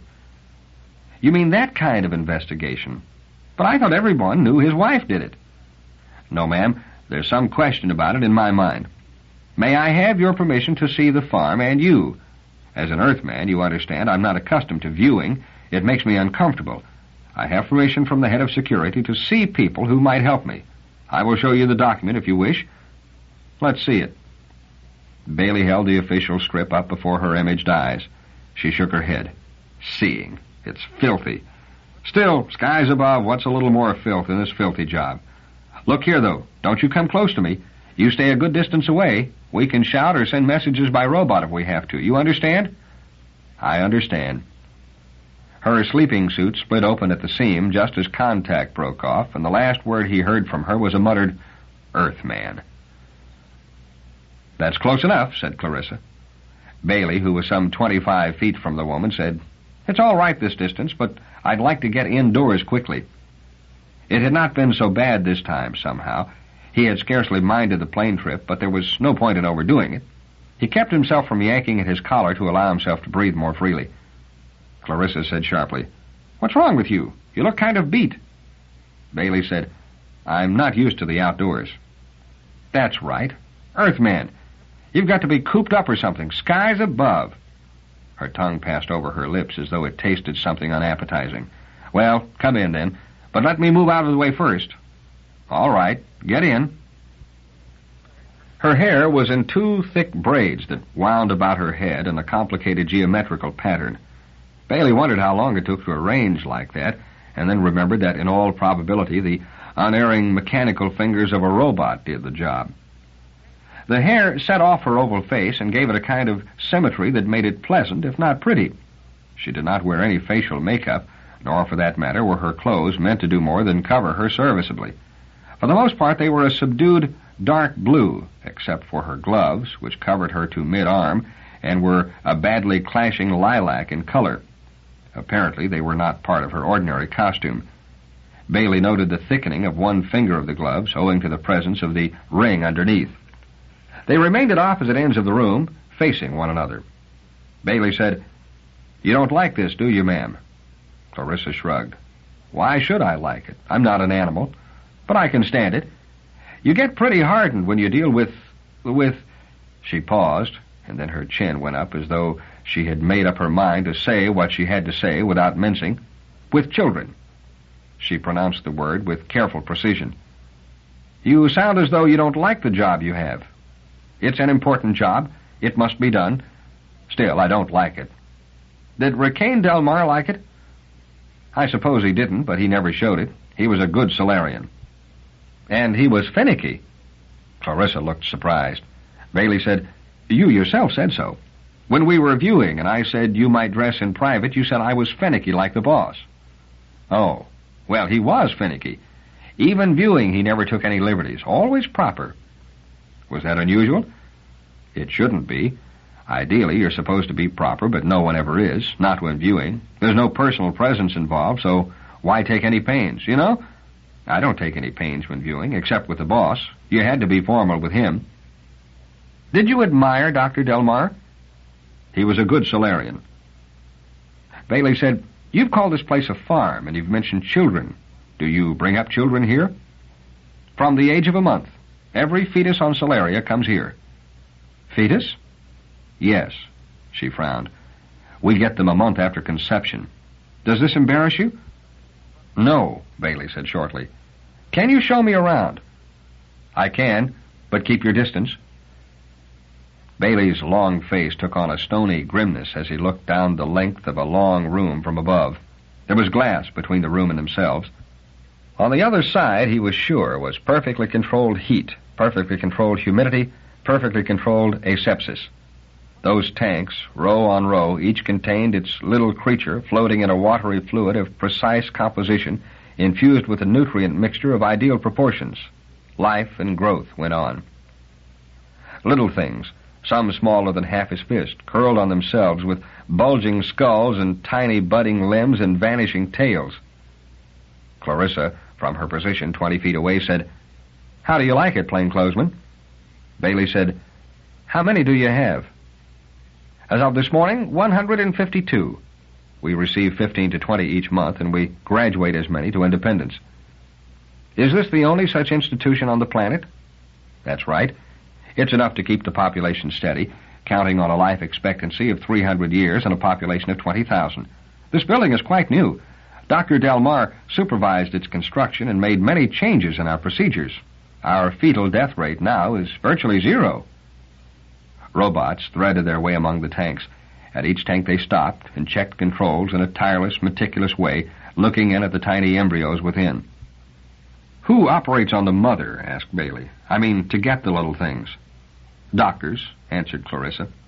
"Dr. Delmarre?" "Of course not. Medical doctors. You don't think Dr. Delmarre would ever stoop to... Well, never mind." "Why can't robots be used?" "Robots in surgery? First law makes that very difficult, plainclothesman. A robot might perform an appendectomy to save a human life if he knew how, but I doubt that he'd be usable after that without major repairs. Cutting human flesh would be quite a traumatic experience for a positronic brain. Human doctors can manage to get hardened to it, even to the personal presence required." Baley said, "I noticed that robots tend to fetuses, though. Do you and Dr. Delmarre ever interfere?" "We have to, sometimes, when things go wrong. If a fetus has developmental trouble, for instance, robots can't be trusted to judge the situation accurately when human life is involved." Baley nodded. "Too much risk of a misjudgment and a life lost, I suppose." "Not at all. Too much risk of overvaluing a life and saving one improperly." The woman looked stern. "As fetal engineers, Baley, we see to it that healthy children are born. Healthy ones. Even the best gene analysis of patients can't assure that all gene permutations and combinations will be favorable, to say nothing of the possibility of mutations. That's our big concern, the unexpected mutation. We've got the rate of those down to less than 1 in 1,000, but that means that on the average, once a decade, we have trouble. She motioned him along the balcony, and he followed her. She said, "I'll show you the infants' nurseries and the youngsters' dormitories. They're much more a problem than the fetuses are. With them, we can rely on robot labor only to a limited extent." "Why is that?" "You would know, Baley, if you ever tried to teach a robot the importance of discipline. First law makes them almost impervious to that fact. And don't think youngsters don't learn that about as soon as they can talk. I've seen a 3-year-old holding a dozen robots motionless by yelling, 'You'll hurt me, I'm hurt.' It takes an extremely advanced robot to understand that a child might be deliberately lying." "Could Delmarre handle the children?" "Usually." "How did he do that? Did he get out among them and shake sense into them?" "Dr. Delmarre? Touch them? Skies above, of course not. But he could talk to them, and he could give a robot specific orders. I've seen him viewing a child for 15 minutes and keeping a robot in spanking position all that time, getting it to spank, spank, spank. A few like that, and the child would risk fooling with the boss no more. And the boss was skillful enough about it so that usually the robot didn't need more than a routine readjustment afterward." "How about you? Do you get out among the children?" "I'm afraid I have to sometimes. I'm not like the boss. Maybe someday I'll be able to handle the long-distance stuff, but right now, if I tried, I'd just ruin robots. There's an art to handling robots really well, you know. When I think of it, though, getting out among the children, little animals..." She looked back at him suddenly. "I suppose you wouldn't mind seeing them?" "It wouldn't bother me." She shrugged and stared at him with amusement. Earthman. She walked on again. "What's all this about, anyway? You'll have to end up with Elijah Delmarre's murderess. You'll have to." "I'm not quite sure of that," said Baley. "How could you be anything else but sure? Who else could it possibly be?" "There are possibilities, ma'am." "Who, for instance?" "Well, you, for instance." And Clarissa's reaction to that quite surprised Baley. Chapter 12. A target is missed. She laughed. The laughter grew and fed on itself till she was gasping for breath and her plump face had reddened almost to purple. She leaned against the wall and gasped for breath. "No, don't come closer," she begged. "I'm all right." Baley said gravely, "Is the possibility that humorous?" She tried to answer and laughed again. Then in a whisper she said, "Oh, you are an Earthman. How could it ever be me?" "You knew him well," said Baley. "You knew his habits. You could have planned it." "And you think I would see him? That I would get close enough to bash him over the head with something?" "You just don't know anything at all about it, Baley." Baley felt himself redden. "Why couldn't you get close enough to him, ma'am? You've had practice, mingling with the children." "One thing leads to another. You seem to be able to stand my presence." "At 20 feet, she said contemptuously. "I've just visited a man who nearly collapsed because he had to endure my presence for a while." Clarissa sobered and said, "A difference in degree." "I suggest that a difference in degree is all that is necessary. The habit of seeing children makes it possible to endure seeing Delmarre just long enough." "I would like to point out, Mr. Baley," said Clarissa, no longer appearing the least amused, "that it doesn't matter a speck what I can endure. Dr. Delmarre was the finicky one. He was almost as bad as Liebig himself, almost. Even if I could endure seeing him, he would never endure seeing me. Mrs. Delmarre is the only one he could possibly have allowed within seeing distance." Baley said, "Who's this Liebig you mentioned?" Clarissa shrugged. "One of these odd genius types, if you know what I mean. He's done work with the boss on robots." Baley checked that off mentally and returned to the matter at hand. He said, "It could also be said you had a motive." "What motive?" "His death put you in charge of this establishment, gave you position." "You call that a motive? Skies above, who could want this position? Who on Solaria? This is a motive for keeping him alive. It's a motive for hovering over him and protecting him. You'll have to do better than that, Earthman." Baley scratched his neck uncertainly with one finger. He saw the justice of that. Clarissa said, "Did you notice my ring, Mr. Baley?" For a moment it seemed she was about to strip the glove from her right hand, but she refrained. "I noticed it," said Baley. "You don't know its significance, I suppose?" "I don't." He would never have done with ignorance, he thought bitterly. "Do you mind a small lecture, then?" "If it will help me make sense of this damned world," blurted out Baley, "by all means." "Skies above," Clarissa smiled. "I suppose we seem to you as Earth would seem to us. Imagine. Say, here's an empty chamber. Come in here and we'll sit down." "No, the room's not big enough." "Tell you what, though. You take a seat in there, and I'll stand out here." She stepped farther down the corridor, giving him space to enter the room, then returned, taking up her stand against the opposite wall at a point from which she could see him. Baley took his seat with only the slightest quiver of chivalry countering it. He thought rebelliously, "Why not? Let the spacer woman stand." Clarissa folded her muscular arms across her chest and said, "Gene analysis is the key to our society. We don't analyze for genes directly, of course. Each gene, however, governs one enzyme, and we can analyze for enzymes. Know the enzymes, know the body chemistry. Know the body chemistry, know the human being. You see all that?" "I understand the theory," said Baley. "I don't know how it's applied." "That part's done here. Blood samples are taken while the infant is still in the late fetal stage. That gives us our rough first approximation. Ideally, we should catch all mutations at that point and judge whether birth can be risked. In actual fact, we still don't quite know enough to eliminate all possibility of mistake. Someday, maybe. Anyway, we continue testing after birth, biopsies as well as body fluids. In any case, long before adulthood, we know exactly what our little boys and girls are made of." Sugar and spice, a nonsense phrase, went unbidden through Baley's mind. "We wear coded rings to indicate our gene constitution," said Clarissa. "It's an old custom, a bit of the primitive left behind from the days when Solarians had not yet been weeded eugenically. Nowadays, we're all healthy." Baley said, "But you still wear yours. Why?" "Because I'm exceptional," she said with an unembarrassed, unblunted pride. Dr. Delmarre spent a long time searching for an assistant. He needed someone exceptional.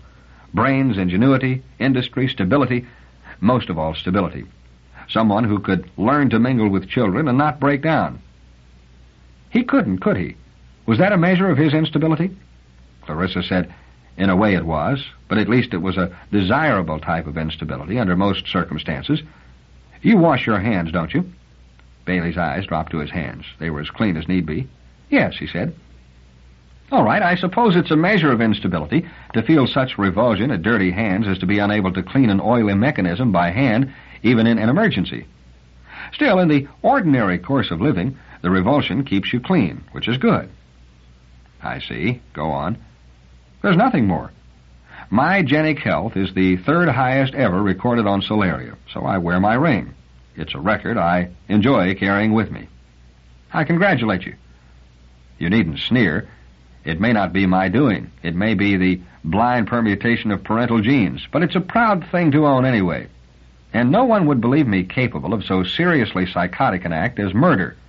Not with my gene makeup. So don't waste accusations on me." Baley shrugged and said nothing. The woman seemed to confuse gene makeup and evidence, and presumably the rest of Solaria would do the same. Clarissa said, "Do you want to see the youngsters now?" "Thank you, yes." The corridors seemed to go on forever. The building was obviously a tremendous one, nothing like the huge banks of apartments in the cities of Earth, of course, but for a single building clinging to the outside skin of a planet, it must be a mountainous structure. There were hundreds of cribs with pink babies squalling or sleeping or feeding. Then there were playrooms for the crawlers. "They're not too bad, even at this age," said Clarissa grudgingly, "though they take up a tremendous sum of robots. It's practically a robot per baby till walking age." "Why is that?" "They sicken if they don't get individual attention." Baley nodded. "Yes, I suppose the requirement for affection is something that can't be done away with." Clarissa frowned and said brusquely, "Babies require attention." Baley said, "I'm a little surprised that robots can fulfill the need for affection." She whirled toward him, the distance between them not sufficing to hide her displeasure. "See here, Baley, if you're trying to shock me by using unpleasant terms, you won't succeed. Skies above, don't be childish." "Shock you? I can use the word, too. Affection. Do you want a short word, a good four-letter word? I can say that, too. Love. Love." Now, if it's out of your system, behave yourself." Baley did not trouble to dispute the matter of obscenity. He said, "Can robots really give the necessary attention, then?" Obviously, or this farm would not be the success it is. They fool with the child. They nuzzle it and snuggle it. The child doesn't care that it's only a robot. But then things grow more difficult between 3 and 10. Oh? During that interval, the children insist on playing with one another, quite indiscriminately. I take it you let them. We have to. But we never forget our obligation to teach them the requirements of adulthood. Each has a separate room that can be closed off. Even from the first, they must sleep alone. We insist on that. And then we have an isolation time every day, and that increases with the years. By the time a child reaches 10, he is able to restrict himself to viewing for a week at a time. Of course, the viewing arrangements are elaborate. They can view outdoors under mobile conditions and can keep it up all day. Baley said, "I'm surprised you can counter an instinct so thoroughly. You do counter it, I see that. Still, it surprises me." "What instinct?" demanded Clarissa. "The instinct of gregariousness. There is one. You say yourself that as children they insist on playing with each other." Clarissa shrugged. "Do you call that instinct? But then, what if it is? Skies above, a child has an instinctive fear of falling. But adults can be trained to work in high places, even where there is constant danger of falling. Haven't you ever seen gymnastic exhibitions on high wires? There are some worlds where people live in tall buildings, and children have instinctive fear of loud noises, too. But are you afraid of them?" "Not within reason," said Baley. "I'm willing to bet that Earth people couldn't sleep if things were really quiet. Skies above, there isn't an instinct around that can't give way to a good, persistent education. Not in human beings, where instincts are weak anyway. In fact, if you go about it right, education gets easier with each generation. It's a matter of evolution." Baley said, "How is that?" "Don't you see? Each individual repeats his own evolutionary history as he develops. Those fetuses back there have gills and a tail for a time. Can't skip those steps. The youngster has to go through the social animal stage in the same way. But just as a fetus can get through in 1 month a stage that evolution took 100 million years to get through, so our children can hurry through the social animal stage. Dr. Delmarre was of the opinion that with the generations, we'd get through that stage faster and faster." "Is that so?" "In 3,000 years, he estimated, at the present rate of progress, we'd have children who'd take to viewing at once." The boss had other notions, too. He was interested in improving robots to the point of making them capable of disciplining children without becoming mentally unstable. Why not? Discipline today for a better life tomorrow is a true expression of first law if robots could only be made to see it. Have such robots been developed yet? Clarissa shook her head. I'm afraid not. Dr. Delmarre and Liebig had been working hard on some experimental models. Did Dr. Delmarre have some of the models sent out to his estate? Was he a good enough roboticist to conduct tests himself? Oh, yes. He tested robots frequently. Do you know that he had a robot with him when he was murdered? I've been told so. Do you know what kind of a model it was? You'll have to ask Liebig. As I told you, he's the roboticist who worked with Dr. Delmarre. You know nothing about it? Not a thing. If you think of anything, let me know. I will. And don't think new robot models are all that Dr. Delmarre was interested in. Dr. Delmarre used to say the time would come when unfertilized ova would be stored in banks at liquid air temperatures and utilized for artificial insemination. In that way, eugenic principles could be truly applied, and we could get rid of the last vestige of any need for seeing. I'm not sure that I quite go along with him so far, but he was a man of advanced notions, a very good Solarian. She added quickly, Do you want to go outside? The 5 through 8 group are encouraged to take part in outdoor play, and you could see them in action. Baley said cautiously, I'll try that. I may have to come back inside on rather short notice. Oh, yes, I forgot. Maybe you'd rather not go out at all. No, Baley forced a smile. I'm trying to grow accustomed to the outdoors. The wind was hard to bear. It made breathing difficult. It wasn't cold in a direct physical sense, but the feel of it, the feel of his clothes moving against his body, gave Baley a kind of chill. His teeth chattered when he tried to talk, and he had to force his words out in little bits. It hurt his eyes to look so far at a horizon so hazy green and blue, and there was only limited relief when he looked at the pathway immediately before his toes. Above all, he avoided looking up at the empty blue, empty, that is, but for the piled-up white of occasional clouds and the glare of the naked sun. And yet he could fight off the urge to run, to return to enclosure. He passed a tree, following Clarissa by some 10 paces, and he reached out a cautious hand to touch it. It was rough and hard to the touch. Frondy leaves moved and rustled overhead, but he did not raise his eyes to look at them. A living tree! Clarissa called out, "How do you feel?" "All right." "You can see a group of youngsters from here," she said. "They're involved in some kind of game. The robots organize the games and see to it that the little animals don't kick each other's eyes out. With personal presence, you can do just that, you know." Baley raised his eyes slowly, running his glance along the cement of the pathway, out to the grass and down the slope, farther and farther out, very carefully, ready to snap back to his toes if he grew frightened, feeling with his eyes. There were the small figures of boys and girls racing madly about, uncaring that they raced at the very outer rim of a world with nothing but air and space above them. The glitter of an occasional robot moved nimbly among them. The noise of the children was a far-off, incoherent squeaking in the air. "We love it," said Clarissa, "pushing and pulling and squabbling and falling down and getting up and just generally contacting. Skies above, how do children ever manage to grow up?" "What are those older children doing?" asked Baley. He pointed at a group of isolated youngsters standing to one side. "They're viewing. They're not in a state of personal presence. By viewing, they can walk together, talk together, race together, play together. Anything except physical contact." "Where do children go when they leave here?" "To estates of their own. The number of deaths is, on the average, equal to the number of graduations." "To their parents' estates?" "Skies above, no. It would be an amazing coincidence, wouldn't it, to have a parent die just as a child is of age? No, the children take any one that falls vacant. I don't know that any of them would be particularly happy anyway, living in a mansion that once belonged to their parents, supposing, of course, they knew who their parents were." "Don't they?" She raised her eyebrows. "Why should they?" "Don't parents visit their children here?" "What a mind you have. Why should they want to?" Baley said, "Do you mind if I clear up a point for myself? Is it bad manners to ask a person if they have had children?" "It's an intimate question, wouldn't you say?" "In a way." "I'm hardened. Children are my business. Other people aren't." Baley said, "Have you any children?" Clarissa's Adam's apple made a soft but clearly visible motion in her throat as she swallowed. "I deserve that, I suppose. And you deserve an answer. I haven't." "Are you married?" "Yes, and I have an estate of my own, and I would be there but for the emergency here. I'm just not confident of being able to control all the robots if I'm not here in person." She turned away unhappily and then pointed.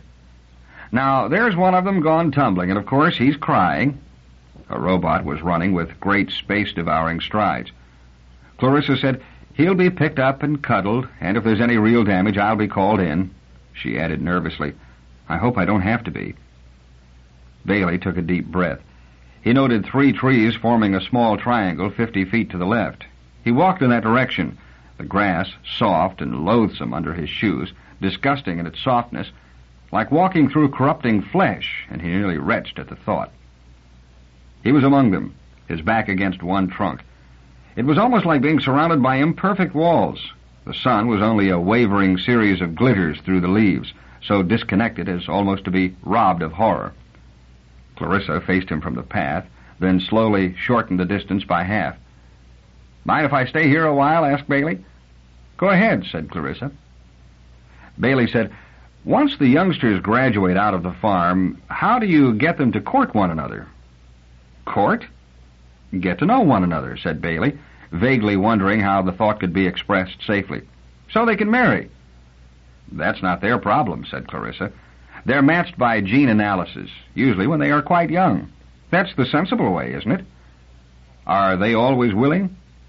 "To be married? They never are. It's a very traumatic process. At first they have to grow accustomed to one another. And a little bit of seeing each day, once the initial queasiness is gone, can do wonders." "What if they just don't like their partner?" "What? If the gene analysis indicates a partnership, what difference does it—" "I understand," said Baley hastily. He thought of Earth and sighed. Clarissa said, "Is there anything else you would like to know?" Baley wondered if there were anything to be gained from a longer stay. He would not be sorry to be done with Clarissa and fetal engineering so that he might pass on to the next stage. He had opened his mouth to say as much when Clarissa called out at some object far off. "You, child, you there, what are you doing?" Then over her shoulder, "Earthman, Baley, watch out, watch out!" Baley scarcely heard her. He responded to the note of urgency in her voice. The nervous effort that held his emotions taut snapped wide, and he flamed into panic. All the terror of the open air and the endless vault of heaven broke in upon him. Baley gibbered. He heard himself mouth meaningless sounds and felt himself fall to his knees and slowly roll over to his side as though he were watching the process from a distance. Also from a distance, he heard the sighing hum piercing the air above him and ending with a sharp thwack. Baley closed his eyes, and his fingers clutched a thin tree root that skimmed the surface of the ground, and his nails burrowed into dirt. He opened his eyes. It must only have been moments after. Clarissa was scolding sharply at a youngster who remained at a distance. A robot, silent, stood closer to Clarissa. Baley had only time to notice the youngster held a stringed object in his hand before his eyes sheared away. Breathing heavily, Baley struggled to his feet. He stared at the shaft of glistening metal that remained in the trunk of the tree against which he had been standing. He pulled at it, and it came out readily. It had not penetrated far. He looked at the point, but did not touch it. It was blunted, but it would have sufficed to tear his skin had he not dropped when he did. It took him 2 tries to get his legs moving. He took a step toward Clarissa and called, "You, youngster." Clarissa turned, her face flushed. She said, "It was an accident. Are you hurt?" "No." "What is this thing?" "It's an arrow. It was fired by a bow, which makes a taut string do the work." "Like this," called the youngster impudently, and he shot another arrow into the air, then burst out laughing. He had light hair and a lithe body. Clarissa said, "You will be disciplined. Now leave." "Wait, wait," cried Baley. He rubbed his knee where a rock had caught and bruised him as he had fallen. "I have some questions. What is your name?" "Bick," he said carelessly. "Did you shoot that arrow at me, Bick?" "That's right," said the boy. "Do you realize you would have hit me if I hadn't been warned in time to duck?" Bick shrugged. "I was aiming to hit." Clarissa spoke hurriedly. "You must let me explain. Archery is an encouraged sport. It is competitive without requiring contact. We have contests among the boys using viewing only. Now, I'm afraid some of the boys will aim at robots. It amuses them, and it doesn't hurt the robots. I'm the only adult human on the estate, and when the boy saw you, he must have assumed you were a robot." Baley listened. His mind was clearing, and the natural dourness of his long face intensified. He said, "Bick, did you think I was a robot?" "No," said the youngster. "You're an Earthman." "All right. Go now." Bick turned and raced off whistling. Baley turned to the robot. "You. How did the youngster know I was an Earthman, or weren't you with him when he shot?" "I was with him, Master. I told him you were an Earthman." "Did you tell him what an Earthman was?" "Yes, Master." "What is an Earthman?" "An inferior sort of human that ought not to be allowed on Solaria because he breeds disease, Master." "And who told you that, boy?" The robot maintained silence. Baley said, "Do you know who told you?" "I do not, Master. It is in my memory store." "So you told the boy I was a disease-bearing inferior, and he immediately shot at me. Why didn't you stop him?" "I would have, Master. I would not have allowed harm to come to a human, even an Earthman. He moved too quickly, and I was not fast enough." "Perhaps you thought I was just an Earthman, not completely a human, and hesitated a bit." "No, Master." It was said with quiet calm, but Baley's lips quirked grimly. The robot might deny it in all faith, but Baley felt that was exactly the factor involved. Baley said, "What were you doing with the boy?" "I was carrying his arrows, Master." "May I see them?" He held out his hand. The robot approached and delivered a dozen of them. Baley put the original arrow, the one that had hit the tree, carefully at his feet, and looked the others over one by one. He handed them back and lifted the original arrow again. He said, "Why did you give this particular arrow to the boy?" "No reason, Master. He had asked for an arrow some time earlier, and this was the one my hand touched first. He looked about for a target, then noticed you and asked who the strange human was. I explained... I know what you explained. This arrow you handed him is the only one with gray veins at the rear. The others have black veins. The robot simply stared. Baley said, "Did you guide the youngster here?" "We walked randomly, Master." The Earthman looked through the gap between two trees through which the arrow had hurled itself toward its mark. He said, "Would it happen, by any chance, that this youngster, Bick, was the best archer you have here?" The robot bent his head. "He is the best, Master." Clarissa gaped. "How did you ever come to guess that?" "It follows," said Baley dryly. "Now please observe this gray-veined arrow and the others. The gray-veined arrow is the only one that seems oily at the point. I'll risk melodrama, ma'am, by saying that your warning saved my life. This arrow that missed me is poisoned." Chapter 13. A roboticist is confronted. Clarissa said, "Impossible. Skies above, absolutely impossible." "Above or below or any way you wish it. Is there an animal on the farm that's expendable? Get it and scratch it with the arrow and see what happens." "But why should anyone want to—" Baley said harshly, "I know why. The question is who?" "No one." Baley felt the dizziness returning, and he grew savage. He threw the arrow at her, and she eyed the spot where it fell. "Pick it up," Baley cried, "and if you don't want to test it, destroy it. Leave it there, and you'll have an accident if the children get at it." She picked it up hurriedly, holding it between forefinger and thumb. Baley ran for the nearest entrance to the building, and Clarissa was still holding the arrow gingerly when she followed him back indoors. Baley felt a certain measure of equanimity return with the comfort of enclosure. He said, "Who poisoned the arrow?" "I can't imagine." "I suppose it isn't likely the boy did it himself. Would you have any way of telling who his parents were?" "We could check the records," said Clarissa gloomily. "Then you do keep records of relationships?" "We have to, for gene analysis." "Would the youngster know who his parents were?" "Never," said Clarissa energetically. "Would he have any way of finding out?" "He would have to break into the records room." "Impossible." "Suppose an adult visited the estate and wanted to know who his child was—" Clarissa flushed. "Very unlikely." "But suppose. Would he be told if he were to ask?" "I don't know. It isn't exactly illegal for him to know. It certainly isn't customary." "Would you tell him?" "I try not to. I know Dr. Delmarre wouldn't have. He believed knowledge of relationship was for gene analysis only. Before him, things may have been looser. Why do you ask all this anyway?" "I don't see how the youngster could have a motive on his own account. I thought that through his parents he might have." "This is all horrible."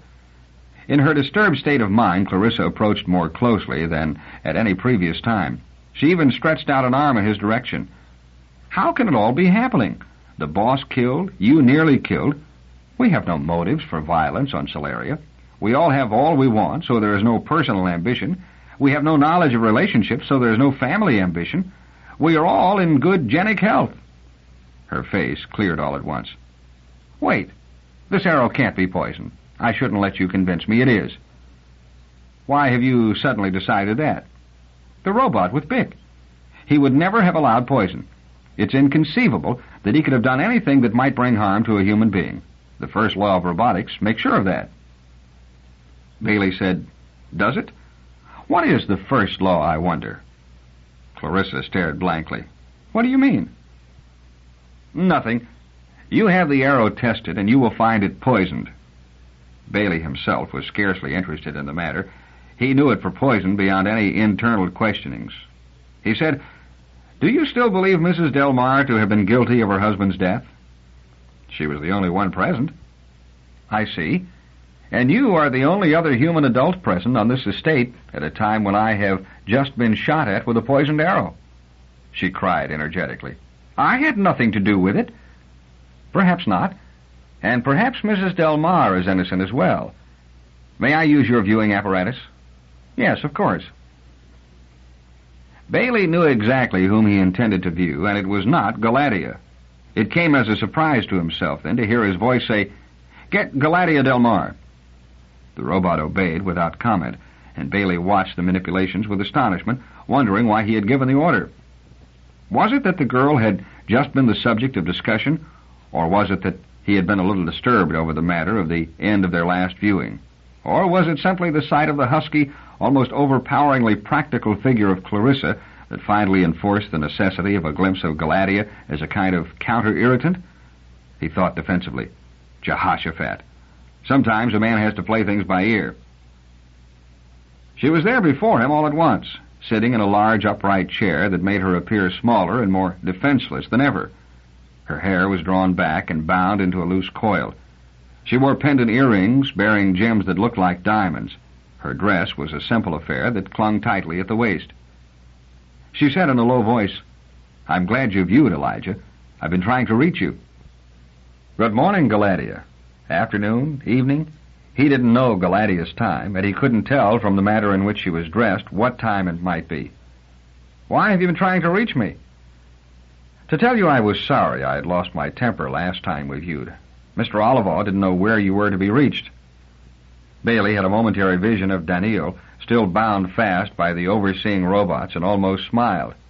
He said, "That's all right. In a few hours I'll be seeing you." "Of course, if—" "Seeing me?" "Personal presence," said Baley gravely. Her eyes grew wide, and her fingers dug into the smooth plastic of the chair arms. "Is there any reason for that?" "It is necessary." "I don't think—" "Would you allow it?" She looked away. "Is it absolutely necessary?" "It is. First, though, there is someone else I must see. Your husband was interested in robots. You told me that, and I have heard it from other sources. But he wasn't a roboticist, was he?" "That wasn't his training, Elijah." She still avoided his eyes. "But he worked with a roboticist, didn't he?" "Jotham Liebig," she said at once. "He's a good friend of mine." "He is?" said Baley energetically.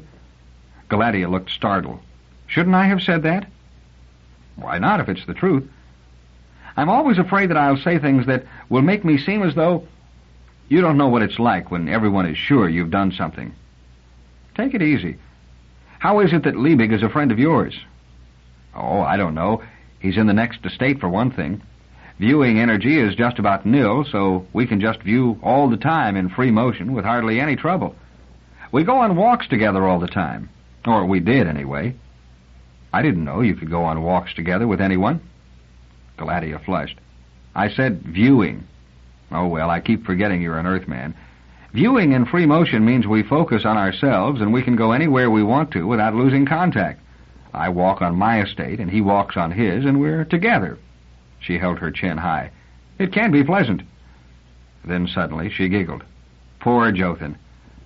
"Why do you say that?" "I was thinking of you thinking we walked together without viewing. He'd die if he thought anyone could think that." "Why?" "He's terrible that way. He told me that when he was 5 years old, he stopped seeing people, insisted on viewing only. Some children are like that. Rikaine—" She paused in confusion, then went on. "Rikaine, my husband, once told me, when I talked about Jotham, that more and more children would be like that, too. He said it was a kind of social evolution that favored survival of pro-viewing. Do you think that's so?" "I'm no authority," said Baley. "Jotham wouldn't even get married. Rikaine was angry with him, told him he was antisocial, and that he had genes that were necessary in the common pool. But Jotham just refused to consider it." "Has he a right to refuse?" "No," said Galatea hesitantly. "But he's a very brilliant roboticist, you know, and roboticists are valuable on Solaria. I suppose they stretched a point. Except I think Rikaine was going to stop working with Jotham. He told me once Jotham was a bad Solarian." "Did he tell Jotham that?" "I don't know. He was working with Jotham to the end." "But he thought Jotham was a bad Solarian for refusing to marry?" "Rikaine once said that marriage was the hardest thing in life, but that it had to be endured." "What did you think?" "About what, Elijah?" "About marriage. Did you think it was the hardest thing in life?"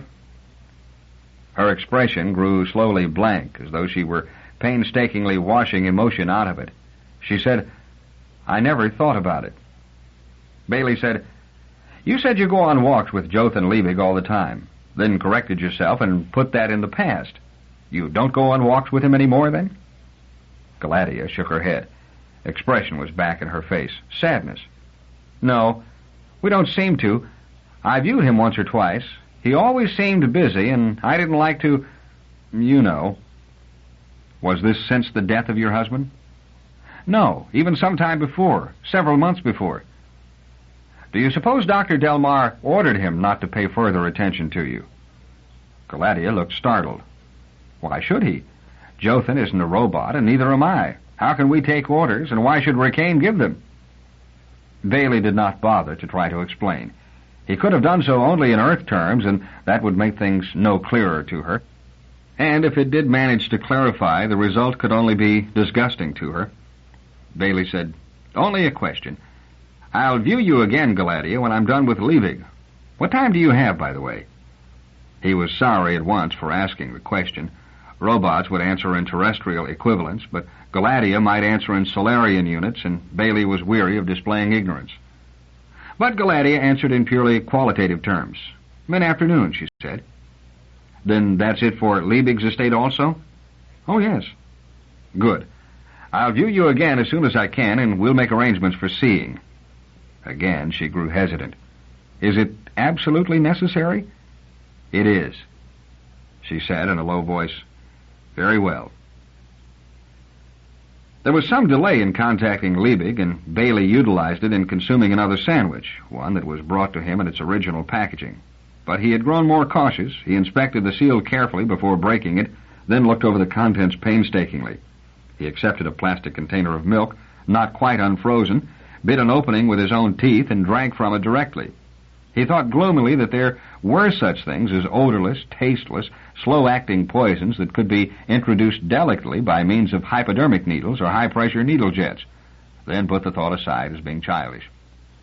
So far, murders and attempted murders had been committed in the most direct possible fashion. There was nothing delicate or subtle about a blow on the head, enough poison in a glass to kill a dozen men, or a poisoned arrow shot openly at the victim. And then he thought, scarcely less gloomily, that as long as he hopped between time zones in this fashion, he was scarcely likely to have regular meals, or, if this continued, regular sleep. The robot approached him. Dr. Liebig directs you to call sometime tomorrow. He is engaged in important work. Baley bounced to his feet and roared, You tell that guy... He stopped. There was no use in yelling at a robot. That is, you could yell if you wished, but it would achieve results no sooner than a whisper. He said in a conversational tone, You tell Dr. Liebig, or his robot, if that is as far as you've reached, that I am investigating the murder of a professional associate of his and a good Solarian. You tell him that I cannot wait on his work. You tell him that if I am not viewing him in 5 minutes, I will be in a plane and at his estate seeing him in less than an hour. You use that word, seeing, so there's no mistake. He returned to his sandwich. The 5 minutes were not quite gone when Liebig, or at least a Solarian whom Baley presumed to be Liebig, was glaring at him. Baley glared back. Liebig was a lean man who held himself rigidly erect. His dark, prominent eyes had a look of intense abstraction about them, compounded now with anger. One of his eyelids drooped slightly. He said, Are you the Earthman? Elijah Baley, said Baley, plainclothesman C7, in charge of the investigation into the murder of Dr. Rikaine Delmarre. What is your name? I'm Dr. Jothan Liebig. Why do you presume to annoy me at my work? It's easy, said Baley quietly. It's my business. Then take your business elsewhere. I have a few questions to ask first, Doctor. I believe you were a close associate of Dr. Delmarre, right? One of Liebig's hands clenched suddenly into a fist, and he strode hastily toward a mantelpiece on which tiny clockwork contraptions went through complicated periodic motions that caught hypnotically at the eye. The viewer kept focused on Liebig so that his figure did not depart from central projection as he walked. Rather, the room behind him seemed to move backward in little rises and dips as he strode. Liebig said, If you are the foreigner whom Gruer threatened to bring in... I am? Then you are here against my advice. Done viewing. Not yet. Don't break contact. Baley raised his voice sharply, and a finger as well. He pointed it directly at the roboticist, who shrank visibly away from it, full lips spreading into an expression of disgust. Baley said, I wasn't bluffing about seeing you, you know. No Earthman vulgarity, please. A straightforward statement is what it is intended to be. I will see you if I can't make you listen any other way. I will grab you by the collar and make you listen. Liebig stared back.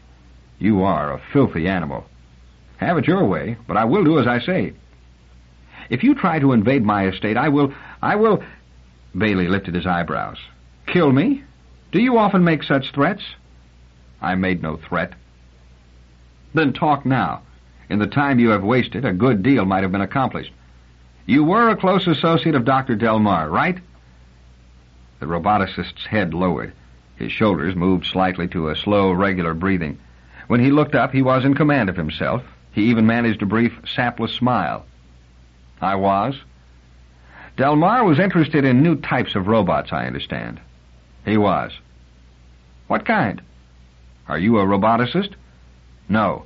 Explain it for the layman. I doubt that I can. Try. For instance, I think he wanted robots capable of disciplining children. What would that involve? Liebig raised his eyebrows briefly and said, to put it very simply, skipping all the subtle details, it means a strengthening of the C integral governing the Sikorovich tandem root response at the W65 level. Double talk, said Baley. The truth. It's double talk to me. How else can you put it? It means a certain weakening of the first law. Why so? A child is disciplined for its own future good. Isn't that the theory? Ah, the future good. Liebig's eyes glowed with passion, and he seemed to grow less conscious of his listener and correspondingly more talkative. A simple concept, you think. How many human beings are willing to accept a trifling inconvenience for the sake of a large future good? How long does it take to train a child that what tastes good now means a stomachache later, and what tastes bad now will correct the stomachache later? Yet you want a robot to be able to understand? Pain inflicted by a robot on a child sets up a powerful disruptive potential in the positronic brain. To counteract that by an antipotential triggered through a realization of future good requires enough paths and bipaths to increase the mass of the positronic brain by 50%, unless other circuits are sacrificed. Baley said, then you haven't succeeded in building such a robot.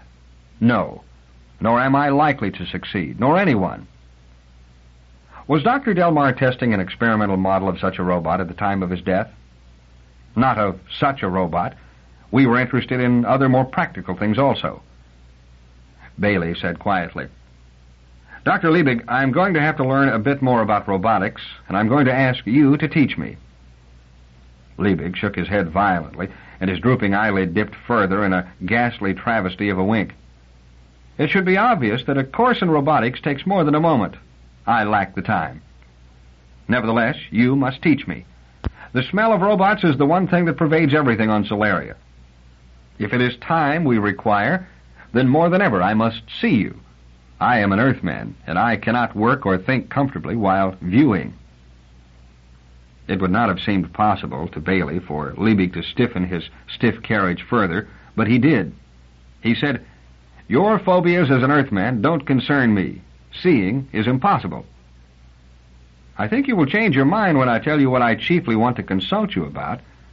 It will make no difference. Nothing can. No? Then listen to this.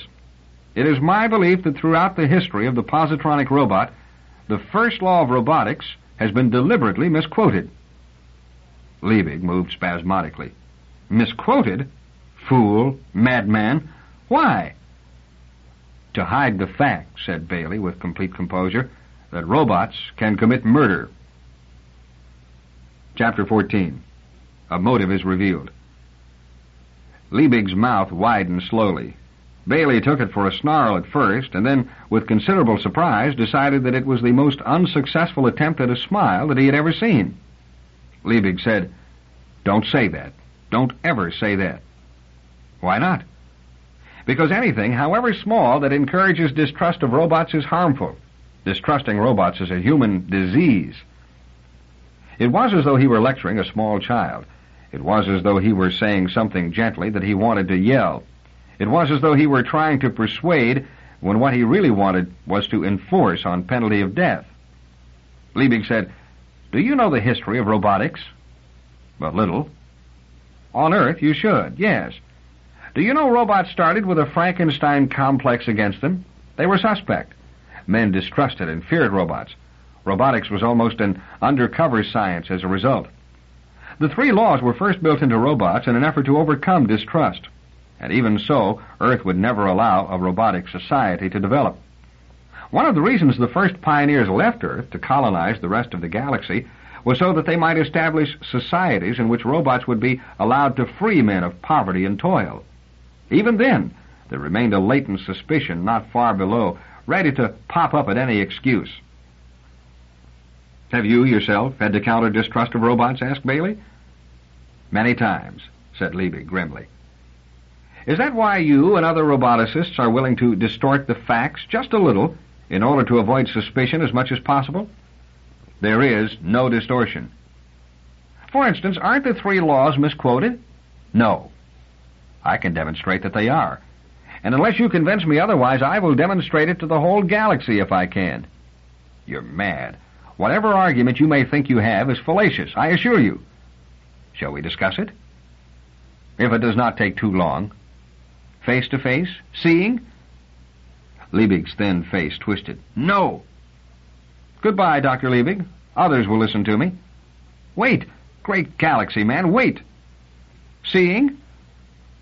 The roboticist's hands wandered upward, hovered about his chin.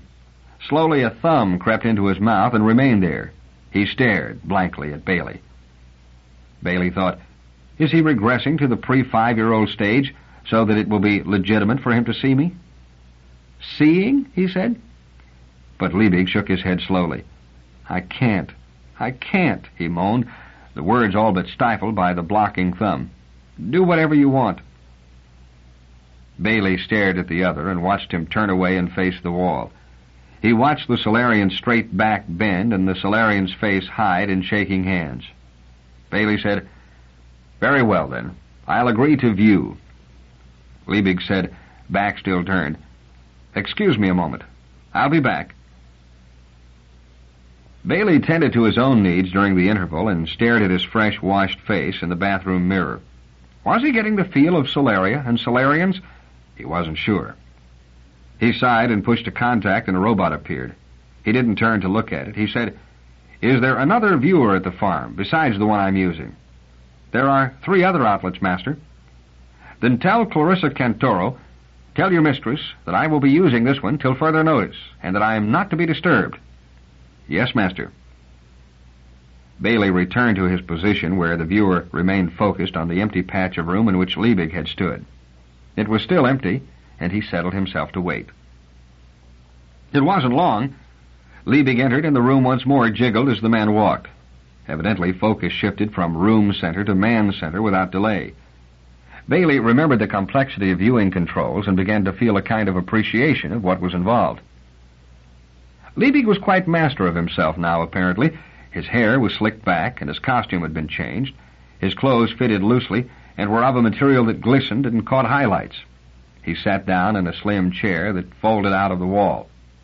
He said soberly, "Now, what is this notion of yours concerning first law?" "Will we be overheard?" "No, I've taken care." Baley nodded. He said, "Let me quote the first law." "I scarcely need that." "I know, but let me quote it anyway. A robot may not harm a human being, or through inaction allow a human being to come to harm." "Well?" "Now, when I first landed on Solaria, I was driven to the estate assigned for my use in a ground car. The ground car was a specially enclosed job designed to protect me from exposure to open space. As an Earthman—" "I know about that," said Liebig impatiently. "What has this to do with the matter?" "The robots who drove the car did not know about it. I asked that the car be opened, and was at once obeyed. Second law, they had to follow orders. I was uncomfortable, of course, and nearly collapsed before the car was enclosed again. Didn't the robots harm me?" "At your order," snapped Liebig. "I'll quote the second law.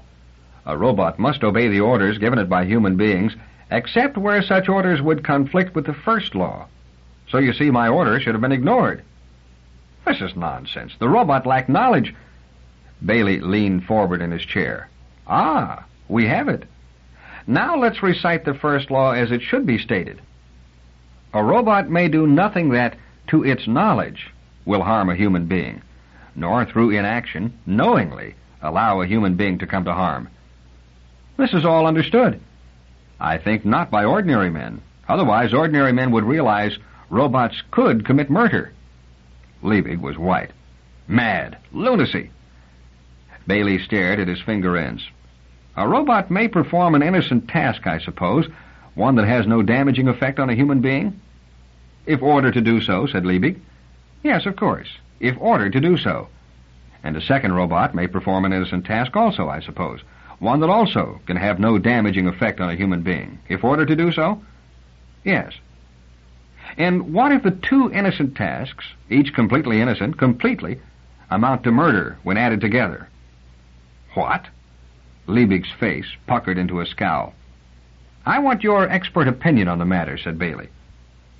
I'll set you a hypothetical case. Suppose a man says to a robot, place a small quantity of this liquid into a glass of milk that you will find in such and such a place. The liquid is harmless. I wish only to know its effect on milk. Once I know the effect, the mixture will be poured out. After you have performed this action, forget you have done so.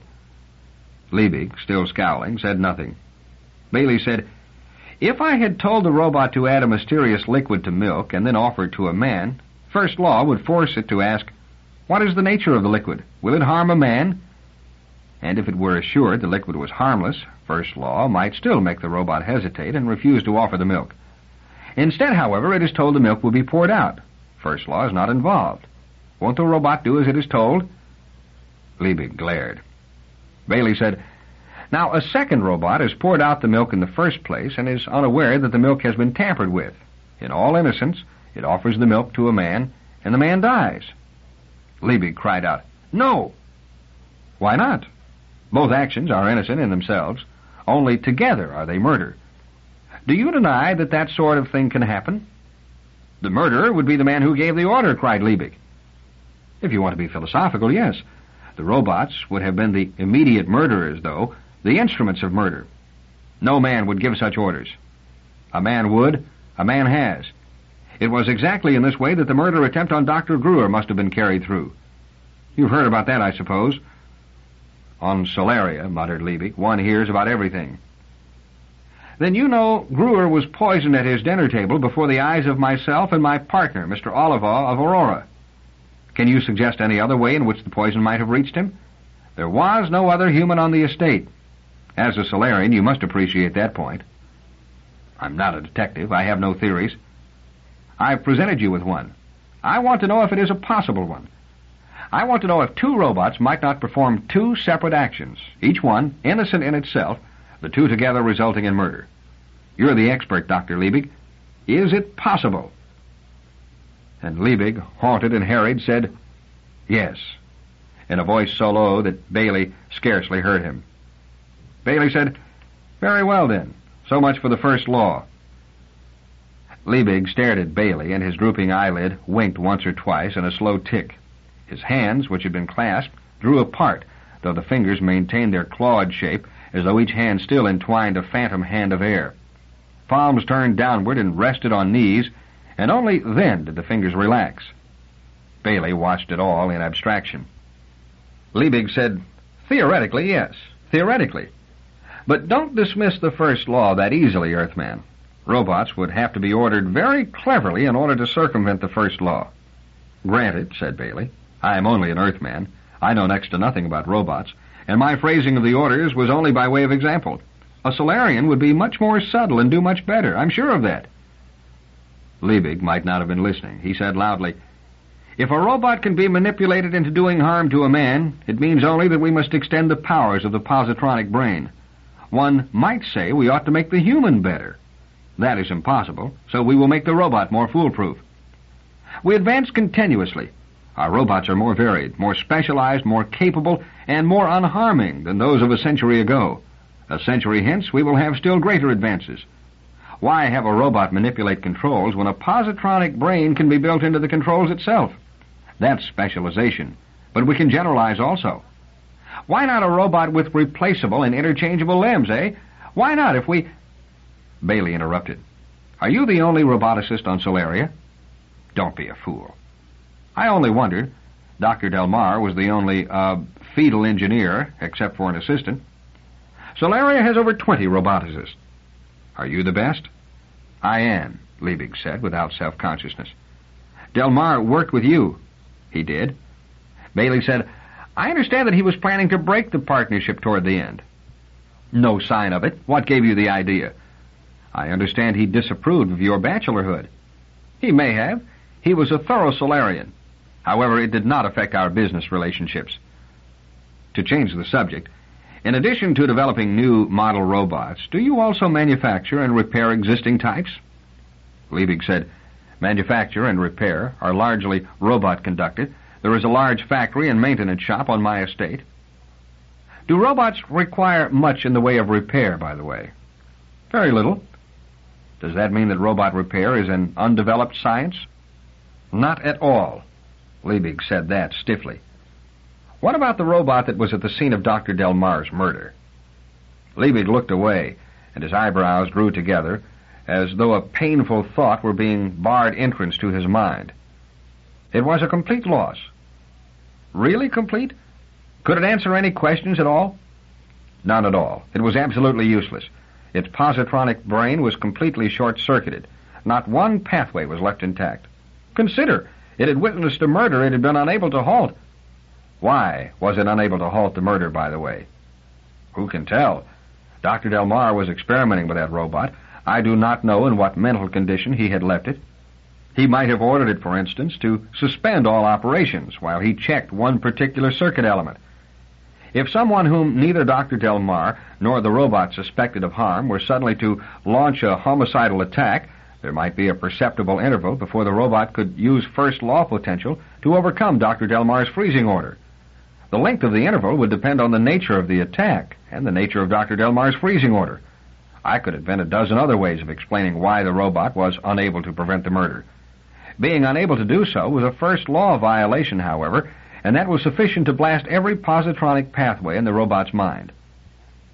But if the robot was physically unable to prevent the murder, was it responsible? Does the first law ask impossibilities? Liebig shrugged. The first law, despite your attempts to make little of it, protects humanity with every atom of possible force. It allows no excuses. If the first law is broken, the robot is ruined. That is a universal rule, sir? As universal as robots. Baley said, Then I've learned something. Then learn something else. Your theory of murder by a series of robotic actions, each innocent in itself, will not help you in the case of Dr. Delmarre's death. Why not? The death was not by poisoning, but by bludgeoning. Something had to hold the bludgeon, and then it had to be a human arm. No robot could swing a club and smash a skull. Suppose, said Baley, a robot were to push an innocent button which dropped a booby-trap weight on Delmarre's head. Liebig smiled sourly. Earthman, I viewed the scene of the crime. I've heard all the news. The murder was a big thing here on Solaria, you know. So I know there was no sign of any machinery at the scene of the crime, or of any fallen weight. Baley said, or of any blunt instrument either. Liebig said scornfully, You're a detective. Find it. Granting that a robot was not responsible for Dr. Delmarre's death, who was then? Everyone knows who was, shouted Liebig. His wife, Galatea. Baley thought, At least there's a unanimity of opinion. Aloud, he said, And who was the mastermind behind the robots who poisoned Gruer? I suppose, Liebig trailed off. You don't think there are two murderers, do you? If Galatea was responsible for one crime, she must be responsible for the second attempt also. Yes, you must be right. His voice gained assurance. No doubt of it. No doubt? Nobody else could get close enough to Dr. Delmarre to kill him. He allowed personal presence no more than I did, except that he made an exception in favor of his wife, and I make no exceptions. The wiser I. The roboticist laughed harshly. I believe you knew her, said Baley abruptly. Whom? Her. We were discussing only one her, Galatea. Who told you I knew her any more than I know anyone else? Demanded Liebig. He put his hand to his throat. His fingers moved slightly and opened the neck seam of his garment for an inch downward, leaving more freedom to breathe. Galatea herself did. You two went for walks. So, we were neighbors. It is a common thing to do. She seemed a pleasant person. You approved of her then? Liebig shrugged. Talking to her was relaxing.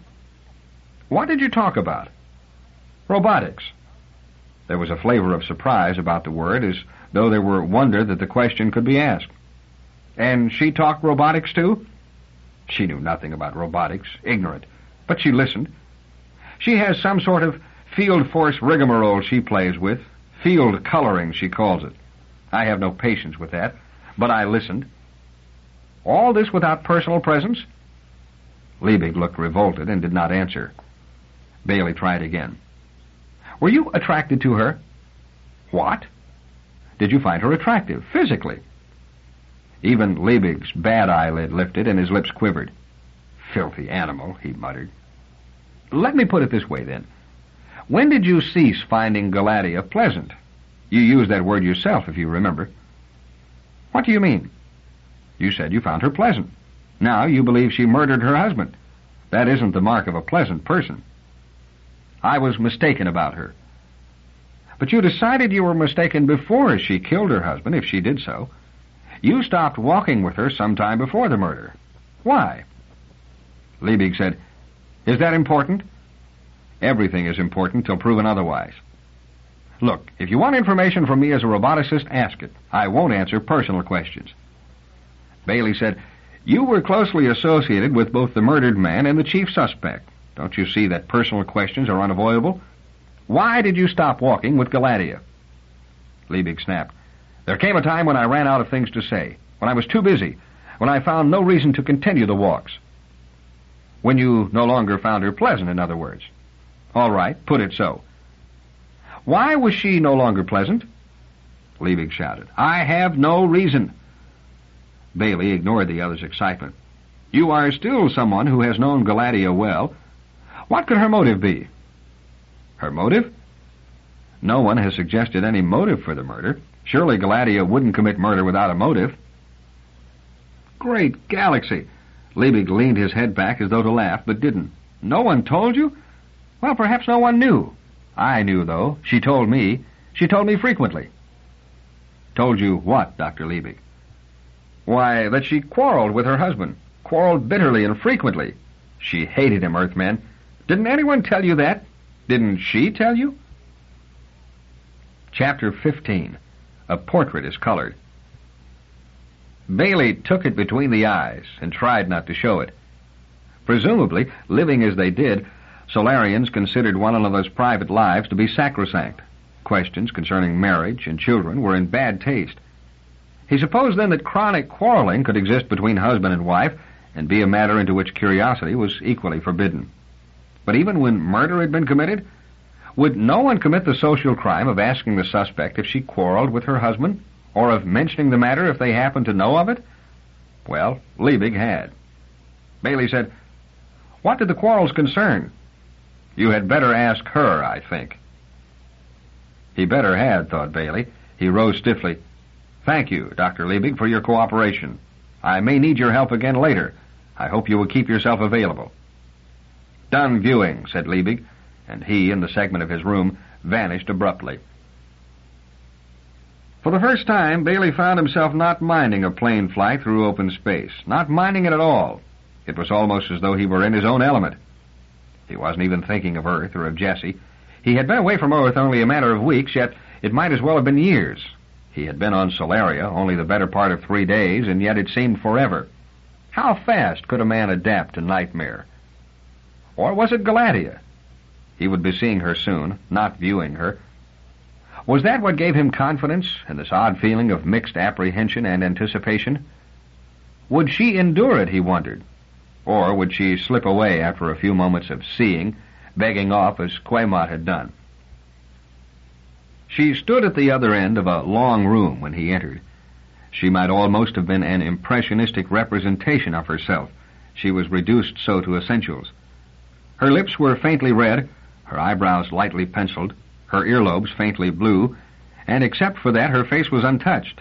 She looked pale, a little frightened, and very young. Her brown blonde hair was drawn back, and her gray-blue eyes were somehow shy. Her dress was a blue so dark as to be almost black, with a thin white edging curling down each side. She wore long sleeves, white gloves, and flat-heeled shoes. Not an inch of skin showed anywhere but in her face. Even her neck was covered by a kind of unobtrusive ruching. Baley stopped where he was. "Is this close enough, Galatea?" She was breathing with shallow quickness.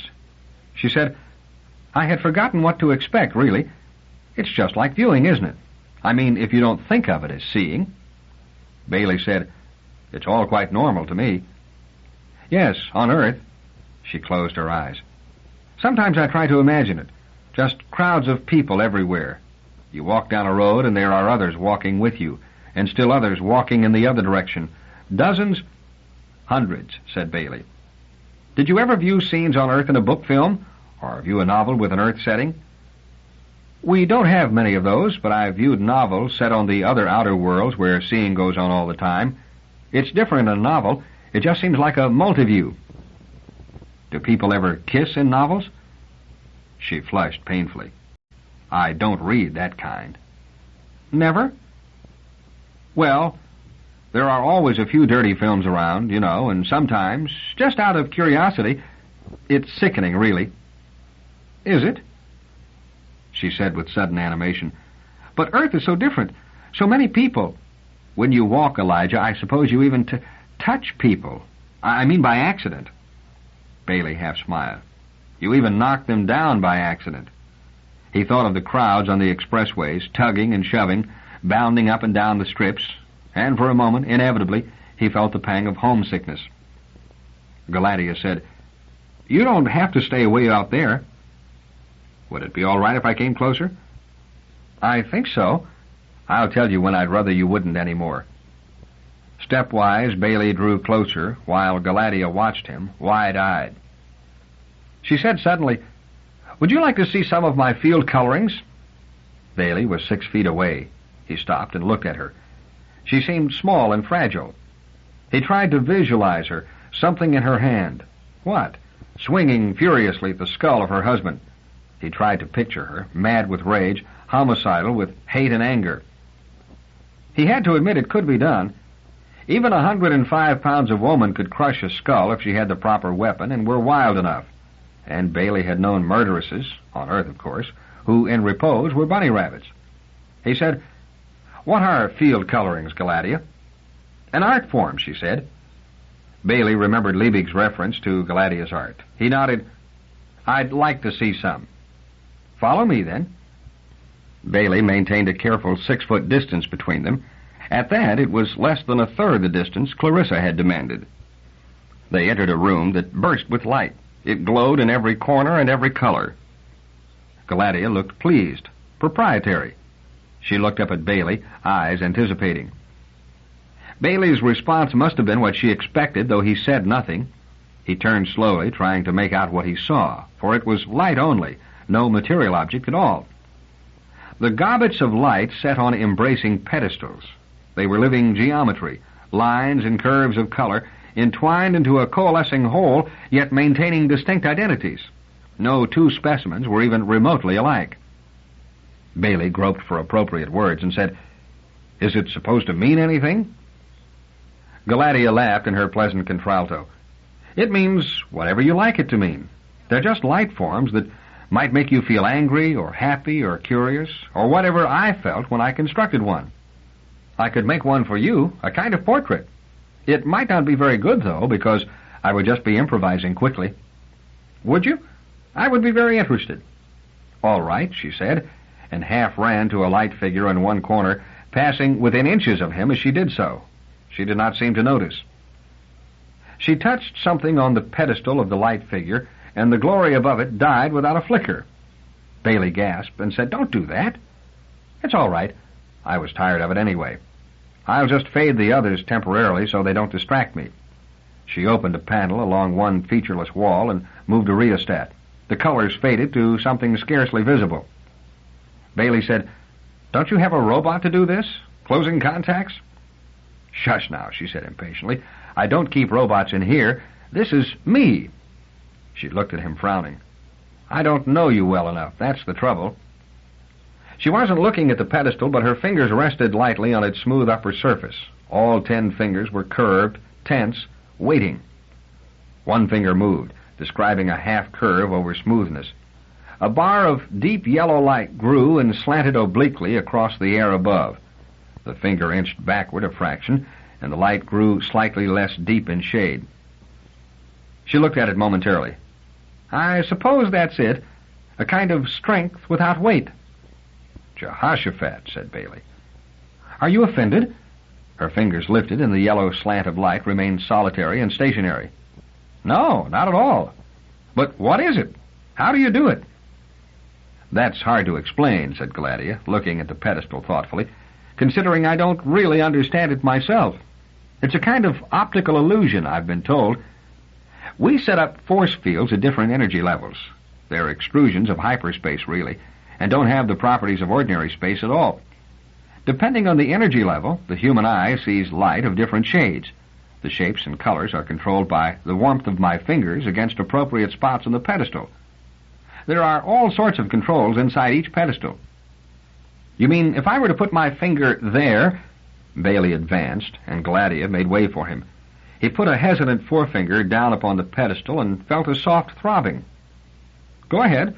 Move your finger, Elijah, said Gladia. Baley did so, and a dirty gray jag of light lifted upward, skewing the yellow light. Baley withdrew his finger sharply, and Gladia laughed, and then was instantly contrite. I shouldn't laugh, she said. It's really very hard to do, even for people who've tried a long time. Her own hand moved lightly and too quickly for Baley to follow, and the monstrosity he had set up disappeared, leaving the yellow light in isolation again.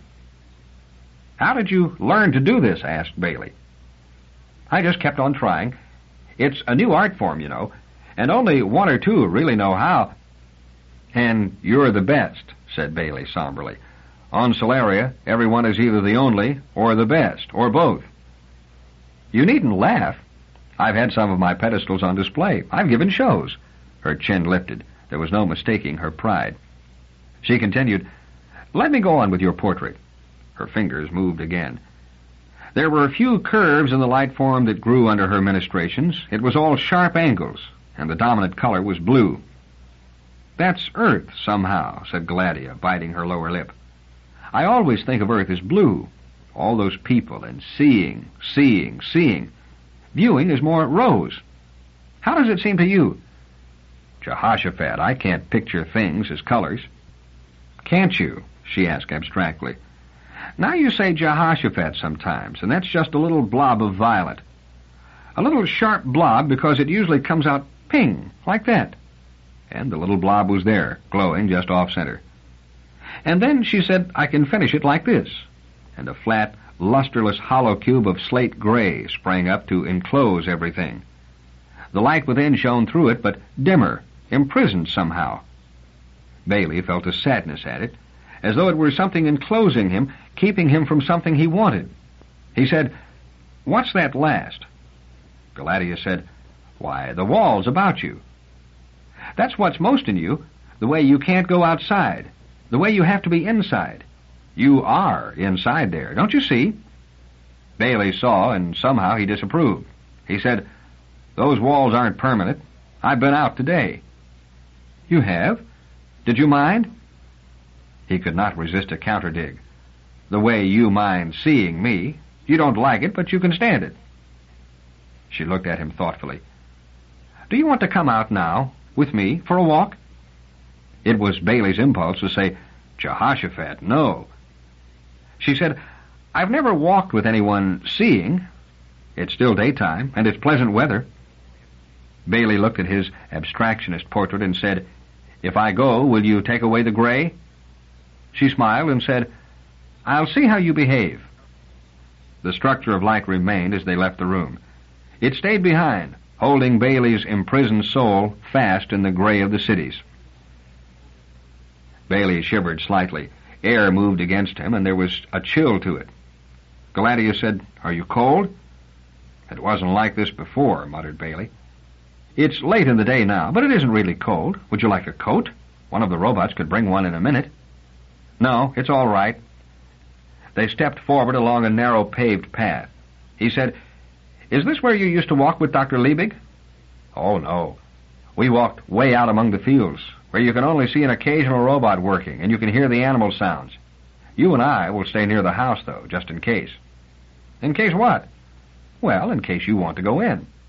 Or in case you get weary of seeing." "It doesn't bother me," she said, recklessly.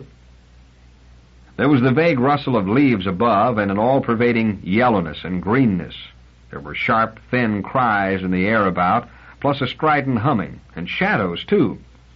He was especially aware of the shadows. One of them stuck out before him in shape like a man that moved as he did in horrible mimicry. Baley had heard of shadows, of course, and he knew what they were, but in the pervasive indirect lighting of the cities he had never been specifically aware of one. Behind him, he knew, was the Solarian sun. He took care not to look at it, but he knew it was there. Space was large. Space was lonely. Yet he found it drawing him. His mind pictured himself striding the surface of a world with thousands of miles and light years of room all about him. Why should he find attraction in this thought of loneliness? He didn't want loneliness. He wanted Earth and the warmth and companionship of the man-crammed cities. The picture failed him. He tried to conjure up New York in his mind, all the noise and fullness of it, and found he could remain conscious only of the quiet, air-moving chill of the surface of Solaria.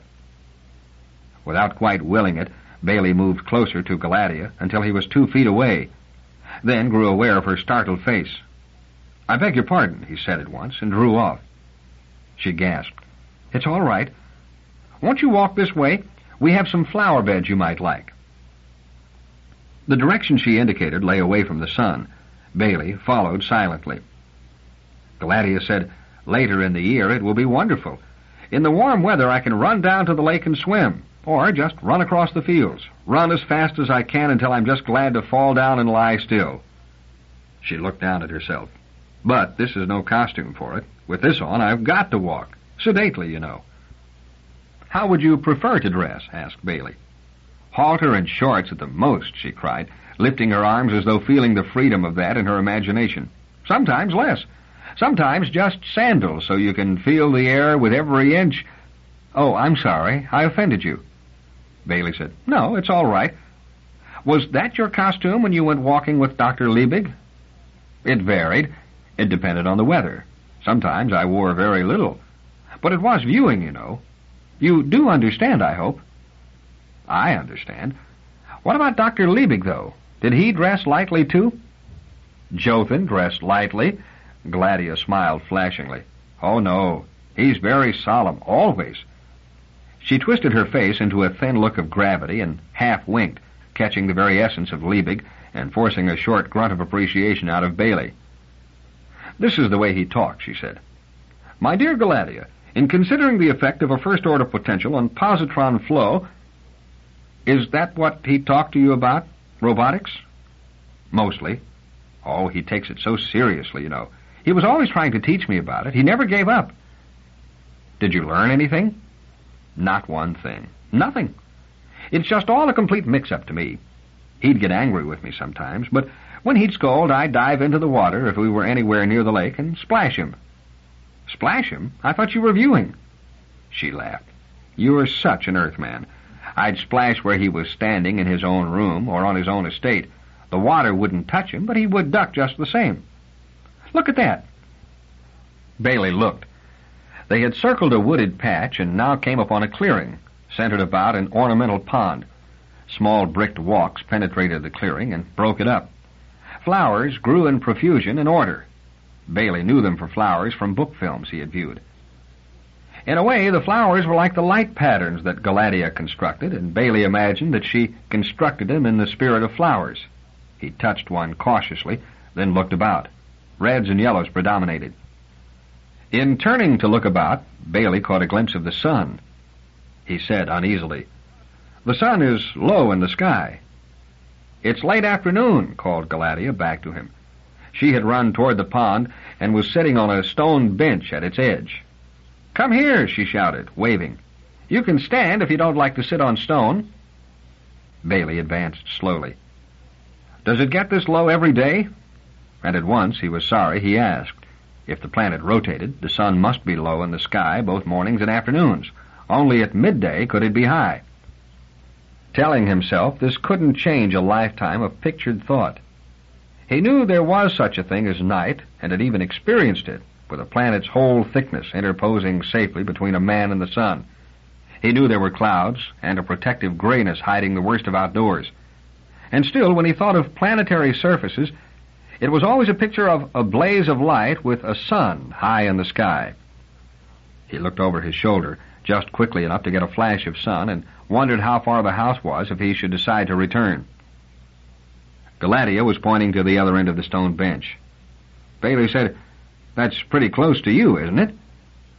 She spread out her little hands, palms up. "I'm getting used to it. Really." He sat down, facing toward her to avoid the sun.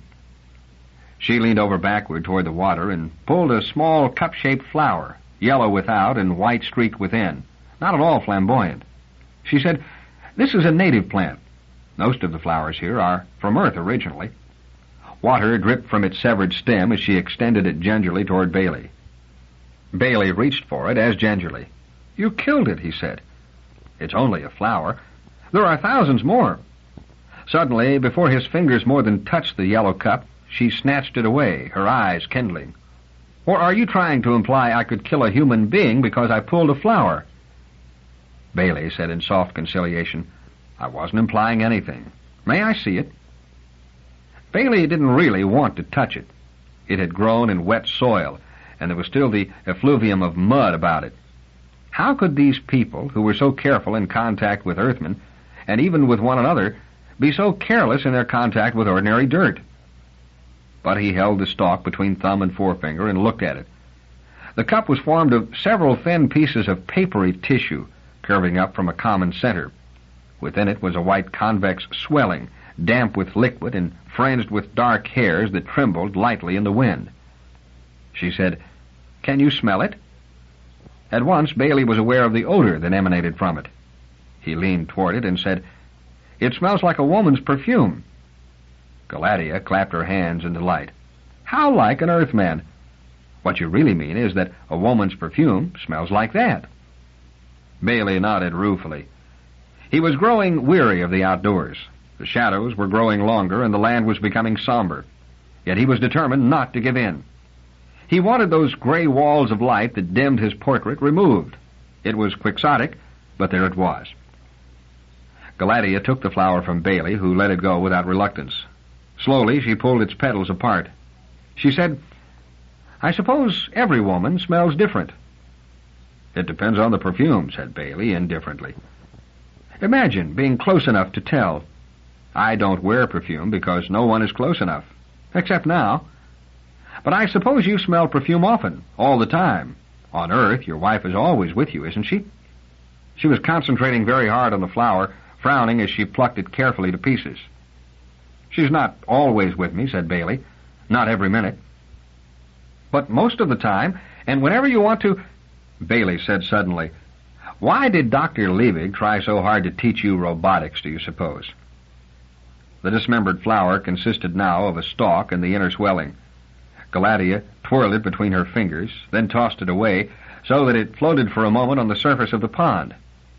"I think he wanted me to be his assistant," she said. "Did he tell you so, Galatea?" "Toward the end, Elijah. I think he grew impatient. Anyway, he asked me if I didn't think it would be exciting to work in robotics. Naturally, I told him I could think of nothing duller. He was quite angry." "And he never walked with you again after that?" She said, "You know, I think that may have been it. I suppose his feelings were hurt. Really, though, what could I do?" "It was before that, though, that you told him about your quarrels with Dr. Delmarre." Her hands became fists, and held so in a tight spasm. Her body held stiffly to its position, head bent and a little to one side. Her voice was unnaturally high. "What quarrels?" "Your quarrels with your husband. I understand you hated him." Her face was distorted and blotched as she glared at him. "Who told you that? Jothan?" "Dr. Liebig mentioned it. I think it's true." She was shaken. "You're still trying to prove I killed him. I keep thinking you're my friend, and you're only—" Only a detective." She raised her fists, and Baley waited. He said, "You know you can't touch me." Her hands dropped, and she began crying without a sound. She turned her head away. Baley bent his own head and closed his eyes, shutting out the disturbing long shadows. He said, "Dr. Delmarre was not a very affectionate man, was he?" She said in a strangled way, "He was a very busy man." Baley said, "You are affectionate, on the other hand. You find a man interesting. Do you understand?" "I can't help it. I know it's disgusting, but I can't help it. It's even disgusting to talk about it." "You did talk about it to Dr. Liebig, though." "I had to do something, and Jothan was handy, and he didn't seem to mind, and it made me feel better." "Was this the reason you quarreled with your husband? Was it that he was cold and unaffectionate, and you resented it?" "Sometimes I hated him." She shrugged her shoulders helplessly. "He was just a good Solarian, and we weren't scheduled for She broke down. Baley waited. His own stomach was cold, and open air pressed down heavily upon him. When Galadia's sobs grew quieter, he asked, as gently as he could, "Did you kill him, Galadia?" "No, no." Then suddenly, as though all resistance had corroded within her, "I haven't told you everything." "Well, then, please do so now." "We were quarreling that time, the time he died. The old quarrel. I screamed at him, but he never shouted back. He hardly ever even said anything, and that just made it worse. I was so angry, so angry. I don't remember after that." "Jehoshaphat." Baley swayed slightly, and his eyes sought the neutral stone of the bench. "What do you mean you don't remember?" "I mean, he was dead, and I was screaming, and the robots came." "Did you kill him?" "I don't remember it, Elijah, and I would remember it if I did, wouldn't I? Only I don't remember anything else either, and I've been so frightened, so frightened. Help me, please, Elijah." "Don't worry, Galadia. I'll help you." Baley's reeling mind fastened on the murder weapon. What happened to it? It must have been removed. If so, only the murderer could have done it. Since Galadia was found immediately after the murder on the scene, she could not have done it. The murderer would have to be someone else. No matter how it looked to everyone on Solaria, it had to be someone else. Baley thought sickly. "I've got to get back to the house." He said, "Galadia." Somehow he was staring at the sun. It was nearly at the horizon. He had to turn his head to look at it, and his eyes locked with a morbid fascination. He had never seen it so, fat, red, and dim somehow, so that one could look at it without blinding and see the bleeding clouds above it in thin lines, with one crossing it in a bar of black. Baley mumbled, "The sun is so red." He heard Galadia's choked voice say drearily, "It's always red at sunset, red and dying." Baley had a vision. The sun was moving down to the horizon because the planet's surface was moving away from it, 1,000 miles an hour, spinning under that naked sun, spinning with nothing to guard the microbes called men that scurried over its spinning surface, spinning madly forever, spinning, spinning.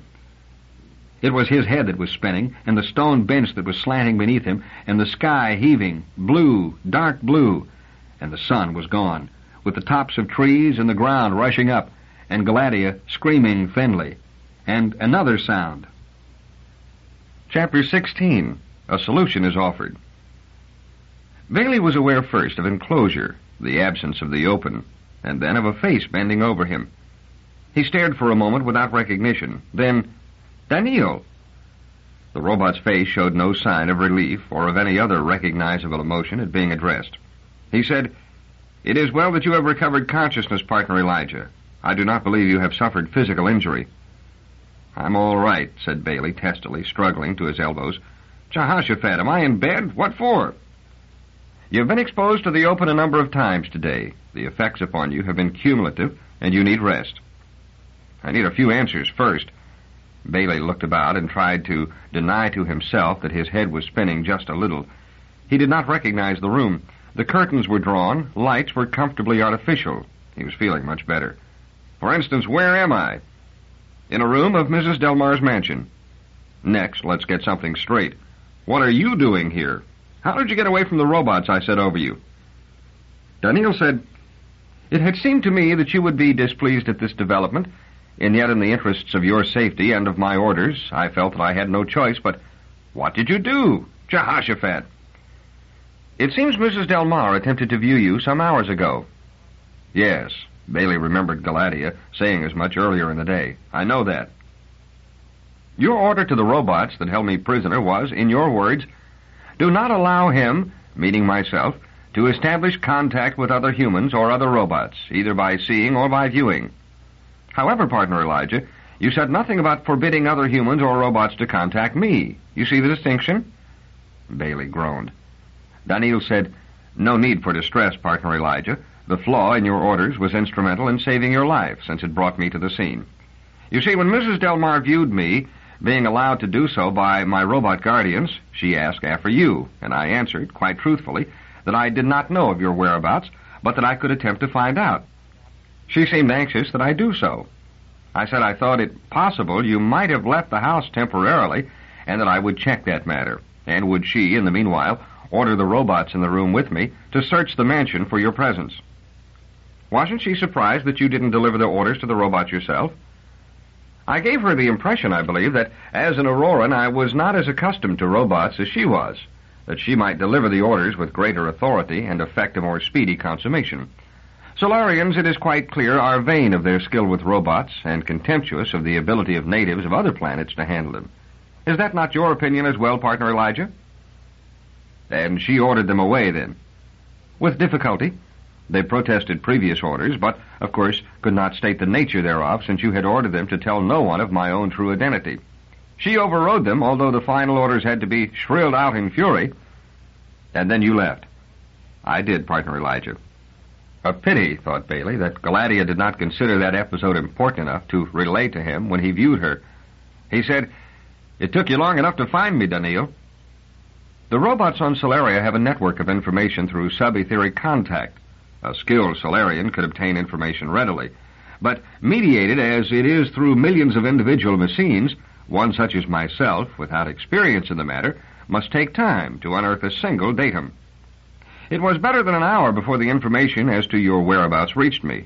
I lost further time by visiting Dr. Delmarre's place of business after you had departed." "What were you doing there?" "Pursuing researches of my own. I regret that this had to be done in your absence, but the exigencies of the investigation left me no choice." Baley said, "Did you view Clarissa Cantoro, or see her?" "I viewed her, but from another part of her building, not from our own estate. There were records at the farm I had to see. Ordinarily, viewing would have been sufficient, but it might have been inconvenient to remain on our own estate, since 3 robots knew my real nature and might easily have imprisoned me once more." Baley felt almost well. He swung his legs out of bed and found himself in a kind of nightgown. He stared at it with distaste. "Get me my clothes." Daneel did so. As Baley dressed, he said, "Where's Mrs. Delmarre?" "Under house arrest, partner Elijah." "What? By whose order?" "By my order. She is confined to her bedroom under robotic guard, and her right to give orders, other than to meet personal needs, has been neutralized." "By yourself?" "The robots on this estate are not aware of my identity." Baley finished dressing. "I know the case against Galatea," he said. "She had the opportunity, more of it in fact than we thought at first. She did not rush to the scene at the sound of her husband's cry, as she first said. She was there all along." "Does she claim to have witnessed the murder and seen the murderer?" "No. She remembers nothing of the crucial moments. That happens sometimes. It turns out also that she has a motive." "What was it, partner Elijah?" "One that I had suspected as a possibility from the first. I said to myself, if this were Earth, and Dr. Delmarre were as he was described to be, and Galatea Delmarre as she seemed to be, I would say that she was in love with him, or had been, and that he was in love only with himself. The difficulty was to tell whether Solarians felt love or reacted to love in any earthly sense. My judgment as to their emotions and reactions wasn't to be trusted. It was why I had to see a few, not view them, but see them. I do not follow you, partner Elijah. I don't know if I can explain it to you. These people have their gene possibilities carefully plotted before birth and the actual gene distribution tested after birth. I know that. But genes aren't everything. Environment counts too, and environment can bend into actual psychosis, where genes indicate only a potentiality for a particular psychosis. Did you notice Galadia's interest in Earth? I remarked upon it, partner Elijah, and considered it an assumed interest designed to influence your opinions. Suppose it were a real interest, even a fascination. Suppose there were something about Earth's crowds that excited her. Suppose she were attracted against her will by something she had been taught to consider filthy. There was possible abnormality. I had to test it by seeing Solarians and noticing how they reacted to it, and seeing her and noticing how she reacted to it. It was why I had to get away from you, Daneel, at any cost. It was why I had to abandon viewing as a method for carrying on the investigation. You did not explain this, partner Elijah. Would the explanation have helped against what you conceived your duty under first law to be? Daneel was silent. Baley said, "The experiment worked. I saw, or tried to see, several people. An old sociologist tried to see me and had to give up midway. A roboticist refused to see me at all, even under terrific force. The bare possibility sent him into an almost infantile frenzy. He sucked his finger and wept. Dr. Delmarre's assistant was used to personal presence in the way of her profession, and so she tolerated me, but at 20 feet only. Galadia, on the other hand..." "Yes, partner Elijah?" "Galadia consented to see me without more than a slight hesitation. She tolerated my presence easily and actually showed signs of decreasing strain as time went on. It all fits into a pattern of psychosis. She didn't mind seeing me. She was interested in Earth. She might have felt an abnormal interest in her husband. All of it could be explained by a strong, and for this world, psychotic interest in the personal presence of members of the opposite sex. Dr. Delmarre himself was not the type to encourage such a feeling or cooperate with it. It must have been very frustrating for her." Daneel nodded. "Frustrating enough for murder in a moment of passion." "In spite of everything, I don't think so, Daneel." "Are you perhaps being influenced by extraneous motives of your own, partner Elijah? Mrs. Delmarre is an attractive woman, and you are an Earthman in whom a preference for the personal presence of an attractive woman is not psychotic." "I have better reasons," said Baley uneasily. Daneel's cool glance was too penetrating and soul-dissecting by half. Jehoshaphat, this thing was only a machine. He said, "If she were the murderess of her husband, she would also have to be the attempted murderess of Gruer." He had almost the impulse to explain the way murder could be manipulated through robots, but held back. He was not sure how Daneel would react to a theory that made unwitting murderers of robots. Daneel said, "And the attempted murderess of yourself as well." Baley frowned. He had had no intention of telling Daneel of the poisoned arrow that had missed, no intention of strengthening the other's already too strong protective complex vis-a-vis himself. He said angrily, "What did Clarissa tell you?" He ought to have warned her to keep quiet, but then how was he to know that Daneel would be about asking questions? Daneel said calmly, "Mrs. Cantoro had nothing to do with the matter. I witnessed the murder attempt myself." Baley was thoroughly confused. "You were nowhere about." Daneel said, "I caught you myself and brought you here an hour ago." "What are you talking about?" "Do you not remember, partner Elijah? It was almost a perfect murder. Did not Mrs. Delmarre suggest that you go into the open?" "I was not a witness to that, but I feel certain she did." "She did suggest it, yes." "She might even have enticed you to leave the house." Baley thought of the portrait of himself, of the enclosing gray walls. Could it have been clever psychology? Could a Solarian have that much intuitive understanding of the psychology of an Earthman? "No," he said. Daneel said, "Was it she who suggested you go down to the ornamental pond and sit on the bench?" "Well, yes." "Does it occur to you that she might have been watching you, noticing your gathering dizziness?" "She asked once or twice if I wanted to go back." "She might not have meant it seriously. She might have been watching you turn sicker on that bench. She might even have pushed you, or perhaps a push wasn't necessary. At the moment I reached you and caught you in my arms, you were in the process of falling backward off the stone bench and into 3 feet of water, in which you would surely have drowned." For the first time, Baley recalled those last fugitive sensations. Jehoshaphat. Moreover, said Daneel with calm relentlessness, Mrs. Delmarre sat beside you, watching you fall, without a move to stop you. Nor would she have attempted to pull you out of the water. She would have let you drown. She might have called a robot, but the robot would surely have arrived too late. And afterwards she would explain merely that, of course, it was impossible for her to touch you, even to save your life. True enough, thought Baley. No one would question her inability to touch a human being. The surprise, if any, would come at her ability to be as close to one as she was. Daneel said, You see then, partner Elijah, that her guilt can scarcely be in question. You stated that she would have to be the attempted murderess of Agent Gruer, as though this were an argument against her guilt. You see now that she must have been. Her only motive to murder you was the same as her motive for trying to murder Gruer, the necessity of getting rid of an embarrassingly persistent investigator of the first murder. Baley said, The whole sequence might have been an innocent one. She might never have realized how the outdoors would affect me. She studied Earth. She knew the peculiarities of Earthmen.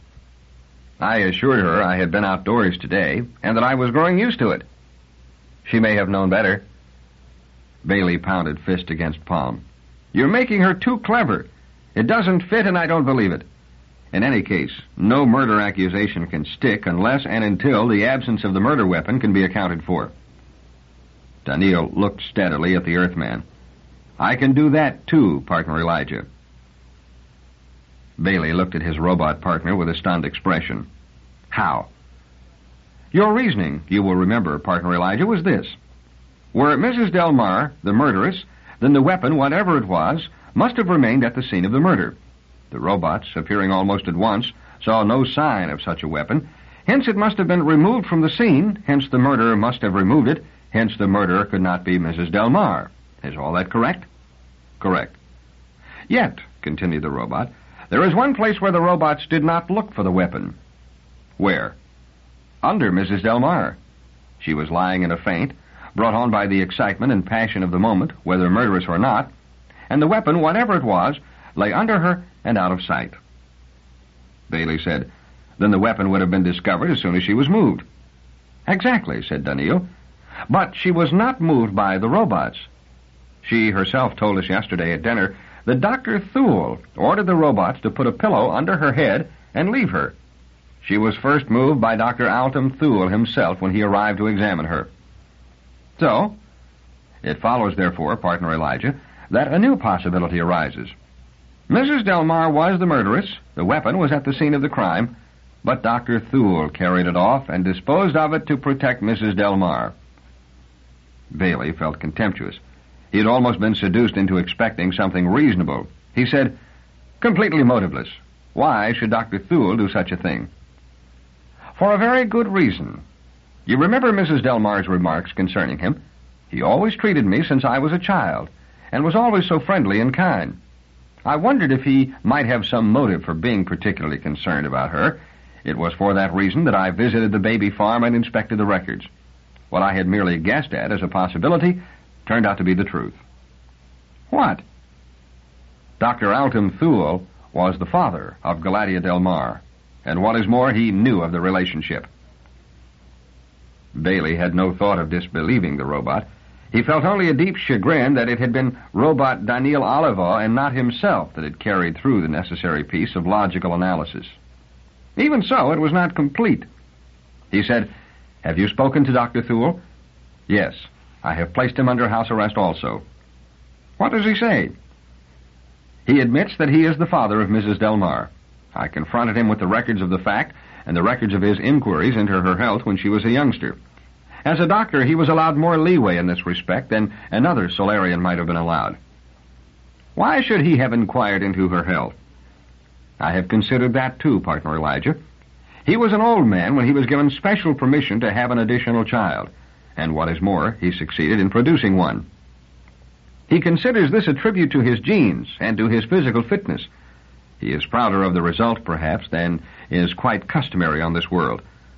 Moreover, his position as a physician, a profession little regarded on Solaria because it involves personal presences, made it the more important to him to nurture this sense of pride. For that reason, he maintained unobtrusive contact with his offspring. Does Galatea know anything of it? As far as Dr. Thule is aware, Partner Elijah, she does not. Baley said, Does Thule admit removing the weapon? No, that he does not. Then you've got nothing, Daneel. Nothing? Unless you can find the weapon and prove he took it, or at the very least induce him to confess, you have no evidence. A chain of deduction is pretty, but it isn't evidence. The man would scarcely confess without considerable questioning, of a type I myself could not carry through. His daughter is dear to him. Not at all, said Baley. His feeling for his daughter is not at all what you and I are accustomed to. Solaria is different. He strode the length of the room and back, letting himself cool. He said, Daneel, you have worked out a perfect exercise in logic, but none of it is reasonable just the same. Logical, but not reasonable. Wasn't that the definition of a robot? He went on. Dr. Thule is an old man and past his best years, regardless of whether he was capable of siring a daughter 30 years or so ago. Even spacers get senile. Picture him, then, examining his daughter in a faint and his son-in-law dead by violence. Can you imagine the unusual nature of the situation for him? Can you suppose he could have remained master of himself? So much the master of himself, in fact, as to carry out a series of amazing actions? Look, first, he would have had to notice a weapon under his daughter, one that must have been so well covered by her body that the robots never noticed it. Secondly, from whatever small scrap of object he noted, he must have deduced the presence of the weapon, and seen at once that if he could but sneak off with that weapon, unseen, a murder accusation against his daughter would be hard to substantiate. That's pretty subtle thinking for an old man in a panic. Then, thirdly, he would have had to carry the plan through, also tough for an old man in a panic. And now, lastly, he would have to dare to compound the felony further by sticking to his lie. It all may be the result of logical thinking, but none of it is reasonable. Daneel said, Do you have an alternate solution to the crime, Partner Elijah? Baley had sat down during the course of his last speech, and now he tried to rise again, but a combination of weariness and the depth of the chair defeated him. He held out his hand petulantly. Give me a hand, will you, Daneel? Daneel stared at his own hand. I beg your pardon, Partner Elijah? Baley silently swore at the other's literal mind and said, Help me out of the chair. Daneel's strong arm lifted him out of the chair effortlessly. Baley said, Thanks. No, I haven't an alternate solution. At least I have, but the whole thing hinges on the location of the weapon. He walked impatiently to the heavy curtains that lined most of one wall and lifted a corner without quite realizing what he was doing. He stared at the black patch of glass until he became aware of the fact that he was looking out into the early night, and then dropped the curtain, just as Daneel, approaching quietly, took it out of his fingers. In the split fraction of a moment in which Baley watched the robot's hand take the curtain away from him with the loving caution of a mother protecting her child from the fire, a revolution took place within him. He snatched the curtain back, yanking it out of Daneel's grasp. Throwing his full weight against it, he tore it away from the window, leaving shreds behind. Partner Elijah, said Daneel softly, surely you know now what the open will do to you. I know, said Baley, what it will do for me. He stared out the window. There was nothing to see, only blackness. But that blackness was open air. It was unbroken, unobstructed space, even if unlit, and he was facing it. And for the first time he faced it freely. It was no longer bravado or perverse curiosity or the pathway to a solution of a murder. He faced it because he knew he wanted to, and because he needed to. That made all the difference.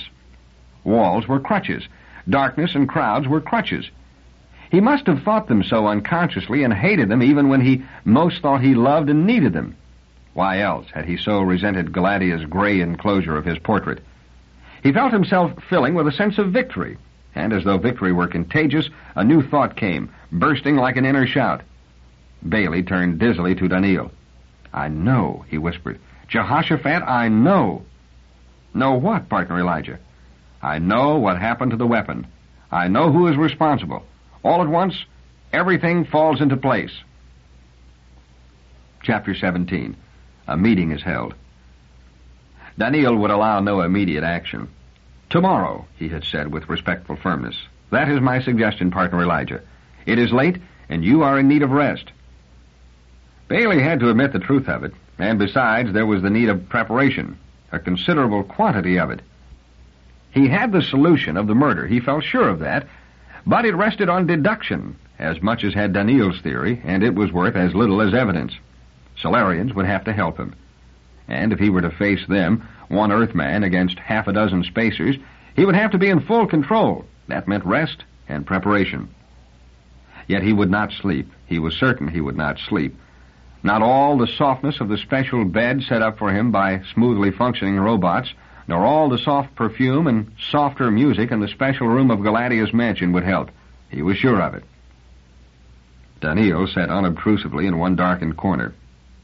Baley said, "Are you still afraid of Galadia?" The robot said, "I do not think it wise to allow you to sleep alone and unprotected." "Well, have your way. Are you clear as to what I want you to do, Daneel?" "I am, partner Elijah." "You have no reservations under the first law, I hope?" "I have some with respect to the conference you wish arranged. Will you be armed and careful of your own safety?" "I assure you I will." Daneel delivered himself of a sigh that was somehow so human that for a moment Baley found himself trying to penetrate the darkness that he might study the machine-perfect face of the other. Daneel said, "I have not always found human behavior logical." "We need 3 laws of our own," said Baley, "but I'm glad we don't have them." He stared at the ceiling. A great deal depended on Daneel, and yet he could tell him very little of the whole truth. Robots were too involved. The planet Aurora had its reasons for sending a robot as representative of their interests, but it was a mistake.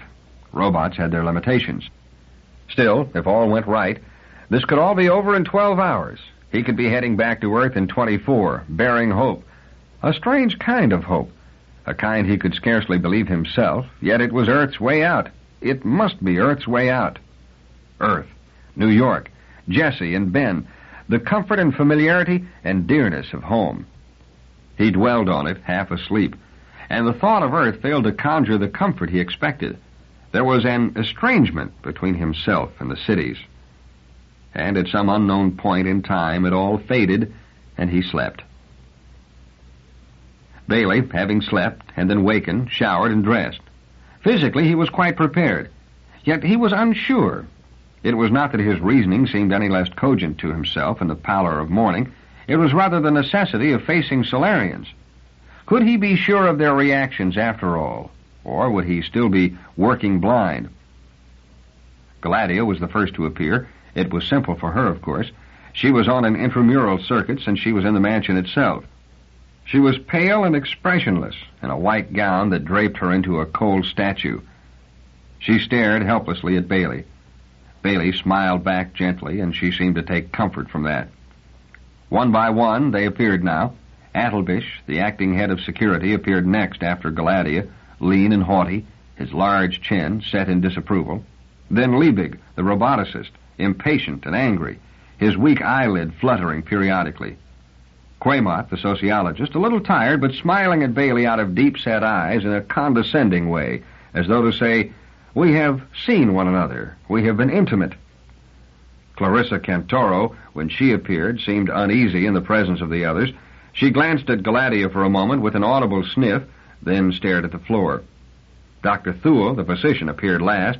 He looked haggard, almost sick. They were all there, all but Gruer, who was slowly recovering, and for whom attendance was physically impossible. Well, thought Baley, we'll do without him. All were dressed formally. All sat in rooms that were well curtained into enclosure. Daneel had arranged matters well. Baley hoped fervently that what remained for Daneel to do would work as well. Baley looked from one spacer to the other. His heart thudded. Each figure viewed him out of a different room, and the clash of lighting, furniture, and wall decoration was dizzying. Baley said, "I want to discuss the matter of the killing of Dr. Rikaine Delmarre, under the heading of motive, opportunity, and means, in that order." Attelbish interrupted. "Will this be a long speech?" Baley said sharply, "It may be. I have been called here to investigate a murder, and such a job is my specialty and my profession. I know best how to go about it." Take nothing from them now, he thought, or this whole thing won't work. Dominate, dominate. He went on, making his words as sharp and incisive as he could. "Motive first. In a way, motive is the most unsatisfactory of the three items. Opportunity and means are objective. They can be investigated factually. Motive is subjective. It may be something that can be observed by others, revenge for a known humiliation, for instance. But it may also be completely unobservable, an irrational, homicidal hate on the part of a well-disciplined person who never lets it show. Now, almost all of you have told me at one time or another that you believed Elijah Delmarre to have committed the crime. Certainly no one has suggested an alternate suspect. Has Elijah a motive? Dr. Liebig suggested one. He said that Elijah quarreled frequently with her husband, and Elijah later admitted this to me. The rage that can arise out of a quarrel can conceivably move a person to murder. Very well. The question remains, though, whether she is the only one with a motive. I wonder. Dr. Liebig himself. The roboticist almost jumped, his hand extended rigidly in the direction of Baley. Watch what you say, Earthman. I am only theorizing, said Baley coldly. You, Dr. Liebig, were working with Dr. Delmarre on new robot models. You are the best man in Solaria as far as robotics is concerned. You say so, and I believe it. Liebig smiled with open condescension. Baley went on. But I have heard that Dr. Delmarre was about to break off relations with you for matters concerning yourself of which he disapproved. False, false. Perhaps. But what if it were true? Wouldn't you have a motive to get rid of him before he humiliated you publicly by breaking with you? I have a feeling you could not easily bear such humiliation. Baley went on rapidly to give Liebig no chance to retort. And you, Mrs. Cantoro. Dr. Delmarre's death leaves you in charge of fetal engineering, a responsible position. Skies above, we talked about that before, cried Clarissa in anguish. I know we did, but it's a point that must be considered anyway. As for Dr. Quaymott, he played chess with Dr. Delmarre regularly. Perhaps he grew annoyed at losing too many games. The sociologist interposed quietly. Losing a chess game is insufficient motive, surely, plainclothesman. It depends on how seriously you take your chess. Motives can seem all the world to the murderer and completely insignificant to everyone else. Well, it doesn't matter. My point is that motive alone is insufficient. Anyone can have a motive, particularly for the murder of a man such as Dr. Delmarre. What do you mean by that remark? Demanded Quaymott in indignation. Why, only that Dr. Delmarre was a good Solarian. You all described him as such. He rigidly fulfilled all the requirements of Solarian custom. He was an ideal man, almost an abstraction. Who could feel love or even liking for such a man? A man without weaknesses serves only to make everyone else conscious of his own imperfections. A primitive poet named Tennyson once wrote, "He is all fault who has no fault at all."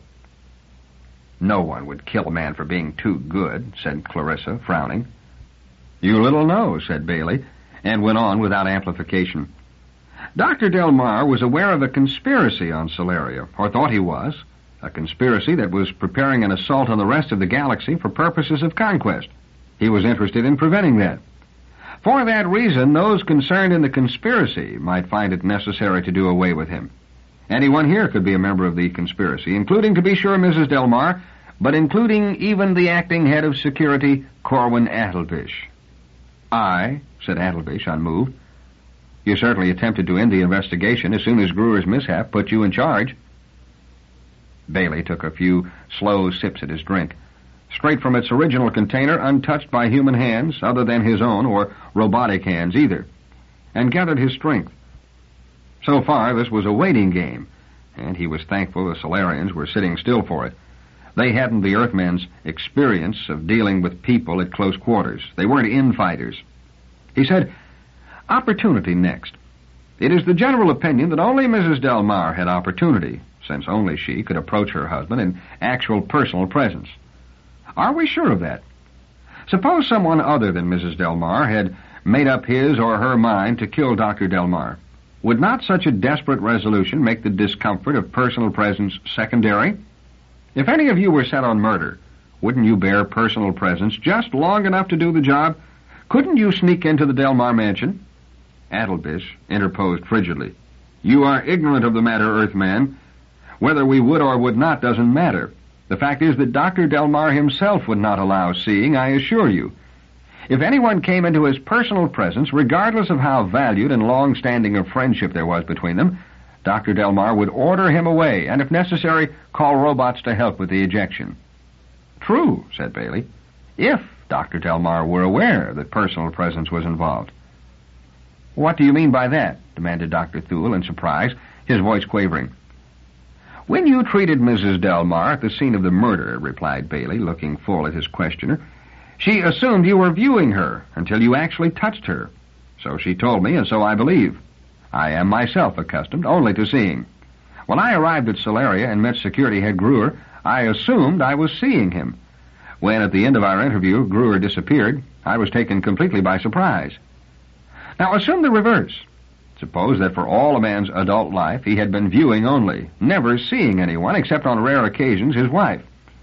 Now, suppose someone other than his wife walked up to him in personal presence. Would he not automatically assume that it was a matter of viewing, particularly if a robot had been instructed to advise Delmarre that viewing contact was being set up? Not for a minute, said Quaymont. The sameness of background would give it away. Maybe. But how many of you are aware of background now? There would be a minute or so at least before Dr. Delmarre would grow aware that something was wrong. And in that time, his friend, whoever he was, could walk up to him, raise a club, and bring it down. Impossible, said Quaymont stubbornly. I think not, said Baley. I think opportunity must be canceled out as absolute proof that Mrs. Delmarre is the murderess. She had opportunity, but so might others. Baley waited again. He felt perspiration on his forehead, but wiping it away would have made him look weak. He must maintain absolute charge of the proceedings. The person at whom he was aiming must be placed in self-convinced inferiority.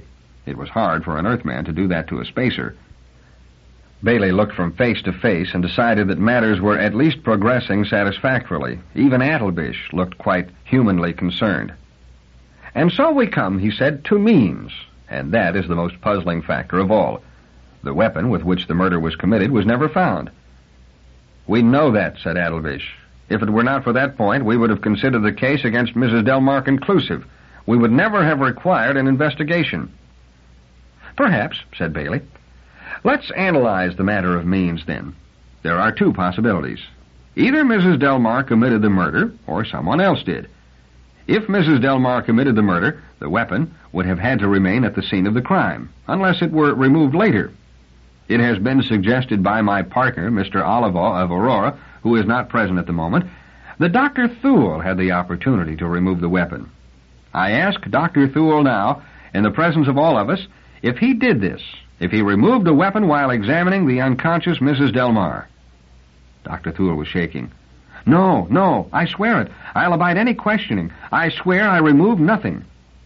Baley said, Is there anyone who wishes to suggest at this point that Dr. Thule is lying? There was silence, during which Liebig looked at an object outside of Baley's field of vision and muttered something about the time. Baley said, The second possibility is that someone else committed the crime and carried the weapon off with him. But if that were so, one must ask why. Carrying the weapon away is an advertisement of the fact that Mrs. Delmarre was not the murderess. If an outsider were the murderer, he would have to be a complete imbecile not to leave the weapon with the corpse to convict Mrs. Delmarre. Either way, then, the weapon must be there. Yet it was not seen. Attelby said, Do you take us for fools or for blind men? I take you for Solarians, said Baley calmly, and therefore incapable of recognizing the particular weapon that was left at the scene of the crime as a weapon. I don't understand a word, muttered Clarissa in distress. Even Galatea, who had scarcely moved a muscle during the course of the meeting, was staring at Baley in surprise. Baley said, Dead husband and unconscious wife were not the only individuals on the scene. There was also a disorganized robot. Well, said Liebig angrily. Isn't it obvious, then, that in having eliminated the impossible, what remains, however improbable, is the truth? The robot at the scene of the crime was the murder weapon, a murder weapon none of you could recognize by force of your training. They all talked at once, all but Galatea, who simply stared. Baley raised his arms. Hold it! Quiet! Let me explain. And once again he told the story of the attempt on Gruer's life and the method by which it could have been accomplished. This time he added the attempt on his own life at the baby farm. Liebig said impatiently, "I suppose that was managed by having one robot poison an arrow without knowing it was using poison, and having a second robot hand the poison arrow to the boy after telling him that you were an Earthman, without its knowing that the arrow was poisoned. Something like that. Both robots would be completely instructed." "Very far-fetched," said Liebig. Quamont was pale and looked as though he might be sick at any moment. "No Solarian could possibly use robots to harm a human." "Maybe so," said Baley with a shrug. "But the point is that robots can be so manipulated. Ask Dr. Liebig. He is the roboticist." Liebig said, "It does not apply to the murder of Dr. Delmarre. I told you that yesterday. How can anyone arrange to have a robot smash a man's skull?" "Shall I explain how?" "Do so if you can." Baley said, "It was a new model robot that Dr. Delmarre was testing. The significance of that wasn't plain to me until last evening, when I had occasion to say to a robot, in asking for his help in rising out of a chair, 'Give me a hand.' The robot looked at his own hand in confusion, as though he thought he was expected to detach it and give it to me. I had to repeat my order less idiomatically. But it reminded me of something Dr. Liebig had told me earlier that day. There was experimentation among robots with replaceable limbs. Suppose this robot that Dr. Delmarre had been testing was one such, capable of using any of a number of interchangeable limbs of various shapes for different kinds of specialized tasks. Suppose the murderer knew this, and suddenly said to the robot, 'Give me your arm.' The robot would detach its arm and give it to him. The detached arm would make a splendid weapon. With Dr. Delmarre dead, it could be snapped back into place." Stunned horror gave way to a babble of objection as Baley talked. His last sentence had to be shouted, and even so was all but drowned out. Attelbish, face flushed, raised himself from his chair and stepped forward. "Even if what you say is so, then Mrs. Delmarre is the murderess. She was there. She quarreled with him. She would be watching her husband working with a robot and would know of the replaceable limb situation, which I don't believe, by the way. No matter what you do, Earthman, everything points to her." Galatea began to weep softly. Baley did not look at her. He said, "On the contrary, it is easy to show that whoever committed the murder, Mrs. Delmarre did not." Jotham Liebig suddenly folded his arms and allowed an expression of contempt to settle on his face. Baley caught that and said, "You'll help me do so, Dr. Liebig. As a roboticist, you know that maneuvering robots into action such as indirect murder takes enormous skill. I had occasion yesterday to try to put an individual under house arrest. I gave 3 robots detailed instructions intended to keep this individual safe. It was a simple thing, but I am a clumsy man with robots. There were loopholes in my instructions, and my prisoner escaped." "Who was the prisoner?" demanded Attelbish. "Beside the point," said Baley impatiently. "What is the point is the fact that amateurs can't handle robots well, and some Solarians may be pretty amateurish as Solarians go. For instance, what does Galatea Delmarre know about robotics?" "Well, Dr. Liebig?" "What?" The roboticist stared. "You tried to teach Mrs. Delmarre robotics. What kind of a pupil was she? Did she learn anything?" Liebig looked about uneasily. "She didn't," and stalled. "She was completely hopeless, wasn't she? Or would you prefer not to answer?" Liebig said stiffly, "She might have pretended ignorance." "Are you prepared to say, as a roboticist, that you think Mrs. Delmarre is sufficiently skilled to drive robots to indirect murder?" "How can I answer that?" "Let me put it another way. Whoever tried to have me killed at the baby farm must have had to locate me by using inter-robot communications. After all, I told no human where I was going, and only the robots who conveyed me from point to point knew of my whereabouts. My partner, Daneel Olivaw, managed to trace me later in the day, but only with considerable difficulty.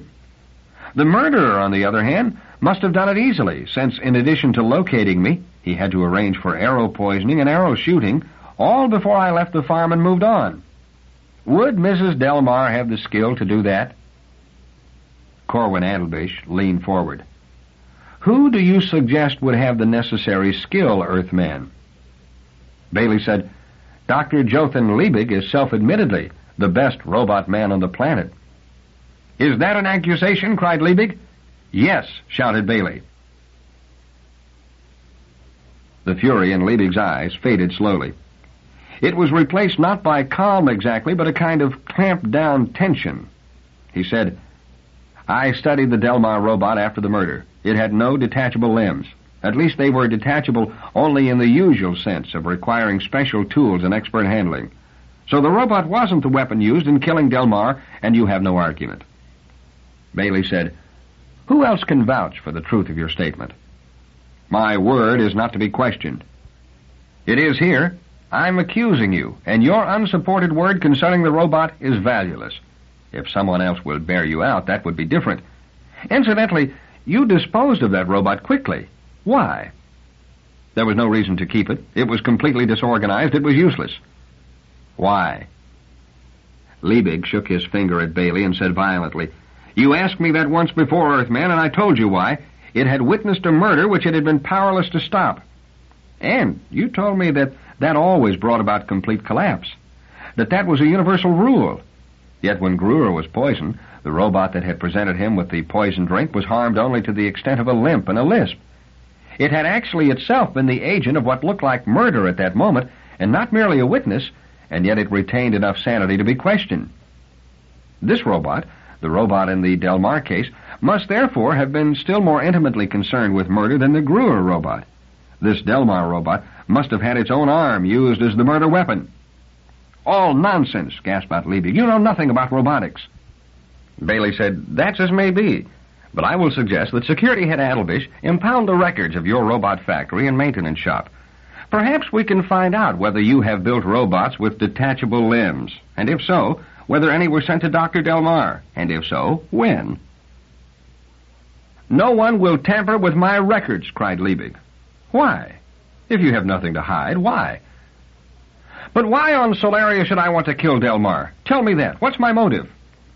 "I can think of two," said Baley. "You were friendly with Mrs. Delmarre, overly friendly.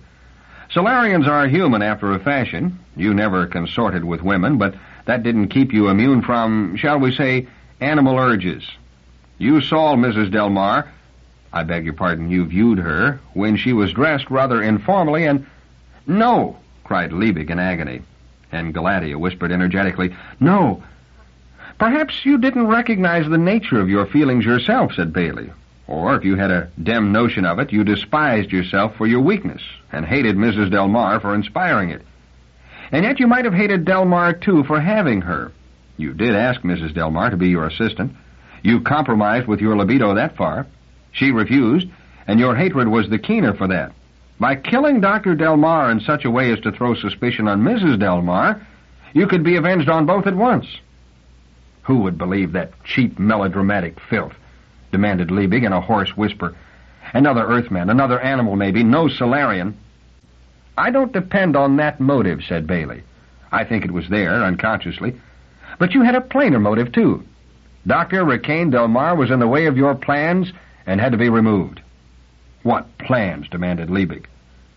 "Your plans aiming at the conquest of the galaxy, Dr. Liebig," said Baley. Chapter 18. A Question is Answered. "The Earthman is mad," cried Liebig, turning to the others. "Isn't that obvious?" Some stared at Liebig wordlessly, some at Baley. Baley gave them no chance to come to decisions. He said, "You know better, Dr. Liebig. Dr. Delmarre was going to break off with you. Mrs. Delmarre thought it was because you wouldn't marry. I don't think so. Dr. Delmarre himself was planning a future in which ectogenesis would be possible and marriage unnecessary. But Dr. Delmarre was working with you. He would know and guess more about your work than anyone else. He would know if you were attempting dangerous experiments, and he would try to stop you. He hinted about such matters to Agent Gruer, but gave no details, because he was not yet certain of the details. Obviously, you discovered his suspicions and killed him." "Mad," said Liebig again. "I will have nothing more to do with this."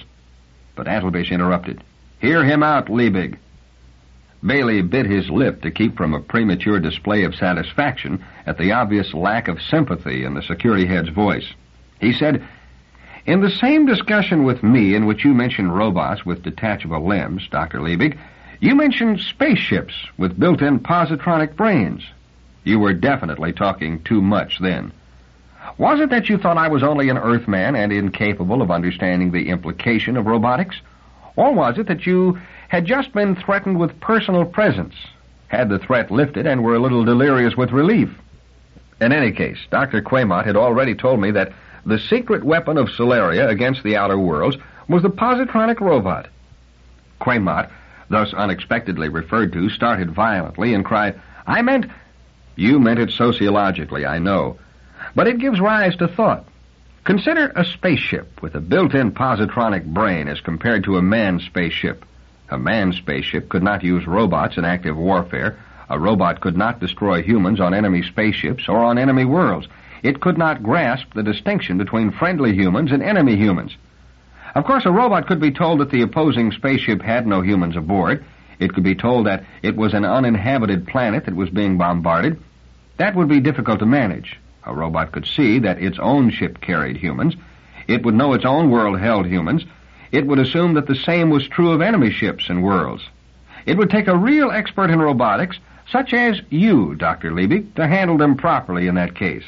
And there are very few such experts. But a spaceship that was equipped with its own positronic brain would cheerfully attack any ship it was directed to attack, it seems to me. It would naturally assume all other ships were unmanned. A positronic brain ship could easily be made incapable of receiving messages from enemy ships that might undeceive it. With its weapons and defenses under the immediate control of a positronic brain, it would be more maneuverable than any manned ship. With no room necessary for crewmen, for supplies, for water, or air purifiers, it could carry more armor, more weapons, and be more invulnerable than any ordinary ship. One ship with a positronic brain could defeat fleets of ordinary ships. Am I wrong? The last question was shot at Dr. Liebig, who had risen from his seat and was standing, rigid, almost cataleptic with what? Anger? Horror? There was no answer. No answer could have been heard. Something tore loose, and the others were yelling madly. Clarissa had the face of a fury, and even Galatea was on her feet, her small fist beating the air threateningly, and all had turned on Liebig. Baley relaxed and closed his eyes. He tried for just a few moments to unknot his muscles, unfreeze his tendons. It had worked. He had pressed the right button at last. Quamont had made an analogy between the Solarian robots and the Spartan helots. He said the robots could not revolt so that the Solarians could relax. But what if some human threatened to teach the robots how to harm humans, to make them, in other words, capable of revolting? Would that not be the ultimate crime? On a world such as Solaria, would not every last inhabitant turn fiercely against anyone even suspected of making a robot capable of harming a human? On Solaria, where robots outnumber humans by 20,000 to 1? Athelbish cried, "You are under arrest. You are absolutely forbidden to touch your books or records until the government has a chance to inspect them." He went on, almost incoherent, scarcely heard in the pandemonium. A robot approached Baley. "A message, Master, from the Master Olivaw." Baley took the message gravely, turned, and cried, "One moment." His voice had an almost magical effect. All turned to look at him solemnly, and in no face, outside Liebig's frozen glare, was there any sign of anything but the most painful attention to the Earthman. Baley said, "It is foolish to expect Dr. Liebig to leave his records untouched while waiting for some official to reach them. So even before this interview began, my partner, Daneel Olivaw, left for Dr. Liebig's estate. I have just heard from him. He is on the grounds now and will be with Dr. Liebig in a moment in order that he may be put under restraint." "Restraint!" howled Liebig in an almost animal terror. His eyes widened into staring holes in his head. "Someone coming here? Personal presence? No! No!" The second no was a shriek. "You will not be harmed," said Baley coldly, "if you cooperate." "But I won't see him. I can't see him." The roboticist fell to his knees without seeming aware of the motion. He put his hands together in a desperate clasped gesture of appeal. "What do you want? Do you want a confession? Delmarre's robot had detachable limbs. Yes. I arranged Gruer's poisoning. I arranged the arrow meant for you. I even planned the spaceships, as you said. I haven't succeeded, but yes, I planned it. Only keep the man away. Don't let him come. Keep him away." He was babbling. Baley nodded. Another right button. The threat of personal presence would do more to induce confession than any physical torture. But then, at some noise or movement outside the field of sound or vision of any of the others, Liebig's head twisted and his mouth opened. He lifted a pair of hands, holding something off. "Away!" he begged. "Go away! Don't come! Please don't come! Please!" He scrambled away on hands and knees. Then his hand went suddenly to a pocket in his jacket. It came out with something and moved rapidly to his mouth.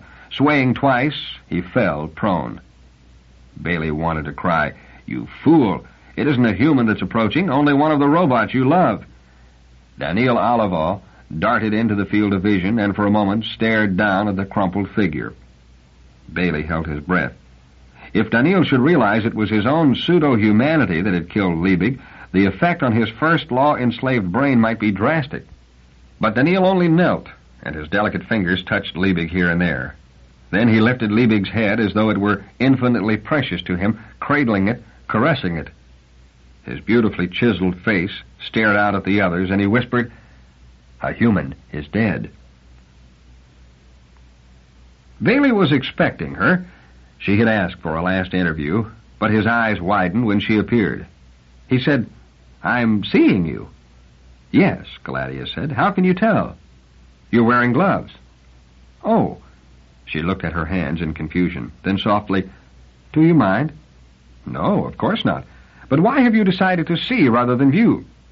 "Well," she smiled weakly, "I've got to get used to it, don't I, Elijah? I mean, if I'm going to Aurora." "Then it's all arranged?" "Mr. Olivaw seems to have influence. It's all arranged. I'll never come back." "Good. You'll be happier, Galatea. I know you will." "I'm a little afraid." "I know. It will mean seeing all the time, and you won't have all the comfort you had on Solaria.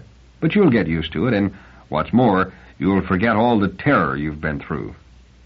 "I don't want to forget everything," said Galatea softly. "You will." Baley looked at the slim girl who stood before him and said, not without a momentary pang, "And you will be married someday, too. Really married, I mean." "Somehow," she said mournfully, "that doesn't seem so attractive to me. Right now." "You'll change your mind." And they stood there, looking at each other for a wordless moment. Galatea said, "I've never thanked you." Baley said, "It was only my job." "You'll be going back to Earth now, won't you?" "Yes." "I'll never see you again." "Probably not. But don't feel badly about that.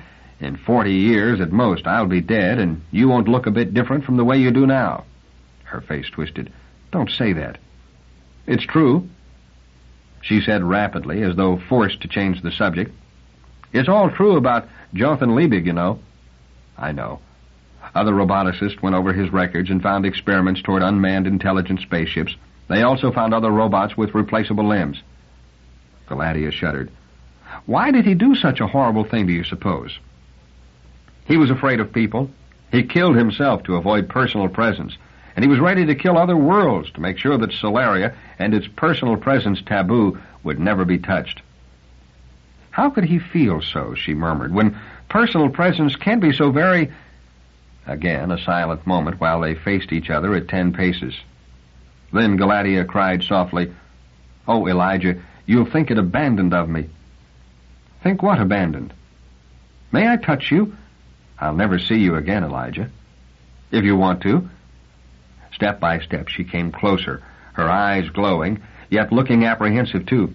She stopped 3 feet away, then slowly, as though in a trance, she began to remove the glove on her right hand. Baley started a restraining gesture. "Don't be foolish, Galatea." "I'm not afraid," said Galatea. Her hand was bare. It trembled as she extended it. And so did Baley's as he took her hand in his. They remained so for one moment, her hand a shy thing, frightened as it rested in his. He opened his hand, and hers escaped, darted suddenly and without warning toward his face until her fingertips rested feather-light upon his cheek for the barest moment. She said, "Thank you, Elijah. Goodbye." He said, "Goodbye, Galatea," and watched her leave. Even the thought that a ship was waiting to take him back to Earth did not wipe out the sense of loss he felt at that moment. Under-Secretary Albert Menham's look was intended to be one of prim welcome. "I'm glad to see you back on Earth. Your report, of course, arrived before you did and is being studied. You did a good job. The matter will look well in your record." "Thank you," said Baley. There was no room for further elation in him. Being back on Earth, being safe in the caves, being in hearing of Jessie's voice, he had spoken to her already, had left him strangely empty. "However," said Minim, "your report concerned only the murder investigation. There was another matter we were interested in. May I have a report on that, verbally?" Baley hesitated, and his hand moved automatically toward the inner corner where the warm comfort of his pipe could once more be found. Minim said at once, "You may smoke, Baley." Baley made the lighting process a rather drawn-out ritual. He said, "I am not a sociologist." "Aren't you?" Minim smiled briefly. "It seems to me we discussed that once. A successful detective must be a good rule-of-thumb sociologist, even if he never heard of Hackett's equation. I think from your discomfort at the moment that you have notions concerning the outer worlds, but aren't sure how it will sound to me." "If you put it that way, sir. When you ordered me to Solaria, you asked a question. You asked what the weaknesses of the outer worlds were. Their strengths were their robots, their low population, their long lives, but what were their weaknesses? Well, I believe I know the weaknesses of the Solarians, sir." "You can answer my question? Good, go ahead." "Their weaknesses, sir, are their robots, their low population, their long lives." Minim stared at Baley without any change of expression. His hands worked in jerky, finger-drawn designs along the papers on his desk. He said, "Why do you say that?" Baley had spent hours organizing his thoughts on the way back from Solaria, had confronted officialdom in imagination with balanced, well-reasoned arguments. Now he felt at a loss.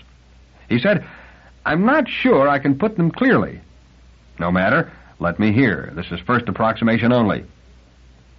Baley said, "The Solarians have given up something mankind has had for 1,000,000 years, something worth more than atomic power, cities, agriculture, tools, fire, everything, because it's something that made everything else possible." "I don't want to guess, Baley. What is it?" "The tribe, sir. Cooperation between individuals. Solaria has given it up entirely. It is a world of isolated individuals, and the planet's only sociologist is delighted that this is so. That sociologist, by the way, never heard of socio-mathematics, because he is inventing his own science. There's no one to teach him, no one to help him, no one to think of something he himself might miss. The only science that really flourishes on Solaria is robotics, and there are only a handful of men involved in that. And when it came to an analysis of the interaction of robots and men, they had to call in an Earthman to help. Solarian art, sir, is abstract. We have abstract art on Earth as one form of art. But on Solaria, it is the only form. The human touch is gone. The looked-for future is one of ectogenesis and complete isolation from birth." Minim said, "It all sounds horrible, but is it harmful?" "I think so. Without the interplay of human against human, the chief interest in life is gone. Most of the intellectual values are gone. Most of the reason for living is gone. Viewing is no substitute for seeing. The Solarians themselves are conscious that viewing is a long-distance sense. And if isolation isn't enough to induce stagnation, there is the matter of their long lives. On Earth, we have a continuous influx of young people who are willing to change because they haven't had time to grow hard-set in their ways. I suppose there's some optimum, a life long enough for real accomplishment and short enough to make way for youth at a rate that's not too slow. On Solaria, the rate is too slow." Minim still drew patterns with his fingers. Interesting. He looked up, and it was as though a mask had fallen away. There was glee in his eyes. "Plainclothesman, you're a man of penetration." "Thank you," said Baley stiffly. "Do you know why I encouraged you to describe your views to me?" He was almost like a little boy hugging his pleasure. He went on without waiting for an answer. "Your report has already undergone preliminary analysis by our sociologists, and I was wondering if you had any idea yourself as to the excellent news for Earth you had brought with you. I see you have." "But wait," said Baley, "there's more to this." "There is indeed," agreed Minim jubilantly. "Solaria cannot possibly correct its stagnation. It has passed a critical point, and their dependence on robots has gone too far. Individual robots can't discipline an individual child, even though discipline may do the child eventual good. The robot can't see past the immediate pain. And robots collectively cannot discipline a planet by allowing its institutions to collapse when the institutions have grown harmful. They can't see past the immediate chaos. So the only end for the outer worlds is perpetual stagnation, and Earth will be freed of their domination. This new data changes everything. Physical revolt will not even be necessary. Freedom will come of itself. Wait, said Baley again more loudly. It's only Solaria we're discussing, not any other outer world. It's the same thing. Your Solarian sociologist Quamot, sir. Quamot, then. He said, did he not, that the other outer worlds were moving in the direction of Solaria? He did, but he knew nothing about the other outer worlds firsthand, and he was no sociologist, not really. I thought I made that clear. Our own men will check. They'll lack data, too. We know nothing about the really big outer worlds. Aurora, for instance, Daneel's world. To me, it doesn't seem reasonable to expect them to be anything like Solaria. In fact, there's only one world in the galaxy which resembles Solaria. Menem was dismissing the subject with a small, happy wave of his neat hand. Our men will check. I'm sure they will agree with Quamot. Baley's stare grew somber. If Earth's sociologists were anxious enough for happy news, they would find themselves agreeing with Quamot at that.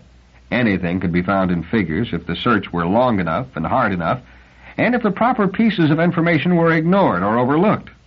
He hesitated. Was it best now to speak while he had the ear of a man high in the government, or...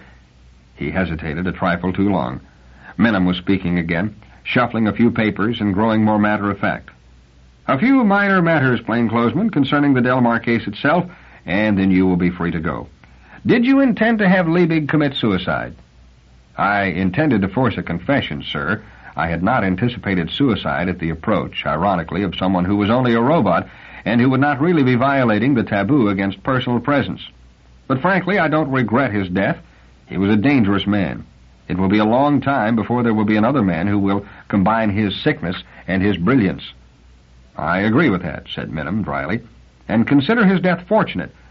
But didn't you consider your danger if the Solarians had stopped to realize that Liebig couldn't possibly have murdered Delmarre? Baley took his pipe out of his mouth and said nothing. Come, plainclothesman, said Menem. You know he didn't. The murder required personal presence, and Liebig would die rather than allow that. He did die rather than allow that. Baley said, You're right, sir. I counted on the Solarians being too horrified at his misuse of robots to stop to think of that. Then who did kill Delmarre? Baley said slowly, If you mean who struck the actual blow, it was the person everyone knew had done so. Galatea Delmarre, the man's wife. And you let her go? Baley said, Morally, the responsibility wasn't hers. Liebig knew Galatea quarreled bitterly with her husband, and often. He must have known how furious she could grow in moments of anger. Liebig wanted the death of the husband under circumstances that would incriminate the wife. So he supplied Delmarre with a robot, and I imagine instructed it with all the skill he possessed to hand Galatea one of its detachable limbs at the moment of her full fury. With a weapon on her hand at the crucial moment, she acted in a temporary blackout before either Delmarre or the robot could stop her. Galatea was as much Liebig's unwitting instrument as the robot itself.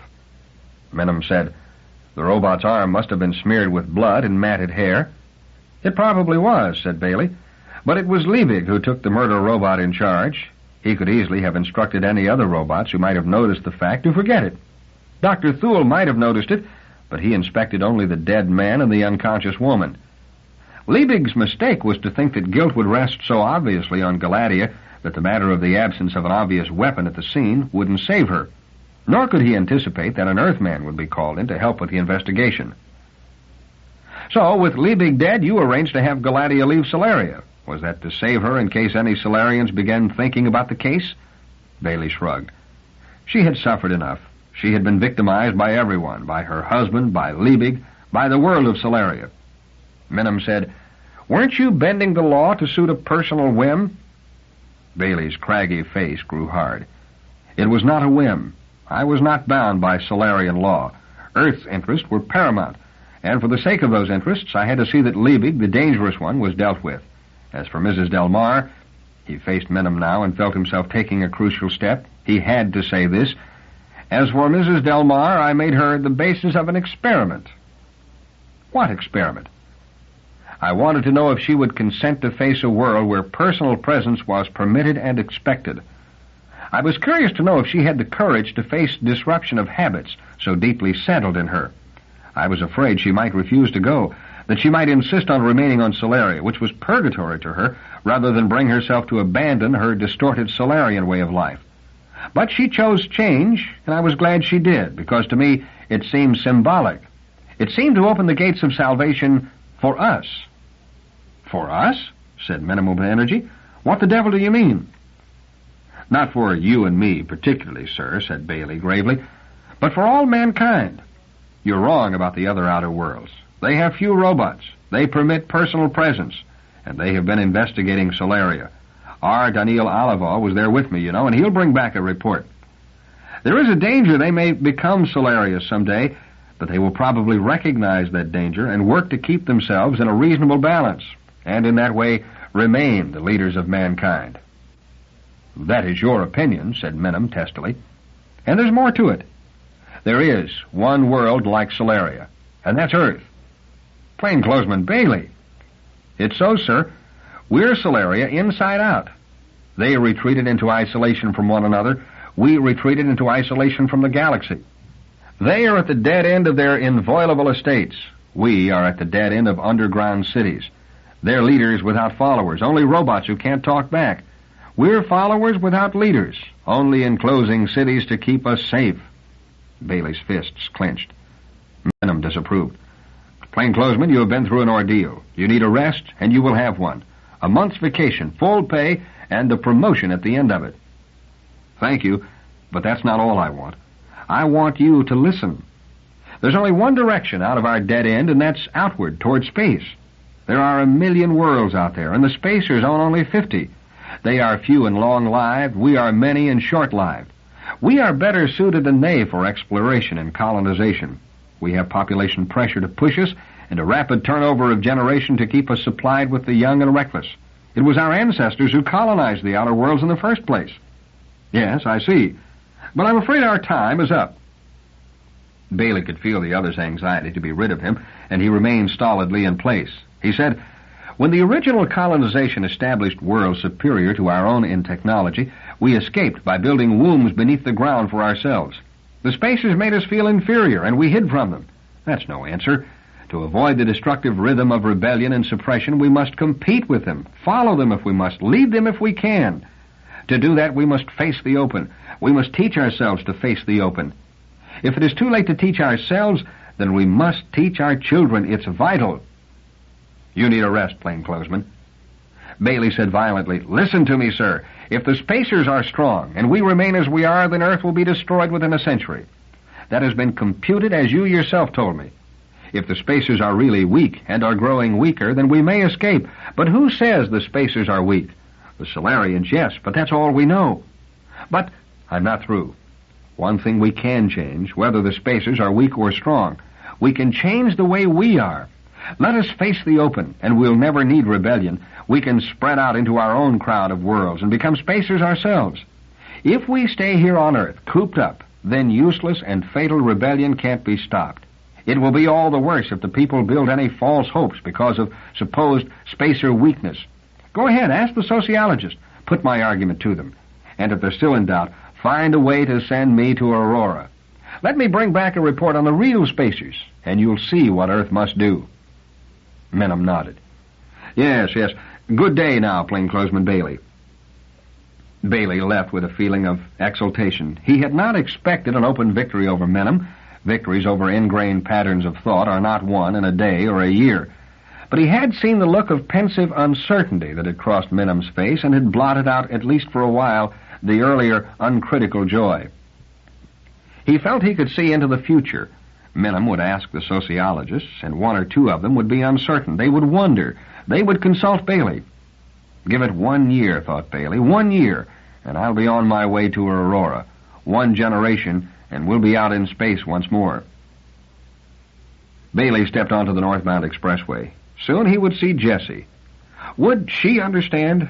And his son, Bentley, now 17. When Ben had a 17-year-old of his own, would he be standing on some empty world, building a spacious life? It was a frightening thought. Baley still feared the open, but he no longer feared the fear. It was not something to run from, that fear, but something to fight. Baley felt as though a touch of madness had come over him. From the very first, the open had had its weird attraction over him. From the time in the ground car when he had tricked Daneel in order to have the top lowered so that he might stand up in the open air. He had failed to understand then. Daneel thought he was being perverse. Baley himself thought he was facing the open out of professional necessity to solve a crime. Only on that last evening on Solaria, with the curtain tearing away from the window, did he realize his need to face the open for the open's own sake, for its attraction and its promise of freedom. There must be millions on Earth who would feel that same urge if the open were only brought to their attention, if they could be made to take the first step. He looked about. The expressway was speeding on. All about him was artificial light and huge banks of apartments gliding backward and flashing signs and store windows and factories and lights and noise and crowds and more noise and people and people and people. It was all he had loved, all he had hated and feared to leave, all he had thought he longed for on Solaria. And it was all strange to him. He couldn't make himself fit back in. He had gone out to solve a murder, and something had happened to him. He had told Minim the cities were wombs, and so they were. And what was the first thing a man must do before he can be a man? He must be born. He must leave the womb, and once left, it could not be re-entered. Baley had left the city and could not re-enter. The city was no longer his. The caves of steel were alien. This had to be. And it would be so for others, and Earth would be born again and reach outward. His heart beat madly, and the noise of life about him sank to an unheard murmur. He remembered his dream on Solaria, and he understood it at last. He lifted his head, and he could see through all the steel and concrete and humanity above him. He could see the beacon set in space to lure men outward. He could see it shining down. The Naked Sun. End of The Naked Sun by Isaac Asimov.